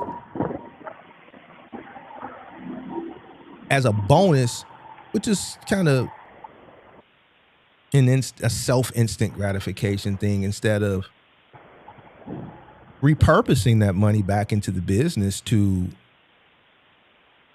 hit the initial milestone that you discussed at the beginning of this conversation. Yeah, a lot of times, two things can be true at once. How can two things be true at once in this situation? Because if I do take money and exit, that's called an owning straw. All right, so you take the money. You know what I'm saying? Is it not? So you can make fun of me all you want, but it's still called an owning straw. I don't think, and I'm just being honest, I'm not being negative. I think if you have a good year with 2 trucks, I don't think whatever the business is cash flowing at the end of the year and you take it, I don't think that's going to be enough to exit. I don't think that by itself will be enough to exit. But I also told you that we're veterans and we got access to the VA home loan, which is actually 0 down. You know what I'm saying? I want to stick. We're looking to buy 2 fourplexes. Yeah, that's cool. I hear you. Saying? We're looking at taking some of the money that we're making and purchasing mobile homes, remodeling them, and flipping them. With the same money that we're sitting on right now, the 16 that we got in the bank right now. I can take you on Facebook Marketplace right now and show you a mobile home that's run down, that's only $6,000. So let me ask you this. I think I'm understanding where you're going with this now. How much money do you want to see liquid in this bank account that you want to snatch to go buy 2 fourplexes? It's not really about a set figure or nothing like that. I'm just saying what you're saying is you're not using this. This is just a stepping stone to something else. Right. So basically, how much money do you need to see liquid to go buy the 2 fourplexes? I don't really see none because there's 0 down. You know what I'm saying? I didn't. But I do have to have income tax. I do have to have my income tax statement. That's what's holding me back right now. They wouldn't even let me get it because I personally didn't even file my own personal taxes yet. Once again, based on what you're saying, you want enough money so you can use your VA loan to go buy 2 fourplexes. You're using the trucking business. Not just 2. I'm saying he getting one. I'm getting one. Okay, he's getting one. You're getting one. The number isn't the point. You said you're losing this to generate an amount of income to withdraw from this to put over into that, right? So my question to you is, how much money, what's this number that you're looking to get out of this to put over into that? Like, where do we got to get to in here to go over there? It don't have to be a set amount. That's what I'm saying, Mark. Because right now, what we're looking at is a mobile home. This mobile home is only about $6,000. We was gonna get the stuff to remodel it from Alibaba.com, and we was gonna pay some contractors to remodel it and sell it. So you looking at a home for $6,000? Yeah, it's run down. It's run down. It has to be. So that's something that sounds like you can do personally. It is something. That's something like you can do a new LLC. You can personally invest in that. You can work really, really hard, right? And limit your life. Pay just using the payroll that you got. Purchase that cash under the new LLC. And if it's a mobile home, like the rehab, as far as the materials and the labor, it's not going to be as bad as it is like if you were remodeling and rehabbing a house. So I'm trying to figure out.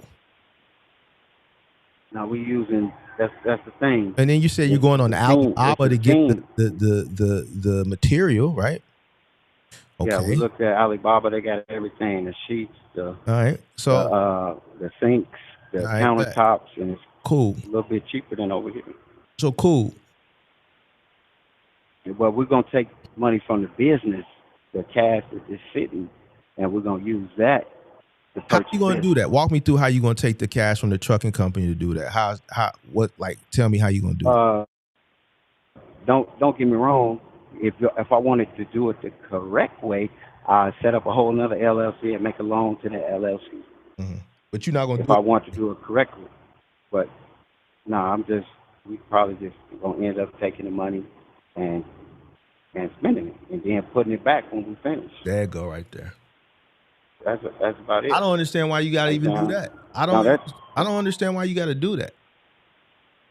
Why you just put it back? Why you just don't spend your money? Y'all working and paying y'allself, and the investment on that is very minuscule.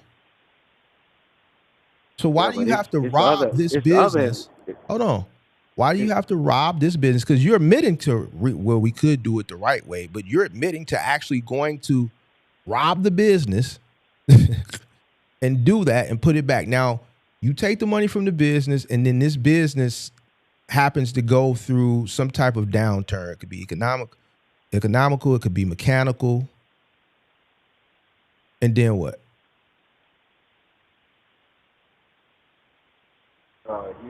I know a lot of times a small amount could hurt a business, or it might not even matter. You know what I'm saying? I think $6,000 is minuscule to the point where you can do it. I think $6,000 is something that's minuscule that you shouldn't have to rob from your business to do it. I think that's something that you could do out of your pocket if you save up and you do it. No, you're right. You're right. That is. You're right. That is. You know what I'm saying? So why would I? Hold on. Listen to this. See, right now we're also looking at purchasing a franchise. We talked to some people from the International Franchise Association. They told us that if we pick a franchise that's on the list, we don't even need a business plan. And it won't be us that's purchasing the business. It'll be our LLC because of the growth numbers that's coming into our LLC. What type of franchise you looking at, Big Dog? They had a whole list. They had a whole list. Steak and Shake and shit like that. You saw Steak and Shake on there? It was a bunch. It was a bunch on there. A lot of them was like a lot major names. Like Sonic, McDonald's. Yeah. It's the International Franchise Association. All the major franchises are on there. You think about getting a McDonald's? I wouldn't personally get the McDonald's because I know that they have a liquidity requirement, and we don't meet the liquidity requirement. But all the franchises don't have that same liquidity requirement that McDonald's does. So which ones y'all was looking at? Them growth statements, we took a deep dive. We were just talking to them because of the program franchise, tiny home, the international franchise. They got something called the franchise registry, and we could pick anyone off of that franchise registry, and we don't need our own personal business plan to go with it. I get it. So we looking at franchise. You know what I'm saying? We also looking at mobile homes, right? Okay. When we looking to do all this? They told us that we need to get a location. We have to make sure that we have our physical location first. He said that's one of the things that they're going to be looking at. They don't want to see a virtual office. They don't want to see a house. They want to see an actual physical location. So when we looking to put this into fruition? We ain't even picked out a location yet. That's one of our major hurdles right now. We don't really, trucks are always moving. We really don't need nowhere to park it.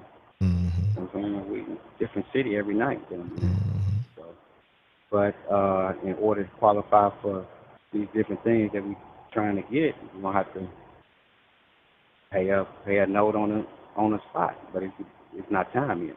We don't want to do it yet. But proper preparation prevents poor performance. You don't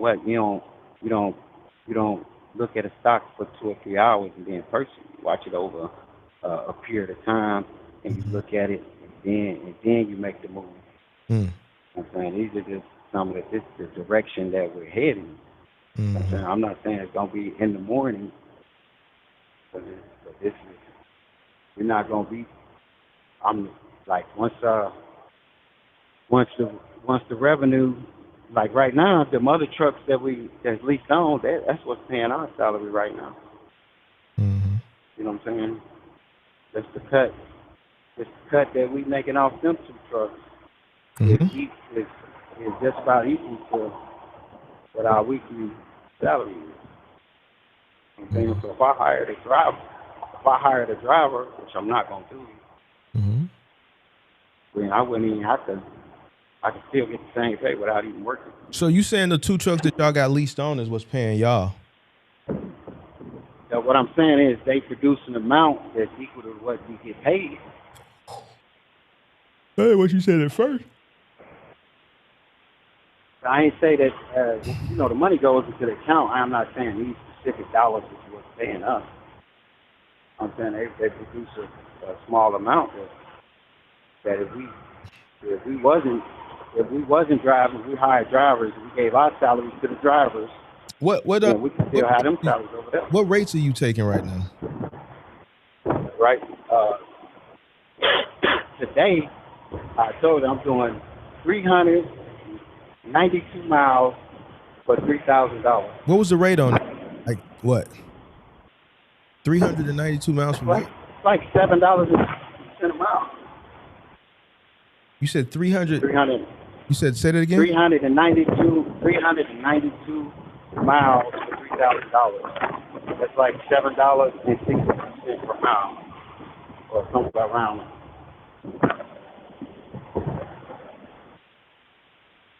We was just getting 253. And I'm almost done with this. I got about 100 miles left. Wake up in the morning, and this to the factory company. You don't know your cost. You don't know your cost per mile. I ain't even put no gas for this trip. You don't even know. I told you that since the gas went up. Uh-huh. I told you that since the gas went up, I said my personal is about, just on this truck right here, this single truck, is about $2.20.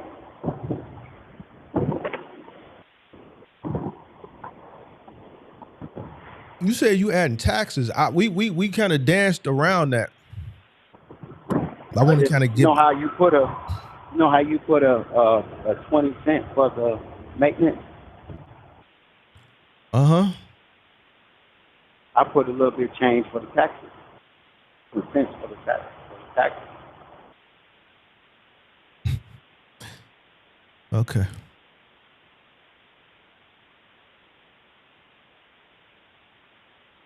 All right.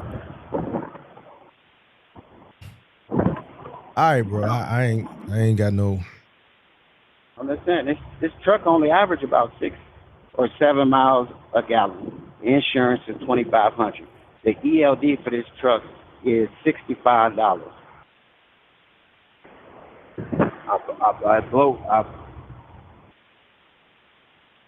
If you want to count the oil change on it is $520. We get it once a month at Love's. I think I'm just saying, if you get your calculator out, see what it comes out to. I don't need my calculator. 220 is, you don't think my 220 is good? I don't need it. I don't think it's 220 though. I know it's not 220. You think it's $1.65? Cost per mile. Yeah, cost per mile. Costing me my per truck mile. note. The truck note is $935. I told you that it costs. I told you that I'm looking at it for my own sake. I'm looking at it as $2.20 a mile. Yeah. Now, if I take that, that's how you looking at it. That's not what it is. That's how you looking at it. That's not what it is. But it's cool though. The last caller called up last week. He said his was $2.50. That's how he was looking at it, and it was nowhere near it.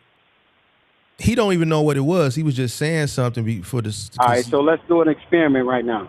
Let's calculate it up.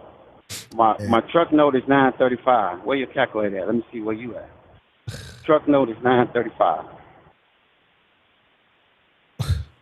Got that? Come on, bro. You trying to use me right now? Hold on. My insurance is $2,500. My ELD is $65. How much is your truck note? $935. Yep. A month. Okay. Month. You got the insurance at $2,500. Now this truck only get about 6 or 7 miles per gallon.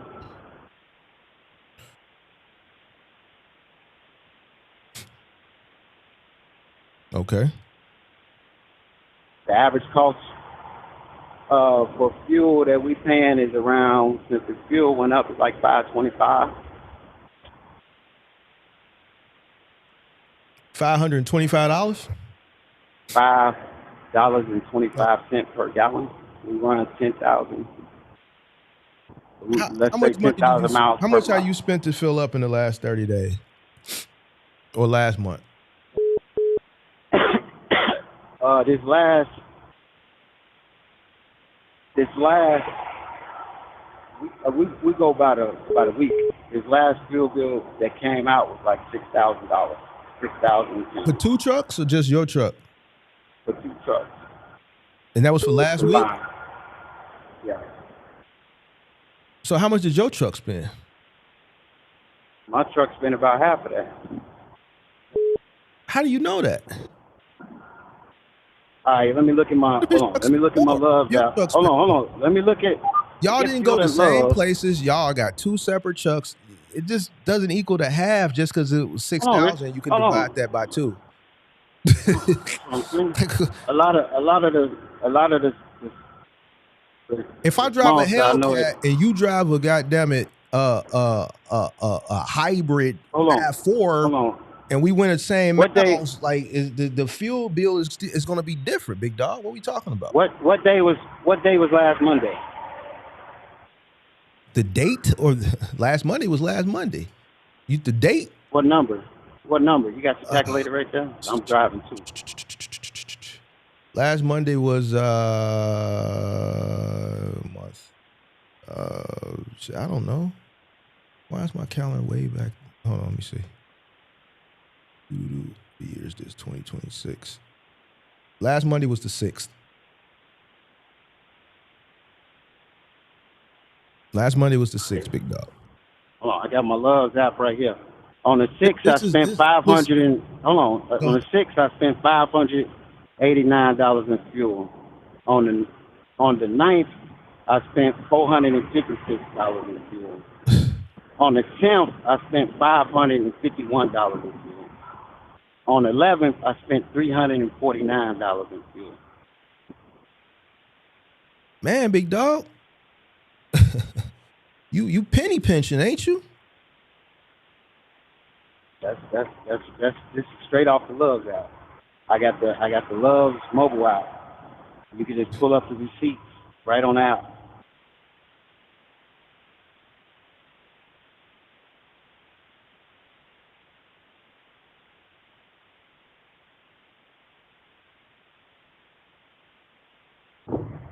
Okay.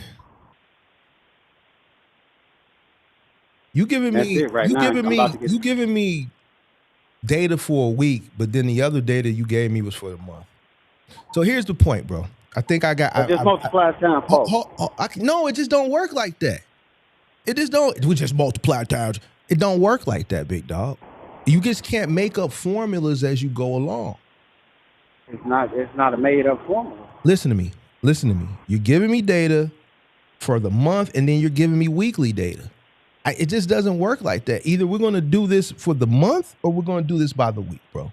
I can't take certain numbers like the insurance and that the insurance, the truck note, and whatever the other, I forget whatever the number was, and then you give me. Well, I guess just divide them by 4. It ain't just no. Divide them.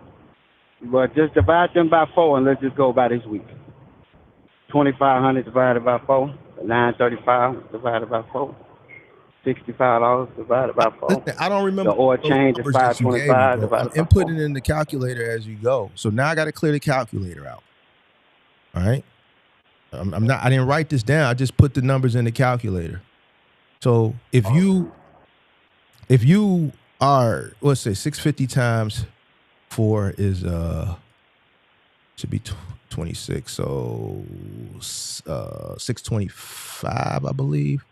625 times 4. All right. So 625 times 4. So 625. You said your insurance is $2,500 for the week, for the month, right? Yeah. And then what's your truck note? 935.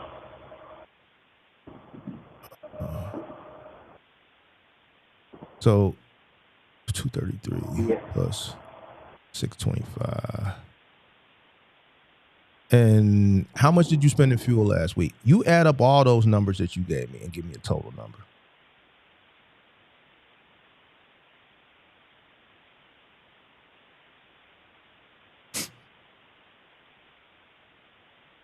What up, Mark? Been a few years since I was in contact with this. Said I chose to stick with my cleaning business and just got a regular truck instead. Thank you to all truckers for their input on this channel. Shout out to you. Shout out to you. My cost per mile would have been $2.75. After that, I'm good. Just doing odd jobs. Shout out to you. Appreciate you for tapping back in and updating us.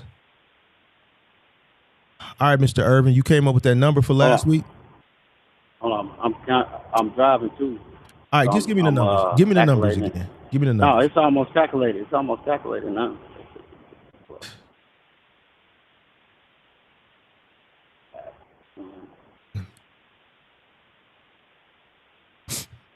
You just want me to make up a formula. Just make the shit up as we go along, right?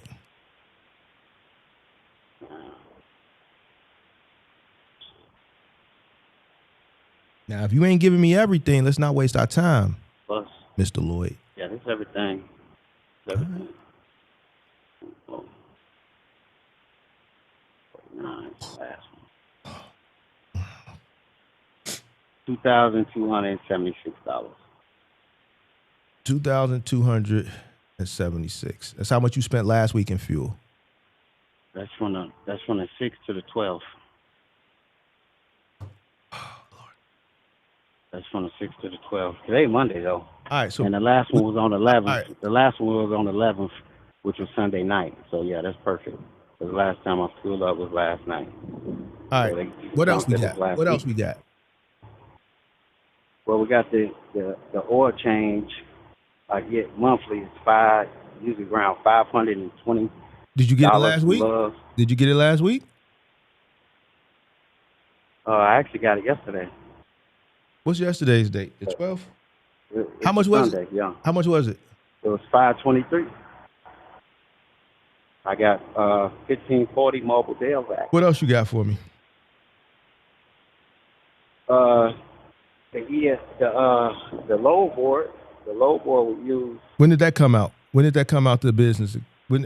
Hold on. Who pays for that? It comes out the business account, right? We calculate your cost. Well, that's it. That's really That's it. That you want to cost about food and phone. I mean, we need everything that is costing you to operate your truck. It ain't unless you want to. It's what it is. All right, we could do. Listen. We could do 20 cents for maintenance. It's what it 20 cents is. for maintenance and 20 cents for taxes. 20 cents for maintenance and 20 cents for taxes. Mm-hmm. Because when I looked at it, you told me that a good average would be about 20 cents for all the maintenance on the yearly schedule. Taxes shit that you keep telling me. It's like two or three people told me that. Hold on. What's this 20 cents for taxes? What is this? Explain this to me. All right, let's just add it without the tax.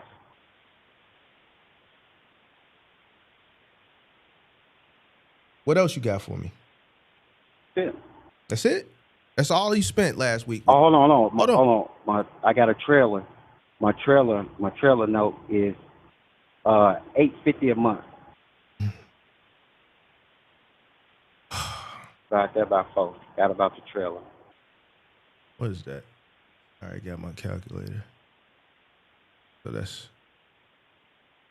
hold on, bro. I gotta make notes, bro. Oh boy, you something else, man.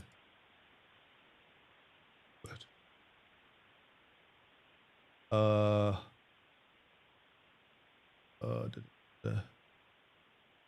notes. 3,000.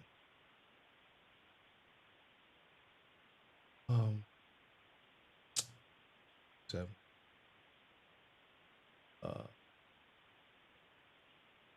6, 7. You said you got a trailer that's how much? $850 a month. 53-foot flatbed.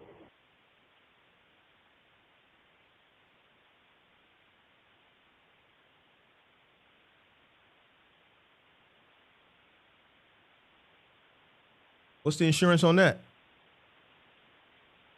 It's included with the $2,500 because we got the trailer interchange. So all right. So what else you got for me from last week? That's about it. That's it.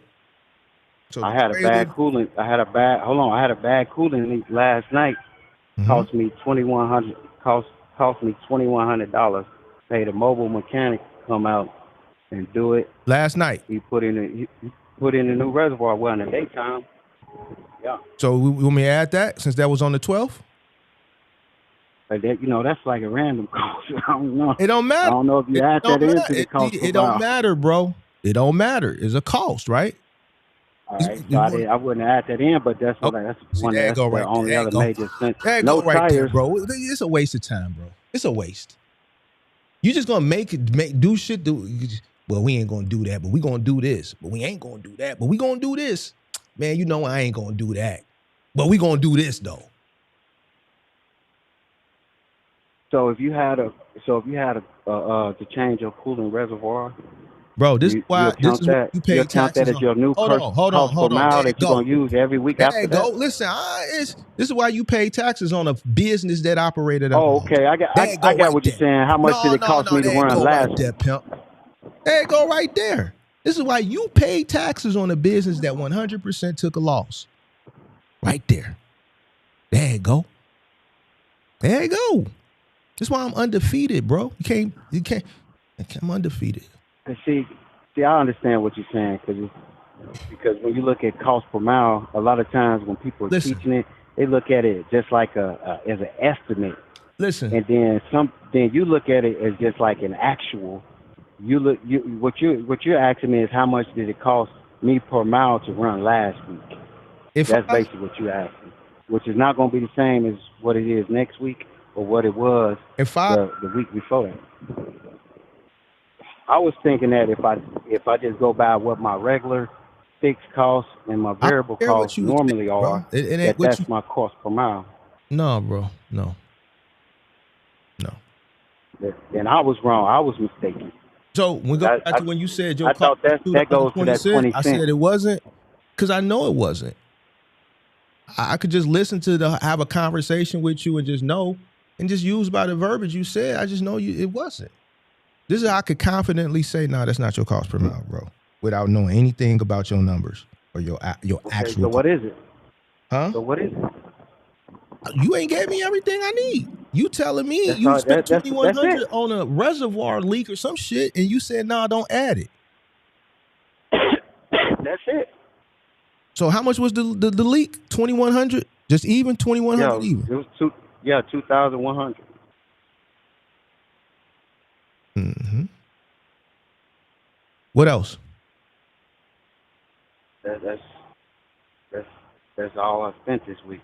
That's all. Just looking at this week. No, we going from last week, so that's it. That's everything. You sure? I said that's everything. I didn't have to buy any straps. I didn't have to buy any new tarps. You said only thing I had to buy was ran to fuel. Utah, right? You ran to Utah from Texas to Utah? Mm-hmm. You go through any tolls? Last No week at all? tolls. I don't take tolls. You didn't go through no tolls? Ain't even no way. It ain't even no tolls. I'm just asking. It's probably bro. tolls between here and there, but me, I run. But that ain't the only load you ran. So out of all the loads you ran last week, you didn't pay no tolls. I don't never take tolls. Okay, so I don't even go to the toll route. Now what else? What else? There's no other fees, no other things you pay for. Not this particular week, no. So you on a water fast or what's going on? Oh, okay, food. Yeah, that comes. You on this water fast? You a Ramadan or you on some Lent? Lent over with, pimp. I'm done with it. Let's just say I spent about. Mama said Lent was over with last week, so she said, "Man, if you want some Sour Patch Kids, you could go get them." Because I celebrated Lent with OG. I gave up candy. I like a little candy. All right, so we could say $20 a day. So what we on? Let's just say $20 per day for food. Nah, ain't no let's just say, pimp. Because we know you just didn't have a strict $20 a day budget. One day you probably sat down at the some days I don't even eat. The only way I'm able to perform like the way I'm performing is by not eating on a certain time, practicing intermittent fasting. So because when you eat, it makes you tired, and that's why you feel sleepy. You're not able to run miles. The reason why you running the way you running is because you're not eating. No, I'm saying I eat at different times of the day. I'm not just gonna get a super duper heavy meal in the morning when I'm taking off. We ain't talking about when you eat. We saying how much is it costing you. All that shit is cool. We can have that conversation at another time. It only costs me about $20. I want to know how much it costs you to eat. I didn't even eat at nowhere outside of what was at a truck stop. Right there. See, you dancing, bro. We don't care when you ate, where you ate, how you ate. Did you use a spoon or did you use a fork? All we want to know is how much it cost you. All right, about $20 a day. So every day it was $20. Yeah, some days it was less than that. Some days I just get a Did you sit down at a restaurant? Did you sit down at a restaurant? Hold on. I get a $6 biggie bag. I'm here. We already done. It's late. We getting to the gym late today. Check it out. Did you sit down at any restaurant last week for dinner? Never. I just I might get a $6 biggie bag. I might get a taco box from Taco Bell, or a chicken box from KFC. And all that, I never spend. I'm not a big eater. I'm not about to go to no Ruth Chris or nothing. I mean, you on the road. You ain't running go to Ruth Chris. Ain't no Ruth Chris out there on the road at the truck stop. Yeah, that's what I'm saying. They got Wendy's, Burger King, McDonald's. So what's the most expensive meal you ate last week that you can remember? Probably $12. The Big Arch. You ain't snacking? Big Arch. All right. Big Arch is about $12. You drink a lot of water? Big Arch meal. You drink a lot of water? I got a refrigerator. I got the top and bottom refrigerator. I got full of food, chicken patties. There you go. All right, so check it out. When did you go to Walmart and buy all the food in the refrigerator? That was actually a gift to me. Somebody sent that to me. My girl sent it to me. She got food stamps. Hey, she just sent it to me. I don't even have it. So you don't buy no water? I really don't even. You don't buy a case of water? I usually get like a case of water from Walmart. Okay. And that case of water, when you go to Walmart, like we kicking it. I'm spending my time with you. So when you went to Walmart last week, I'm just hoping when you got your case of water, you probably, if you need it, you probably got some deodorant for when you go in the shower. You dig what I'm saying? You don't want to be funky than a motherfucker out here. I'm pretty sure you get your little deodorant, you get your little soaps and, your things, a little hygiene thing. So when you went to Walmart last week, I'm pretty sure the shopping was for the truck. What did you get from Walmart? How much did it cost, pimp? I ain't even hit Walmart last week. That's what I'm saying. Trucks can't really go to Walmart like that. Trucks can't really go to Walmart. What I'm saying is I'm not about to pull this 53-foot flatbed with the spread axle to Walmart. You park way in the back. You park way. I park at the truck stop in an Uber. Okay, but every Walmart, well, here's the thing. I don't know what other markets, but the Walmarts here, You could just pull in the lot, park way in the back with the other trucks, way off to the back, and walk. Just don't park in the parks where everybody with the cars, all the area that's way in the back where you see all the other trucks, you park there and then you walk. But here, that's neither here nor there. So you didn't go to Walmart last week, right? So we're going to say $20 for food for 7 days. That's $140. All right. You want me to add the $140? Yeah, you got it. So there's nothing else you spent. You didn't get no snacks. You didn't get no peanuts at the gas station, at the truck stop. You didn't get no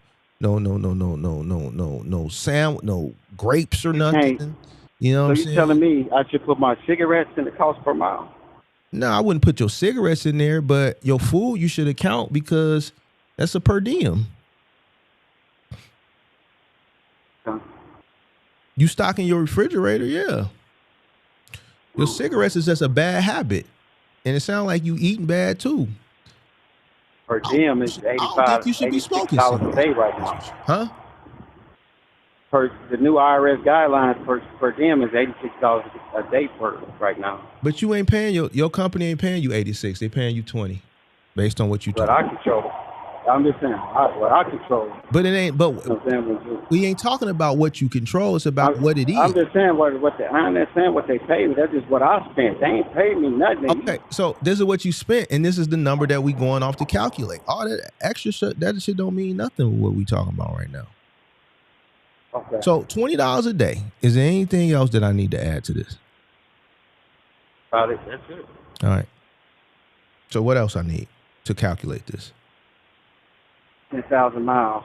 How many miles? 10,000. Well, 2,500 for a week.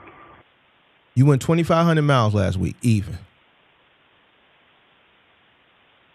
Actually, last week was an anomaly because I went a little bit farther, so I went about 3,500 miles last week. About 3,500 miles. About 3,500. How many miles did you go last week? It was about 3,500. About 3,500 miles. How many miles did you go last week? From Utah. Listen. From Texas to Utah, 1,200 miles. From Utah back to Texas, that's another 12 miles. That's 2,400 miles. And I only took 3 loads last week. The other 2 loads was around about 500 miles. You got lost. You might have went the long way. You might have went the long way. You got lost and wasted some miles. You went on the wrong road and had to come back. Listen, I don't want to know about. You said you avoid tolls, so that means you took the long way. I can't just J off of what you say. I'm not G'ing for that shit, bro. I can't G for it. You said you don't take the toll road. So using my critical thinking skills, because I'm a smart individual, right? And you told me in conversation about 10 minutes ago, because I'm comprehending what you're saying. And I'm going to use my critical thinking skills and just being a 46-year-old man, being a 46-year-old person who's driven and being in this industry. I know in more cases the toll roads, when you're avoiding the toll roads, is going to accumulate to more miles. Would you agree or would you disagree with me? Bro, I got this GPS set to no tolls. I don't never take tolls. See, I can't even tell you how much tolls cost. But here's I never took tolls unless I was with a company. You purposely avoid the tolls. That's fine that you purposely avoid the tolls. But based on But based on avoiding tolls, would you agree that in most circumstances, when you avoid tolls, it's going to equate to more miles? Yeah. All right, there I'm saying that the route that I went was 1,200 miles. I don't want to know about, bro. I don't want to know about. I want to know what it is. Oh, all right. So you already told me you running more miles than. See, I got one better. I'm paying the tolls, pimp. I got to get there. All right, your timeline. You going the long way. You going down the back road. Google Maps. Nigga, I'm from the city. I'm scared down there in the middle of nowhere. You got the Ku Klux Klan. You got all these sundown towns. Hold on. I got receipts. Interstate, pimp. Hold on, I got receipts. Google Maps. No alley roads. Hold on, listen. Google timeline. Hold on, listen. Monday, 559 miles. Tuesday, hold on, 210 miles. Hold on. Google timeline. Google timeline. You want me to? Yeah. If you got Google Maps and you click on the little icon that represents your email, you hit timeline. It'll show you everywhere you went. You got an A and a B. You got an A and a B. You got an A and a B, right? On your odometer, right?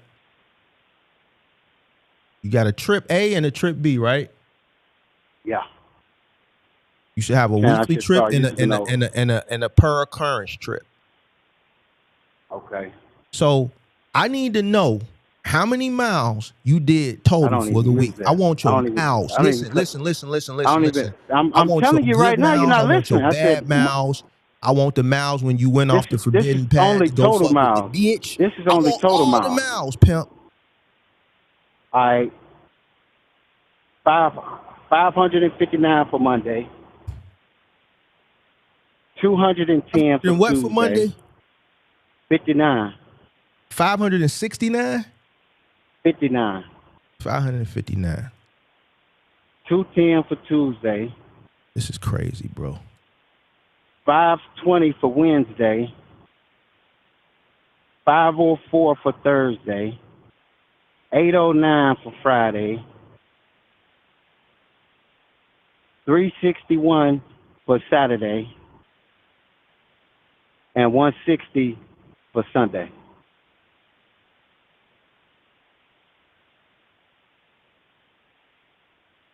And I can share that with you. That's my Google timeline. Got receipts. Oh, Lord have mercy. Did you get it? Or I need to repeat it? I got it, bro. How much was it? Can I add the shit up, bro? All right.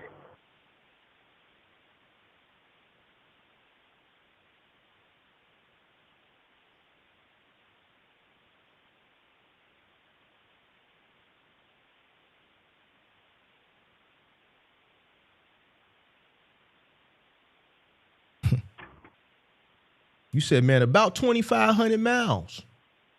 Just throw in about 2,500. Hold on. And then I said, no, it's anonymous last week. I went a little farther. Shout out to Utah, so about 3,500. It wasn't even 3,500.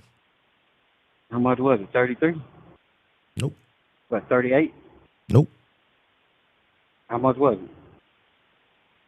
31.23. 31.23. All right, that ain't bad. I was in range. It's all right, bro. All right, so let's calculate the cost per mile after that. 3,100.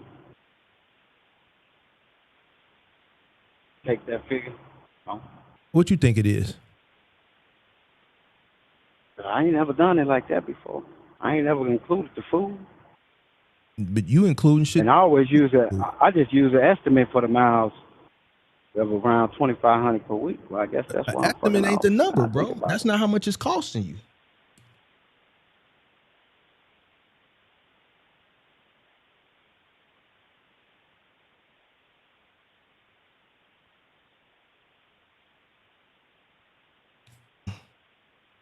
Based on the numbers you gave me from last week, $1.95. $1.95, unless you add 20 cents for taxes. All right, that's not bad. $1.95.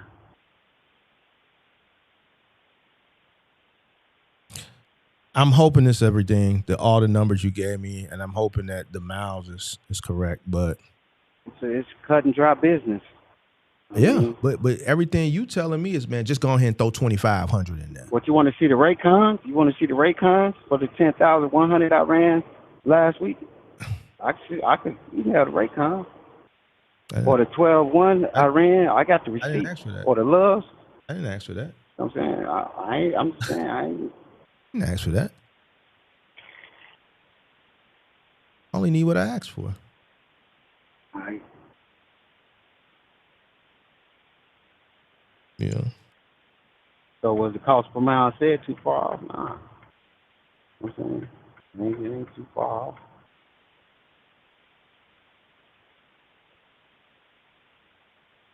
So I'm saying that's on a big repair. That's on a big repair. What's the name? You know how no $2,000 repairs every week. But it's a chance that you could. Well, you got a lot to learn still, bro. So hopefully you Well, thanks for helping me do that. make better decisions going forward. No, thanks for helping me do that. I never calculated steel. I wouldn't have put in a repair. That's what I got to look at more to action. Wouldn't put in a repair when it's costing you. This is why you can run an unprofitable business and pay taxes. There's no way on God's green earth I'm going to operate at a loss and then pay the IRS at the end of the year. Why would I do that? Why would I just donate money, bro?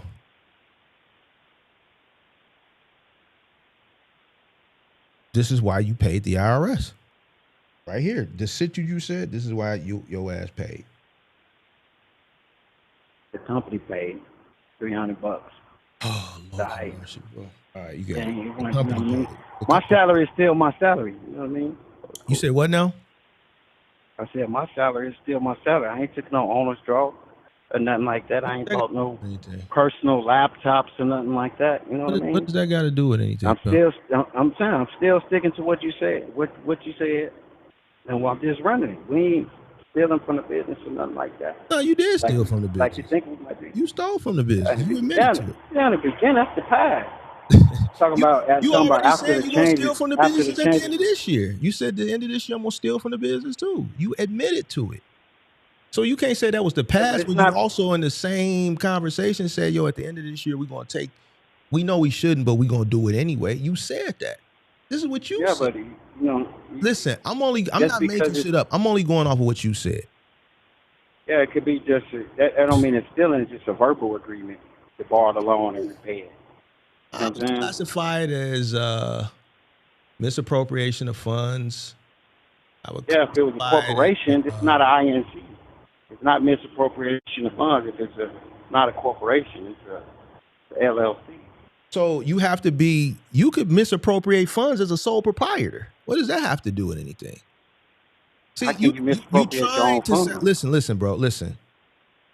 I could misappropriate funds personally. I know I have fucking bills due, but I decide to go and take my bill money and go to the club and buy this section and use my bill money to buy a section to turn up for the weekend and look good and then be fucked up out here in these streets on Monday when the bills are due.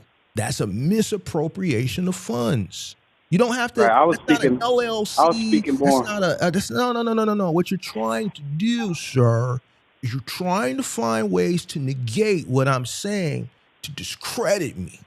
That's what you're trying to do. I don't want to. Just listening to what was being told and taking it in your back pocket, and sometime later on today or tomorrow, just say, you know what? Let me take this information I consume. Let me do a little deep dive analysis on it and fact check it a little bit and formulate my own opinion to see if the shit is credible or not. It is credible or not credible, but it's credible to the point, but I could tweak it a little bit. That's what you should do, bro. But instead you're saying, no, it ain't a misappropriation of funds because I'm a LLC instead of a corporation. And that is completely, it has nothing to do with anything. You're right. To an ignorant I'm thinking of it. To an ignorant motherfucker. No, hold on.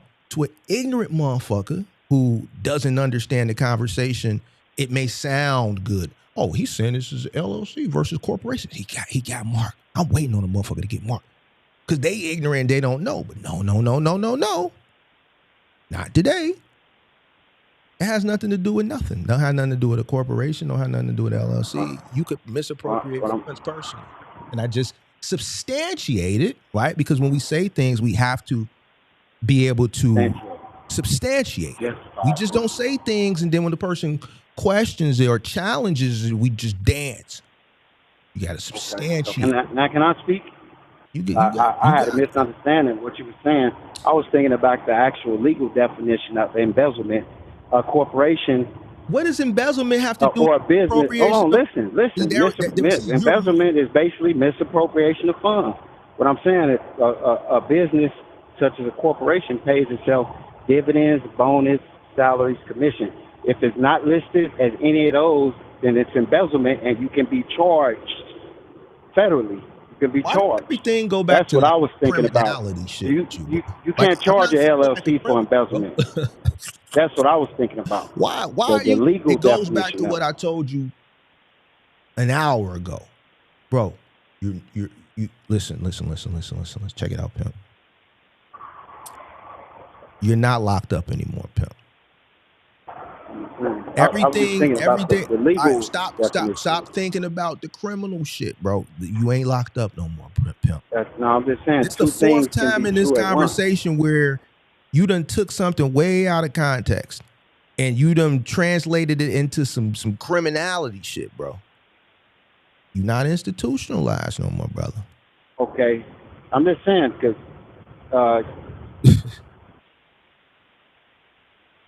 a long time ago when I know it's a bunch of companies right now that done took money invested in other things. I just don't want to demonize that. You said you did what? I said there are a bunch of companies that took money and invested in other things. I don't want to demonize that. Just because I'm a small guy. Huh? What does this have to do with the conversation? Because you said misappropriating funds.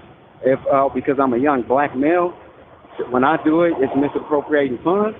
No, if I take money and invest it in another business from my own business that I started and I work in every day, that's misappropriating funds.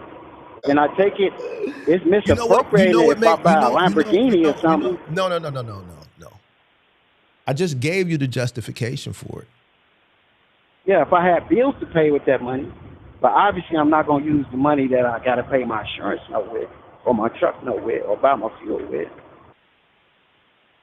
Now, if I do that, that'll be misappropriating. Instead of paying the truck note, I bought a mobile home with that money. Yeah, that'll be misappropriating. What justification are you yanking the money out, bro? What justification? Justified. Because I am also as a commander in chief of this business, I got to take on a bunch of different titles, and one of those is one of my jobs is to invest the money that comes into business into other things. That's one of the things that I can do. Just like when you was running your business, you took some of that money that you made from the moving company and you invested in other things. You know what I'm saying? So once again, justify it for me. Because that's my duty to grow the blessings that come to me. Okay. That's it. So because I want more. That's my only justification. Because I need more. So because I want to make the most out of the life that I've been given. Put it somewhere. Out of the second chance I'm getting, I'm making the most out of it. Okay. So that's all I'm saying. So if I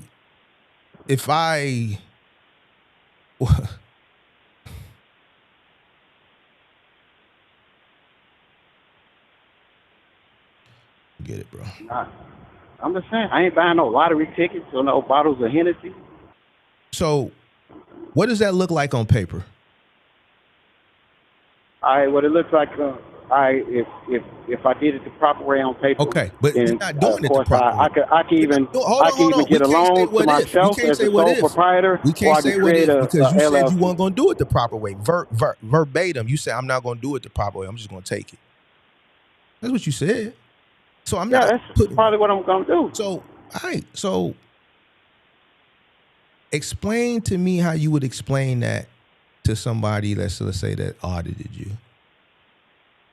How would you justify that? I tell them just like that. It's just an undocumented loan to myself for the purchase of this asset that is controlled by the company. So if it's controlled by the company, why just not use the company to acquire it? That's really. If my company has a portfolio and Cause like from them little mobile homes on Facebook, yeah, I could just use the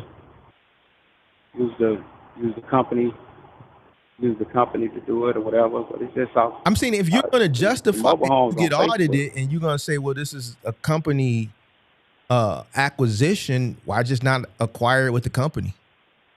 Yeah, because it's the money that me and my partner, we both making together, you know. It ain't just be right for me to just take the mobile home and just. So is this something you looking to do on your own, or is this something y'all gonna do together? We're gonna do it together. So once again, it goes back to the initial statement. Why just not do it with the company? Well, because we had a different. Well, we could do it with the company, but what we was doing was we was just gonna purchase a little bit each week. Like this week, we buy the shingles. Say those are $350 or whatever. Okay. And then the next week we'll buy the countertops.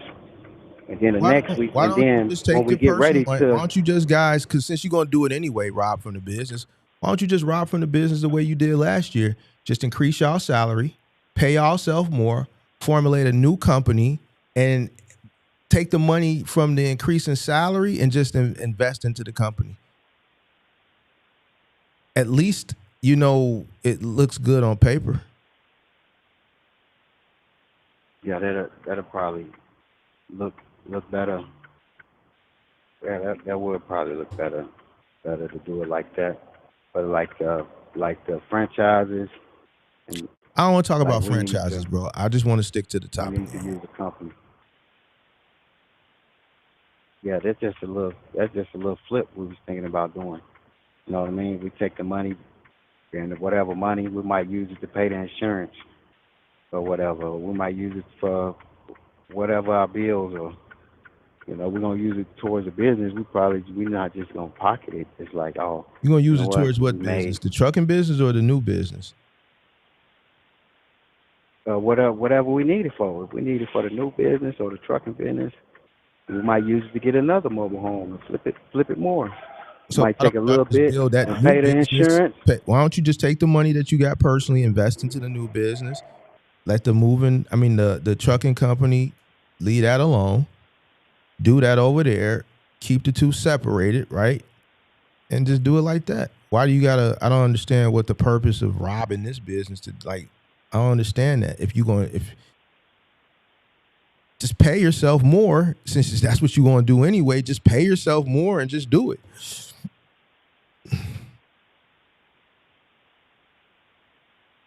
Okay.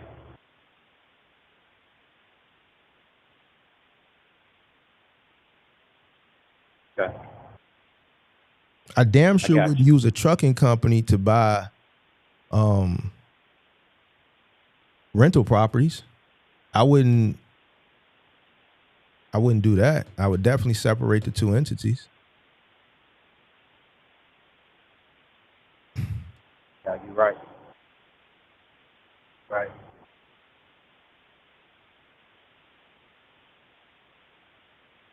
We got a friend. We got a friend that's been doing it, flipping the mobile homes. You just get them off Facebook. No less than $7,000 or $8,000. Remodel it and then sell it to the Mexicans. They be buying it for cash, $25,000 or $30,000. Just a little straight cash flip. You don't even rent them. I don't see why you just can't do that shit yourself. Like, I don't understand it, bro, but tenfold. I probably could, and I probably will. Yeah. But I don't think you need to steal from the trucking money to do it, but whatever.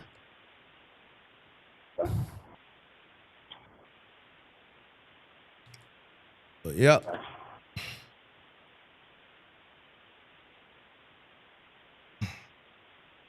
That's all you got for me, big dog? Yeah, man. Thanks for the call, man. Calculating the cow smile. Like, how much I owe you? No, just messing with you. I really appreciate it, man. I appreciate the coaching.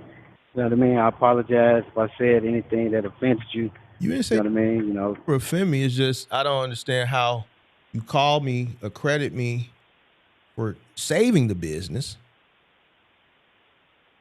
and then try to throw a gut shot in there because you felt that away because I said, yo, you finna fail based on what you told me, which is why I took the time to understand why you guys were in the situation that you're in so that I could coach you like you credit me for doing out of the situation.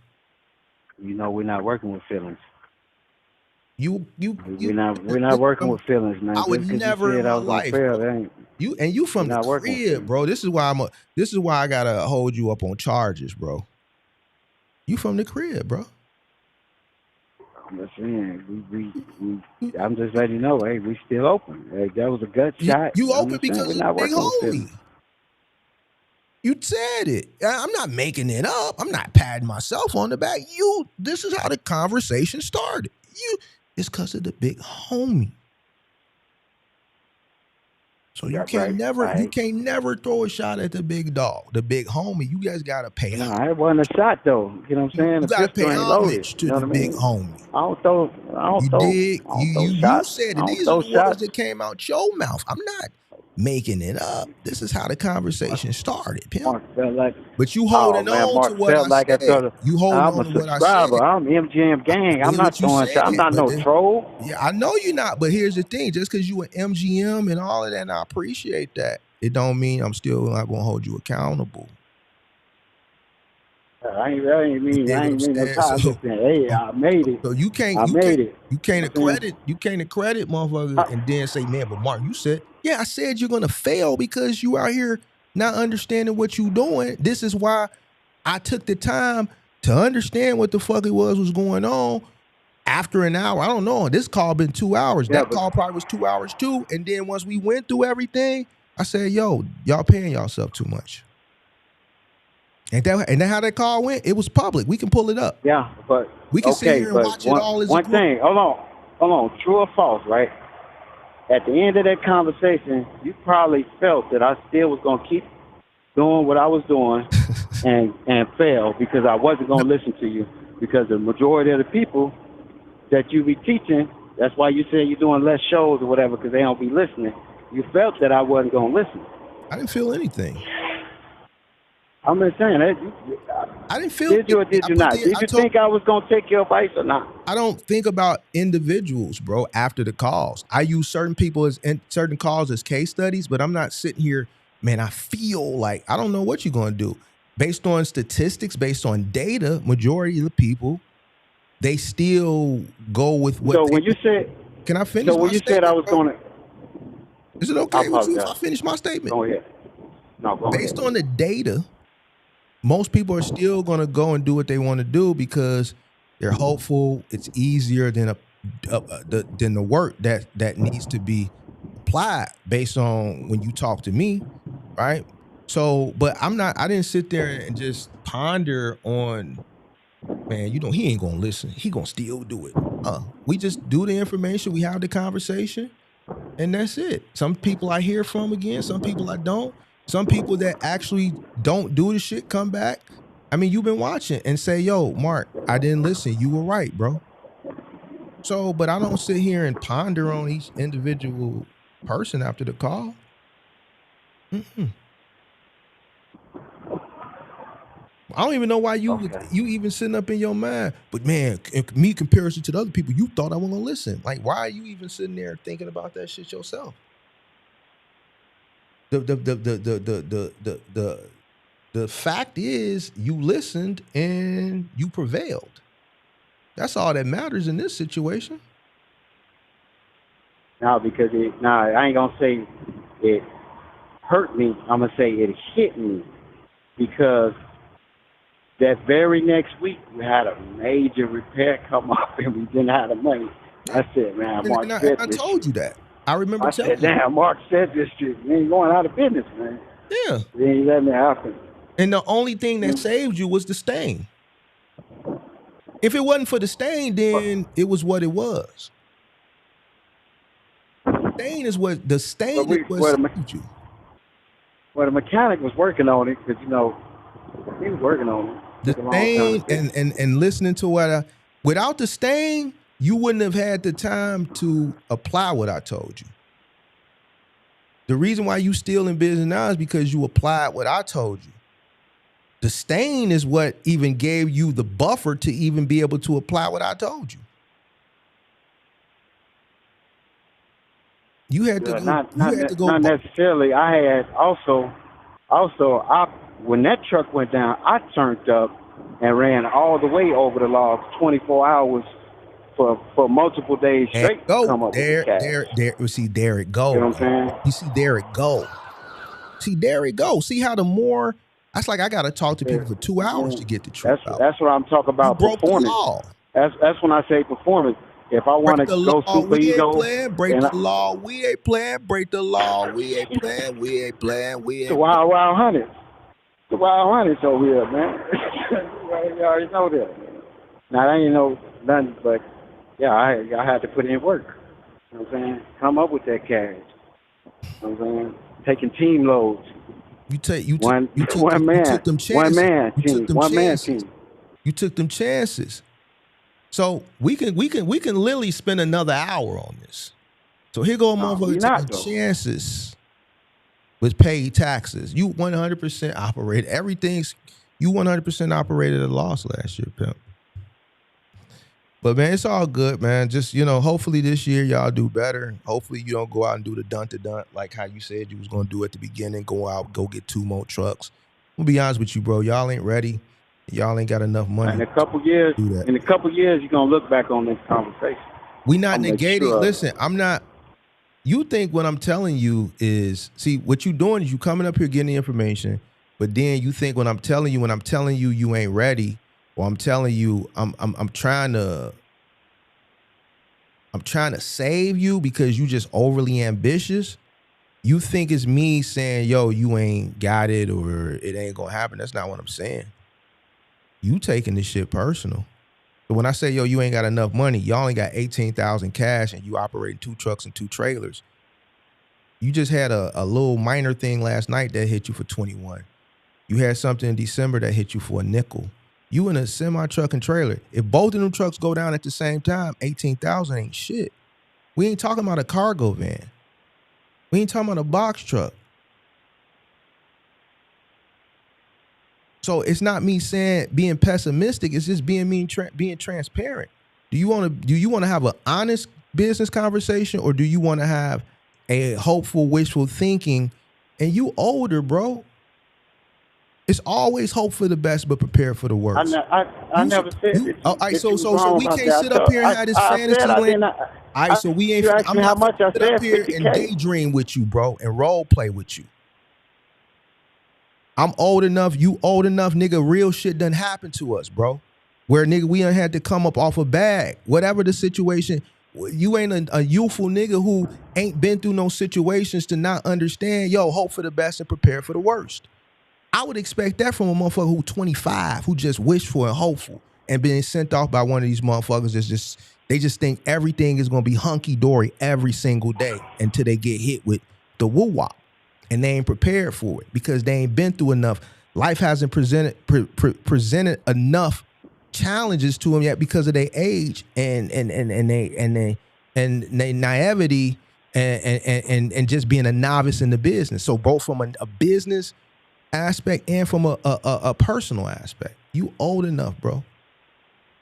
So when I'm saying, yo, I'm looking at the risk factor here. You got 2 tractor and trailers, bro.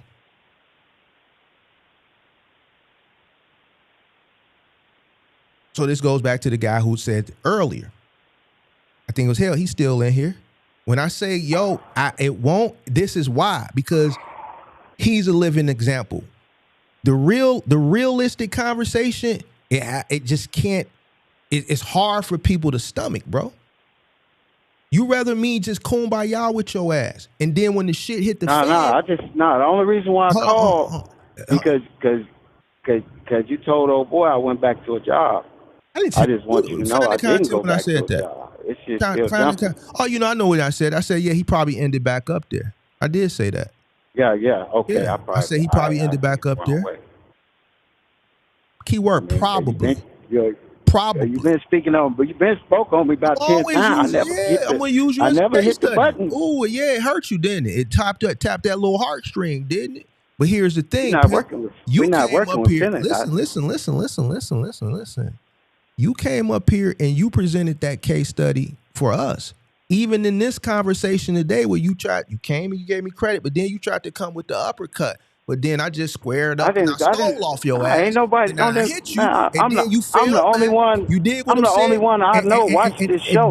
And then I know because a lot of these, and I get why they don't watch, because they get in their feelings too. But then even after you tried to hit me with the gun and I squared up and stole off you, man, Mark, help me with my cost per mile. There it go right there, nigga. I ain't asking you for a motherfucking thing. You still had to come back and ask me, and you tried to do it in a slick way, pimp. I'm from the crib. I'm not a middle American. I understand, bro. You a slick motherfucker. You didn't did time in the joint. You did what I'm saying. You old hustling ass nigga, bro. Listen, from the conversation, I'm from the crib too, nigga. Over east, nigga. You from the gardens. You did what I'm saying. So I understand the slick shit you doing, pimp. I'm just riding with you because I want to see you win, pimp. But at the end of the day, you can't never come when you still ain't doing your CPM, pimp. Right. I ain't calling the 832 number. You calling the 312 number. Still need the help. You're right. Now, I ain't called for help I'm not finna sit up here and I ain't called for help this time. Yeah, you did, pimp. Man, Mark, help me with my cost per mile. Dad, go right there. Go ahead and hit the rewind. No, I just want to show you that it was you saying that it wasn't 220. That it was close to 20. I told you I had 20 cents for taxes. Hold on, but you said, man, I don't add my repairs into my cost per mile.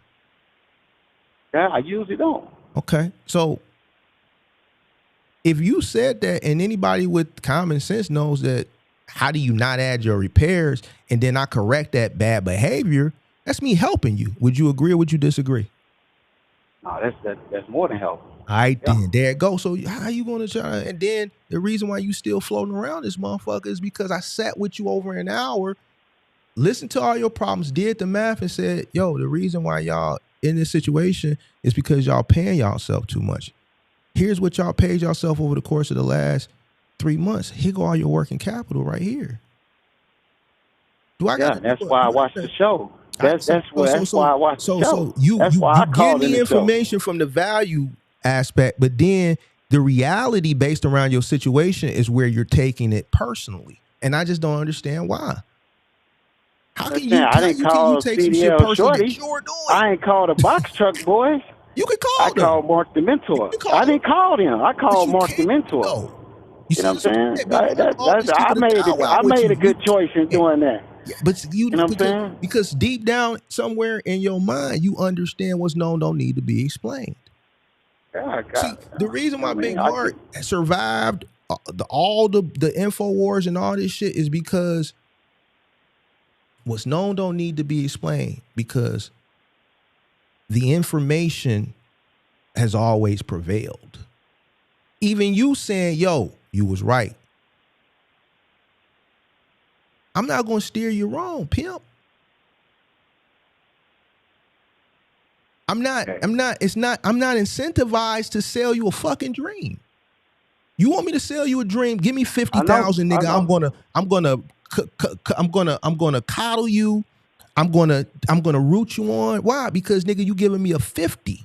You dig what I'm saying? So I gotta do like the rest of these guys, be fake with you because I want you to pay me the money. If you want to bring and say, man, Mark, I know you don't do mentorship, but fuck it, I'm gonna give you 100,000 and try to persuade me. I guess it would be in my best interest not to deter you from giving me that nickel, that 100, right? But I don't do this shit, so I'm not incentivized to coddle you so I can get that money on about you. No, the only thing I got for you is the facts. I know that, man. I know that's all you gonna come with. You did what I'm saying? I don't even watch I watch Freight Waves. Freight Waves. But Freight Waves ain't gonna give it to you. They not finna even have this conversation with you, bro. Yeah. I'm over here. They not gonna talk to you, bro. I see the data. They not finna spend 2 hours and 31 minutes. They not finna spend 2 hours and 31 minutes with you, pimp. That My girl mad at me right now. That nigga from a few She said, miles. my girl texting me right now. You listen to the Mark the Mentor show. So your girl watching Big Mark right now? Yeah. Hell no, she better not. You said she just texted you. She watching. She gonna be in the DM too. Yeah. Hell no, She I be on the watching. road too much. She see what it is. I be telling y'all they be in the DM. Take it easy, man. Easy. So man, just be cool. No, man, listen, pimp. Be cool. Be cool. Right. Chill. Get that shit up out. Cause you supposed to be one of the guys, brother. Right. So how you gonna sit up here and then, you know what I'm saying? Right. One hand wash the other. One hand wash the other. Right. I'm out of line. Both hands what? Wash the face. You out of line. You out of pocket, brother. Come on, man.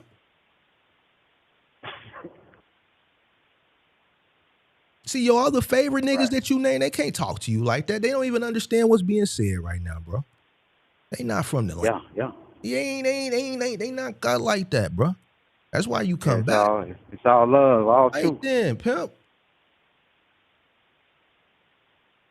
What else you got for me, bro? Because somebody keep calling me from the crib from a 708 number. That's it, man. Go ahead and take care of your business. I appreciate the time that you gave me, man. Yes, sir.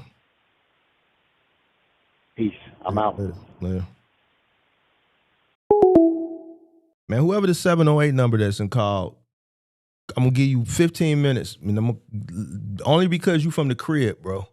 So if you still watching, you can call back. You didn't call a multitude. Everybody else that called, the 954, the 313, the 601, all these other numbers, y'all have to call back tomorrow.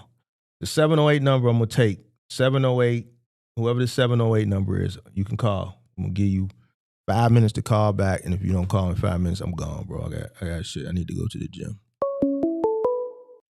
Yo. What I'm talking about? Yo. What's good with you, my boy? What's up? Who that? This DJ, bro. BJ. We talked before? No, this is my first time. I've been watching you for a little minute, and I had a couple questions, so I figured I'd call in and see if I can reach you. Where you from, the south suburbs? Hell yeah, south side. South side or south burbs? South burbs. I'd be specific with you. Be specific with me, pimp. Grew up around Lansing, Harvey, Markham, around there. All right. What you need? I really just had a couple questions for you. I'm just hopping into the game for real. Been watching a couple of y'all, but I really fuck with the way you be getting it up for real. But I'm torn in between getting a Ford Transit 350 or getting a 16 footer and hopping straight in. I got about 1,500 saved up. 15,000 saved up. So I don't know which one to hop into. What you trying to do? I gotta get a loan either way. What you trying to do? Move pallets. General freight. Say that again because I was reading something in the chat that I was going to respond to. But go ahead, say it one more time. What you trying to do? Move pallets and just general freight. Oh. They cost about the same. What you trying to do? Over the road? Yeah. So you want to do expedited then? I would just get the van if that's what you want to do. The 350. The 350, okay. Yeah, my last little question, just real quick. The payload for the 350 just about the same as about like a 12-footer. Just stick with the 350. You said the payload for the 350 is what? About the same as a 12-foot box truck. A 12-foot box truck? I thought you said a 16-footer. Yeah. I see. Since you said go with the, I'm still trying to move pallets. I ain't gonna hold you, big bro. Listen, bro, I ain't gonna hold you, bro. Like at the end of the day, bro, I'm gonna keep it a buck with you. How old are you?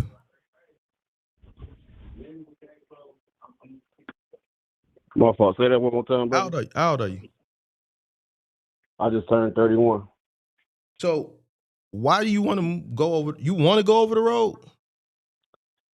Really, I'm just trying to create some generational wealth, bro. I'm just trying to hop into the cargo box truck game business, and I ain't really trying to just. I've been watching your videos. My brothers be You want to like, create generational wealth. Explain. I thought we was finna get out of here, but now I gotta get this shit some time. Explain to me what you mean by this, bro. Break it down to me, big dog. really, bro, I ain't got no kids, no like deep family ties or nothing. Just for me to live comfortable, my kids to live comfortable off of. And gotta grow up with the WIC and got to grow up with the EBT. You feel me? Just to so you want to create do what they want to. Wealth though. So you give me the plan. Walk it down. You want to create? Start out with this. Okay. Like the buddy that just called last, I want to start out with the cargo business and hopefully scale that up higher, or turn that into owning like a Chick-fil-A or like not a Steak and Shake, but shit, something like that. Going to something a little larger, but somehow I got started on my own. I was making 6 figures at a different job, but I was working like 70 hours a week. And I ain't trying to really do that no more for nobody else, trying to work for myself. All right, bet. So look, why you want to do the OTR in the cargo van? Outside of the generational wealth shit. It just seemed like it made sense to keep it a bean. Is what? It just seemed like it made sense to keep it a bean. Why it makes sense? You said as opposed to using a box truck, you saying using a cargo van? And you've been studying the market, right? You've been researching, right? Yeah. For how long? About a month and a half, 2. Month and a half, 2. And based on this month and a half, 2-month research, you come up with going over the road in a cargo van or a 16-foot box truck is good. Right? Yeah, you can say that, yeah. Okay. Let me ask you this. Why a 16-foot or a cargo van in comparison to a 20-foot, 6-footer?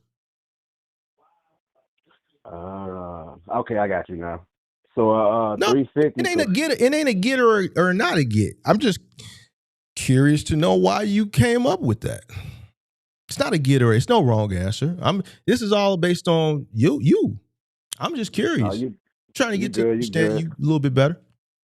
So I first started out with a cargo van because it's under 10K. I don't have to log shit, and I can really just haul. Because I can really put in them hours, so I can drive as much as I really need to or want to without having it logged. But then at the same time, it don't fit as much as a 16-footer. So I'm like, man, should I just go with the 16 with the ramp on it, or stick with the 350 and kind of stick under the radar since I'm just starting out? So basically what you're saying, based off what you said, I'm just comprehending what you said, you want to do it based on the initial cost of entry, maybe lack of funding to acquire a 26-footer, and you want to avoid the responsibility of authority, what comes along with authority. You want to avoid that level of responsibility. Would that be a fair assessment? Yeah, the soft entry hopping in for sure. Okay. What other research have you done? I tried to do a little cost per mile already, even though I don't have the insurance or the truck yet. I'm getting it from Penske. I already called around for insurance, got a quote. I'm getting a loan through the credit union. A loan for what? What are you getting a loan for? For the cargo van from Penske. They both, that's what I'm saying. Oh, you getting a loan for the cargo van? I thought you were renting you said you're renting a van or you're going to buy? No. I'm a finance. Okay. So you're getting a finance loan. You're going to get the company, the credit union to finance the loan for the van is what you're saying. Or you're getting a loan for the business. I'm confused. No, it's going to be a personal loan through me. A personal loan through you. What do you need? What is that going to be for and how much? That's what I was saying. At the same time, it's going to be the same price for the 350 at the same price for a 16-footer that I'm looking at. So I don't know which one. Okay, hold on. Let's do one thing at a time. How much is the price of the 350 you looking at? About 33. 83? 33. 33. What is the year, make, and model on it? I can look it up right now. This is not a dually, right? This is a single, right?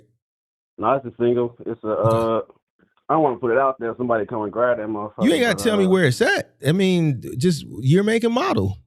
It's a 20. Hold on, I'm looking at it right now. They made one. They didn't stop making them. 2020 Ford Transit 350 with 60K miles on it, going for 36,250.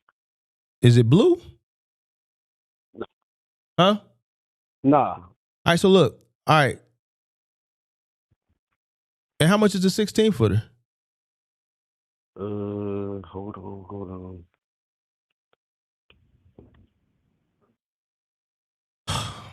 The one I'm looking at right here is a 2020. I don't really want this one, but it's a 2021 Ford 450 for 34K with 131K miles on it. What year is it? 2021. I would never spend that much on a 16 footer. But all right, so boom. And you said you got 10,000, or that's the 10,000 that you're looking to acquire from the loan. No, I got 15K on my own. I figured I was gonna use that for use that for the I got my notes right here too. Use that for the initial down payment for the insurance, couple of months of rent, and then a couple of months of payment on the truck.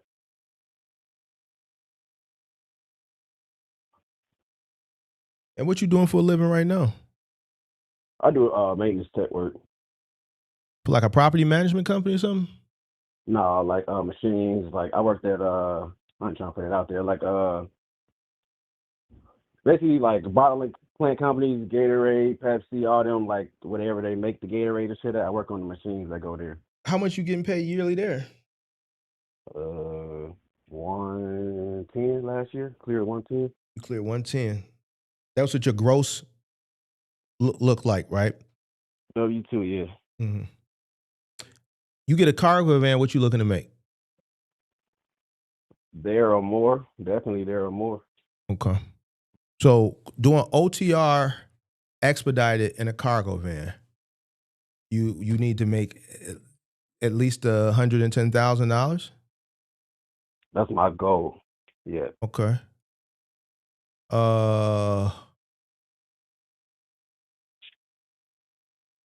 Is that a realistic goal?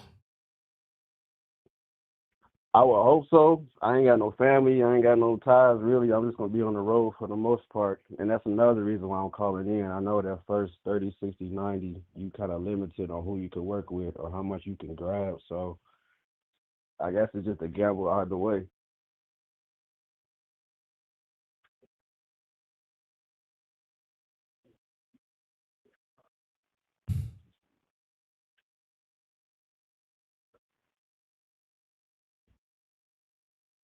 You thinking it's something I should even mess with? Like, what you thinking?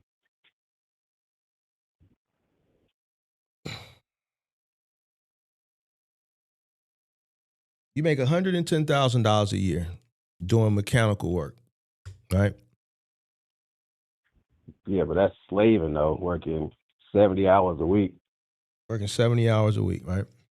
So in your initial, I guess, theses, I would call it, a mission statement. No, it wasn't a mission. Just an initial dialogue that we had having. You said, when I asked you why a cargo van versus a 26-foot truck, one of the things that stood out was avoiding the compliance, right? Like hours of service, right? You also said that you know you're going to have to drive a lot, right? So you understand that with a cargo van, the expedited is going to require you to drive way more hours. I rock with that. I would rather work more hours for myself than work those hours for somebody else, if that makes sense. Because I know I'm building towards something bigger than that. Is it? I know that. Okay. All right. So,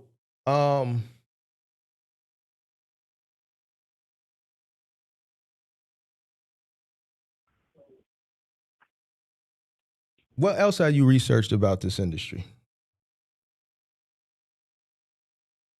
kind of a little bit touched on everything. How much the equipment costs, who I want to factor with. I got my LLC, my EIN, all of that. Really, I'm just waiting on the insurance, figuring out which truck I'm gonna get or which vehicle I'm gonna go with, getting the insurance, having that submitted, and then everything will be golden from there. I just kind of stuck on which one to go with.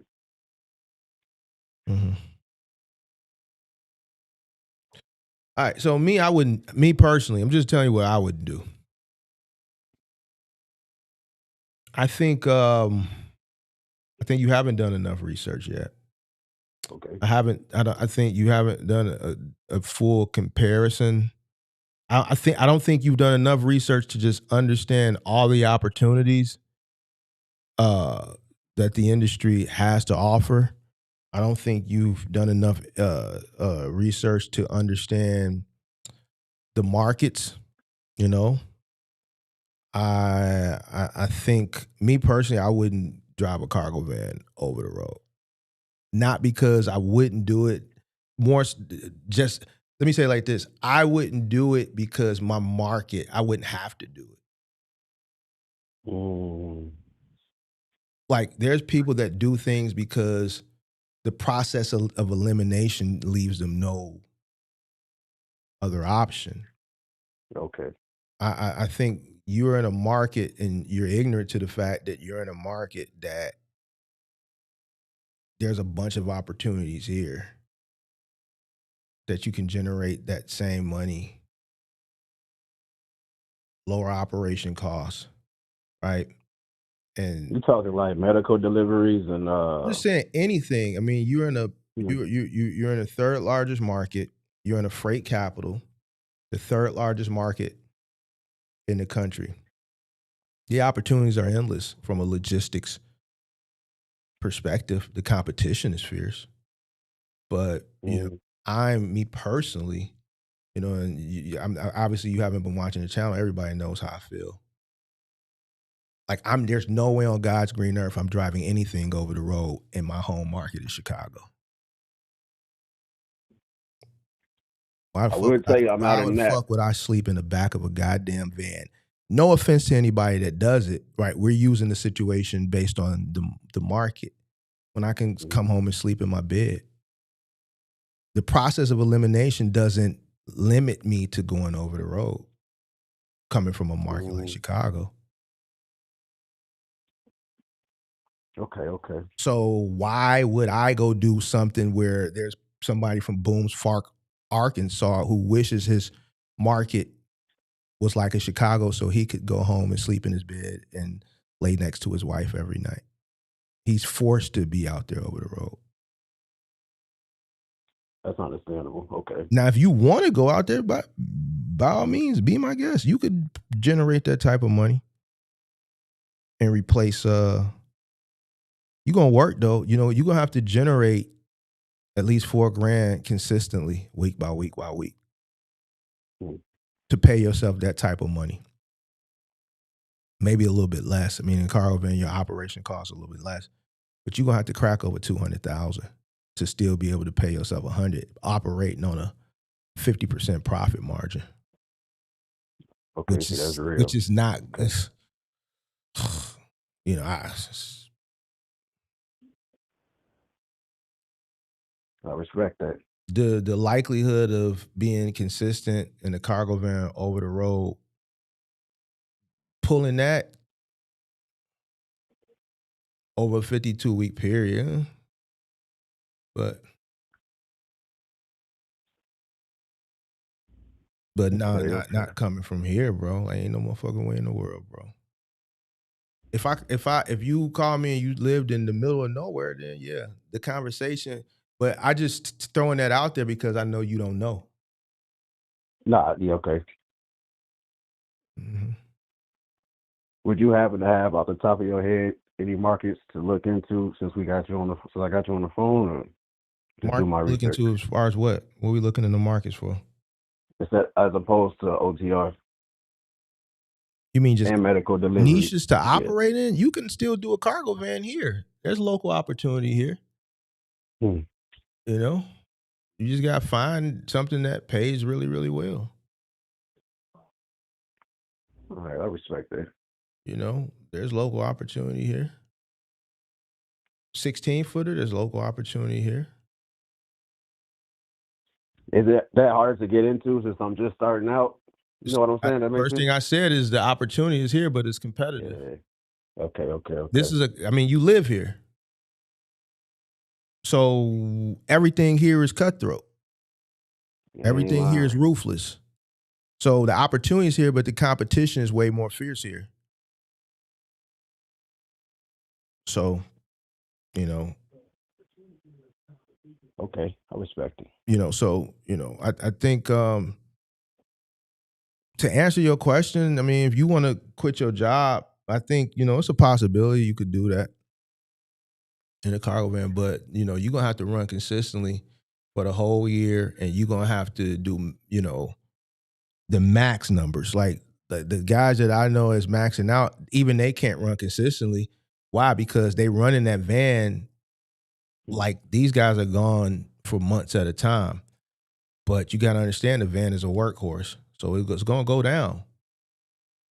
The difference when their van goes down versus, let's say, like a local guy, when the van goes down, like there's a guy in my Discord, his van went down in Florida about a month ago. It was in the shop for a couple of weeks. He stayed near the van. So he's down. Okay. He went and actually stayed with a college buddy in South Carolina. He took a Greyhound bus from Florida to South Carolina and stayed there. He could have came back home to Pennsylvania because I think he's married, but he didn't want to travel way back there. Grab it back up. And then have to travel back down to Florida. The van broke down in Florida. You got to understand, when you're doing that type of work and you're away for a long time, that van is running. Okay. So the wear and tear on it is way just harsh. So. Okay, I got you. To operate 52 weeks consistently, top tier, you're going to run into some situations, bro. Okay. And no, that makes so sense. you may not be able to pay yourself that first year what you were making, but if your plan is to build and scale, then it's just a hit you got to take to grow it. So. Not to just drag this on, but am I kind of just shooting myself in the foot by not just getting that 16 and just getting the ELD and going that route? 16-footer is a very, and what you want to do is you don't really see it done often. I think the 16-footer is like a specialty truck for certain niches. It's like a middle child. Okay. I look at it like, you know, with what you want to do is certain things. The 16-footer is just too much truck, and certain things is just not enough truck. I look at a 16-footer as great for like household goods moves, for like up to like 1 bedroom, maybe some 2-bedroom house moves. And then like for final mile for like fitness equipment, you know, just retail, home delivery with assembly, right? Something that doesn't require a full 26-foot truckload because you may be delivering fitness equipment. So you get 4 stops on there, it can fit comfortably, but you know, you're only doing 4 stops because you have to allot time for the assembly of the Pelotons or the whatever, the treadmills that you're delivering, shit like that, right? But for like OTR, I think the best way to go is a 26-foot. I think the more capacity is more beneficial than the 16-footer, and that's why I think you don't see a lot of people taking 16-footers over the road. 2, you're looking at a Ford F450 or E450, right? E450, right? No, was it? Let me look at it. E350, a van cutaway, right? Yeah, it's a 450. Is it? So it's a F450. Yeah. So then that's a pickup truck cutaway. So then now my question to you is, it dock height? More than likely, it's probably not. Okay. So So normally the cab over 16 footers are dock height. The pickup truck or the van cutaways aren't. So now that presents another issue.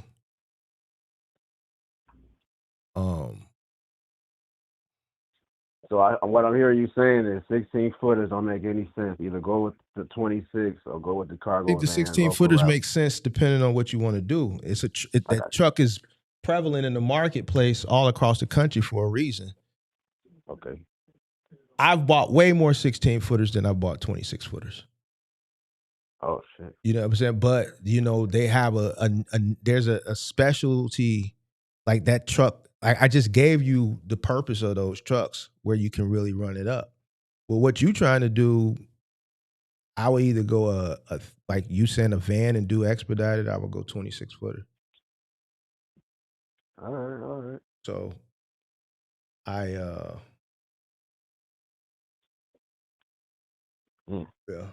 I think you said what? I'm gonna go and definitely do more research because I definitely did not look into a 26. I ain't gonna cap, keeping it real with you. I'm trying to avoid that random drug test that they got going on with the weight. Once you go over like a 26. Smoke the Zod in. That's a fact. So how you plan on building a business, pimp? Hey, I figured Elon Musk do drugs, don't he? You know what I'm saying? Once you made it, you made it. You ain't getting tested no more. You ain't made it. I feel you. You ain't come from a rich South African daddy neither. With privileges. Your struggle and his struggle is gonna be two different struggles. I feel you. So, you know, like so now it makes even more sense. You dodging certain things because of habits. Maximizing your profitability doing over the road with a 26 foot. That's why I said it don't make sense to do it, right? Because you want to have the capacity so you can maximize your earning potential, but your earning potential is limited because of your habits. So now you have to make a decision. Is the job more important or is the bread more important? And I mean, I can only keep it funky with you, bro. I ain't finna sell you no dream. That's something that you got to determine. Is the job more important? You probably go to that dispensary right there off of I-57 right there. As soon as you get off of I-57, right off 147. Yes, sir. I'm really from out. I'm out here. Nigga, I was just at Bernice's last night. You know what I'm saying? Nigga, I'm out in these streets. Nigga, I was right out there on 174th last night. You understand what I'm saying?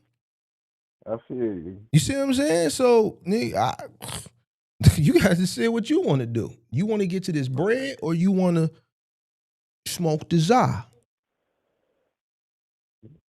All right. Ain't even a tough decision when you put it like that. Keep it a bean. So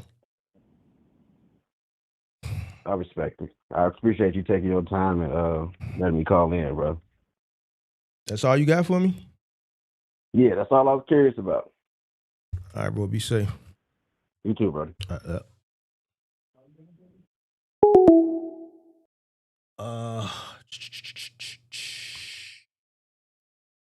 Man, this was a long show. Guess what? I'm still finna hit the gym. And it's Monday. I still got to do my Discord shit. And I got a bunch of phone calls to return.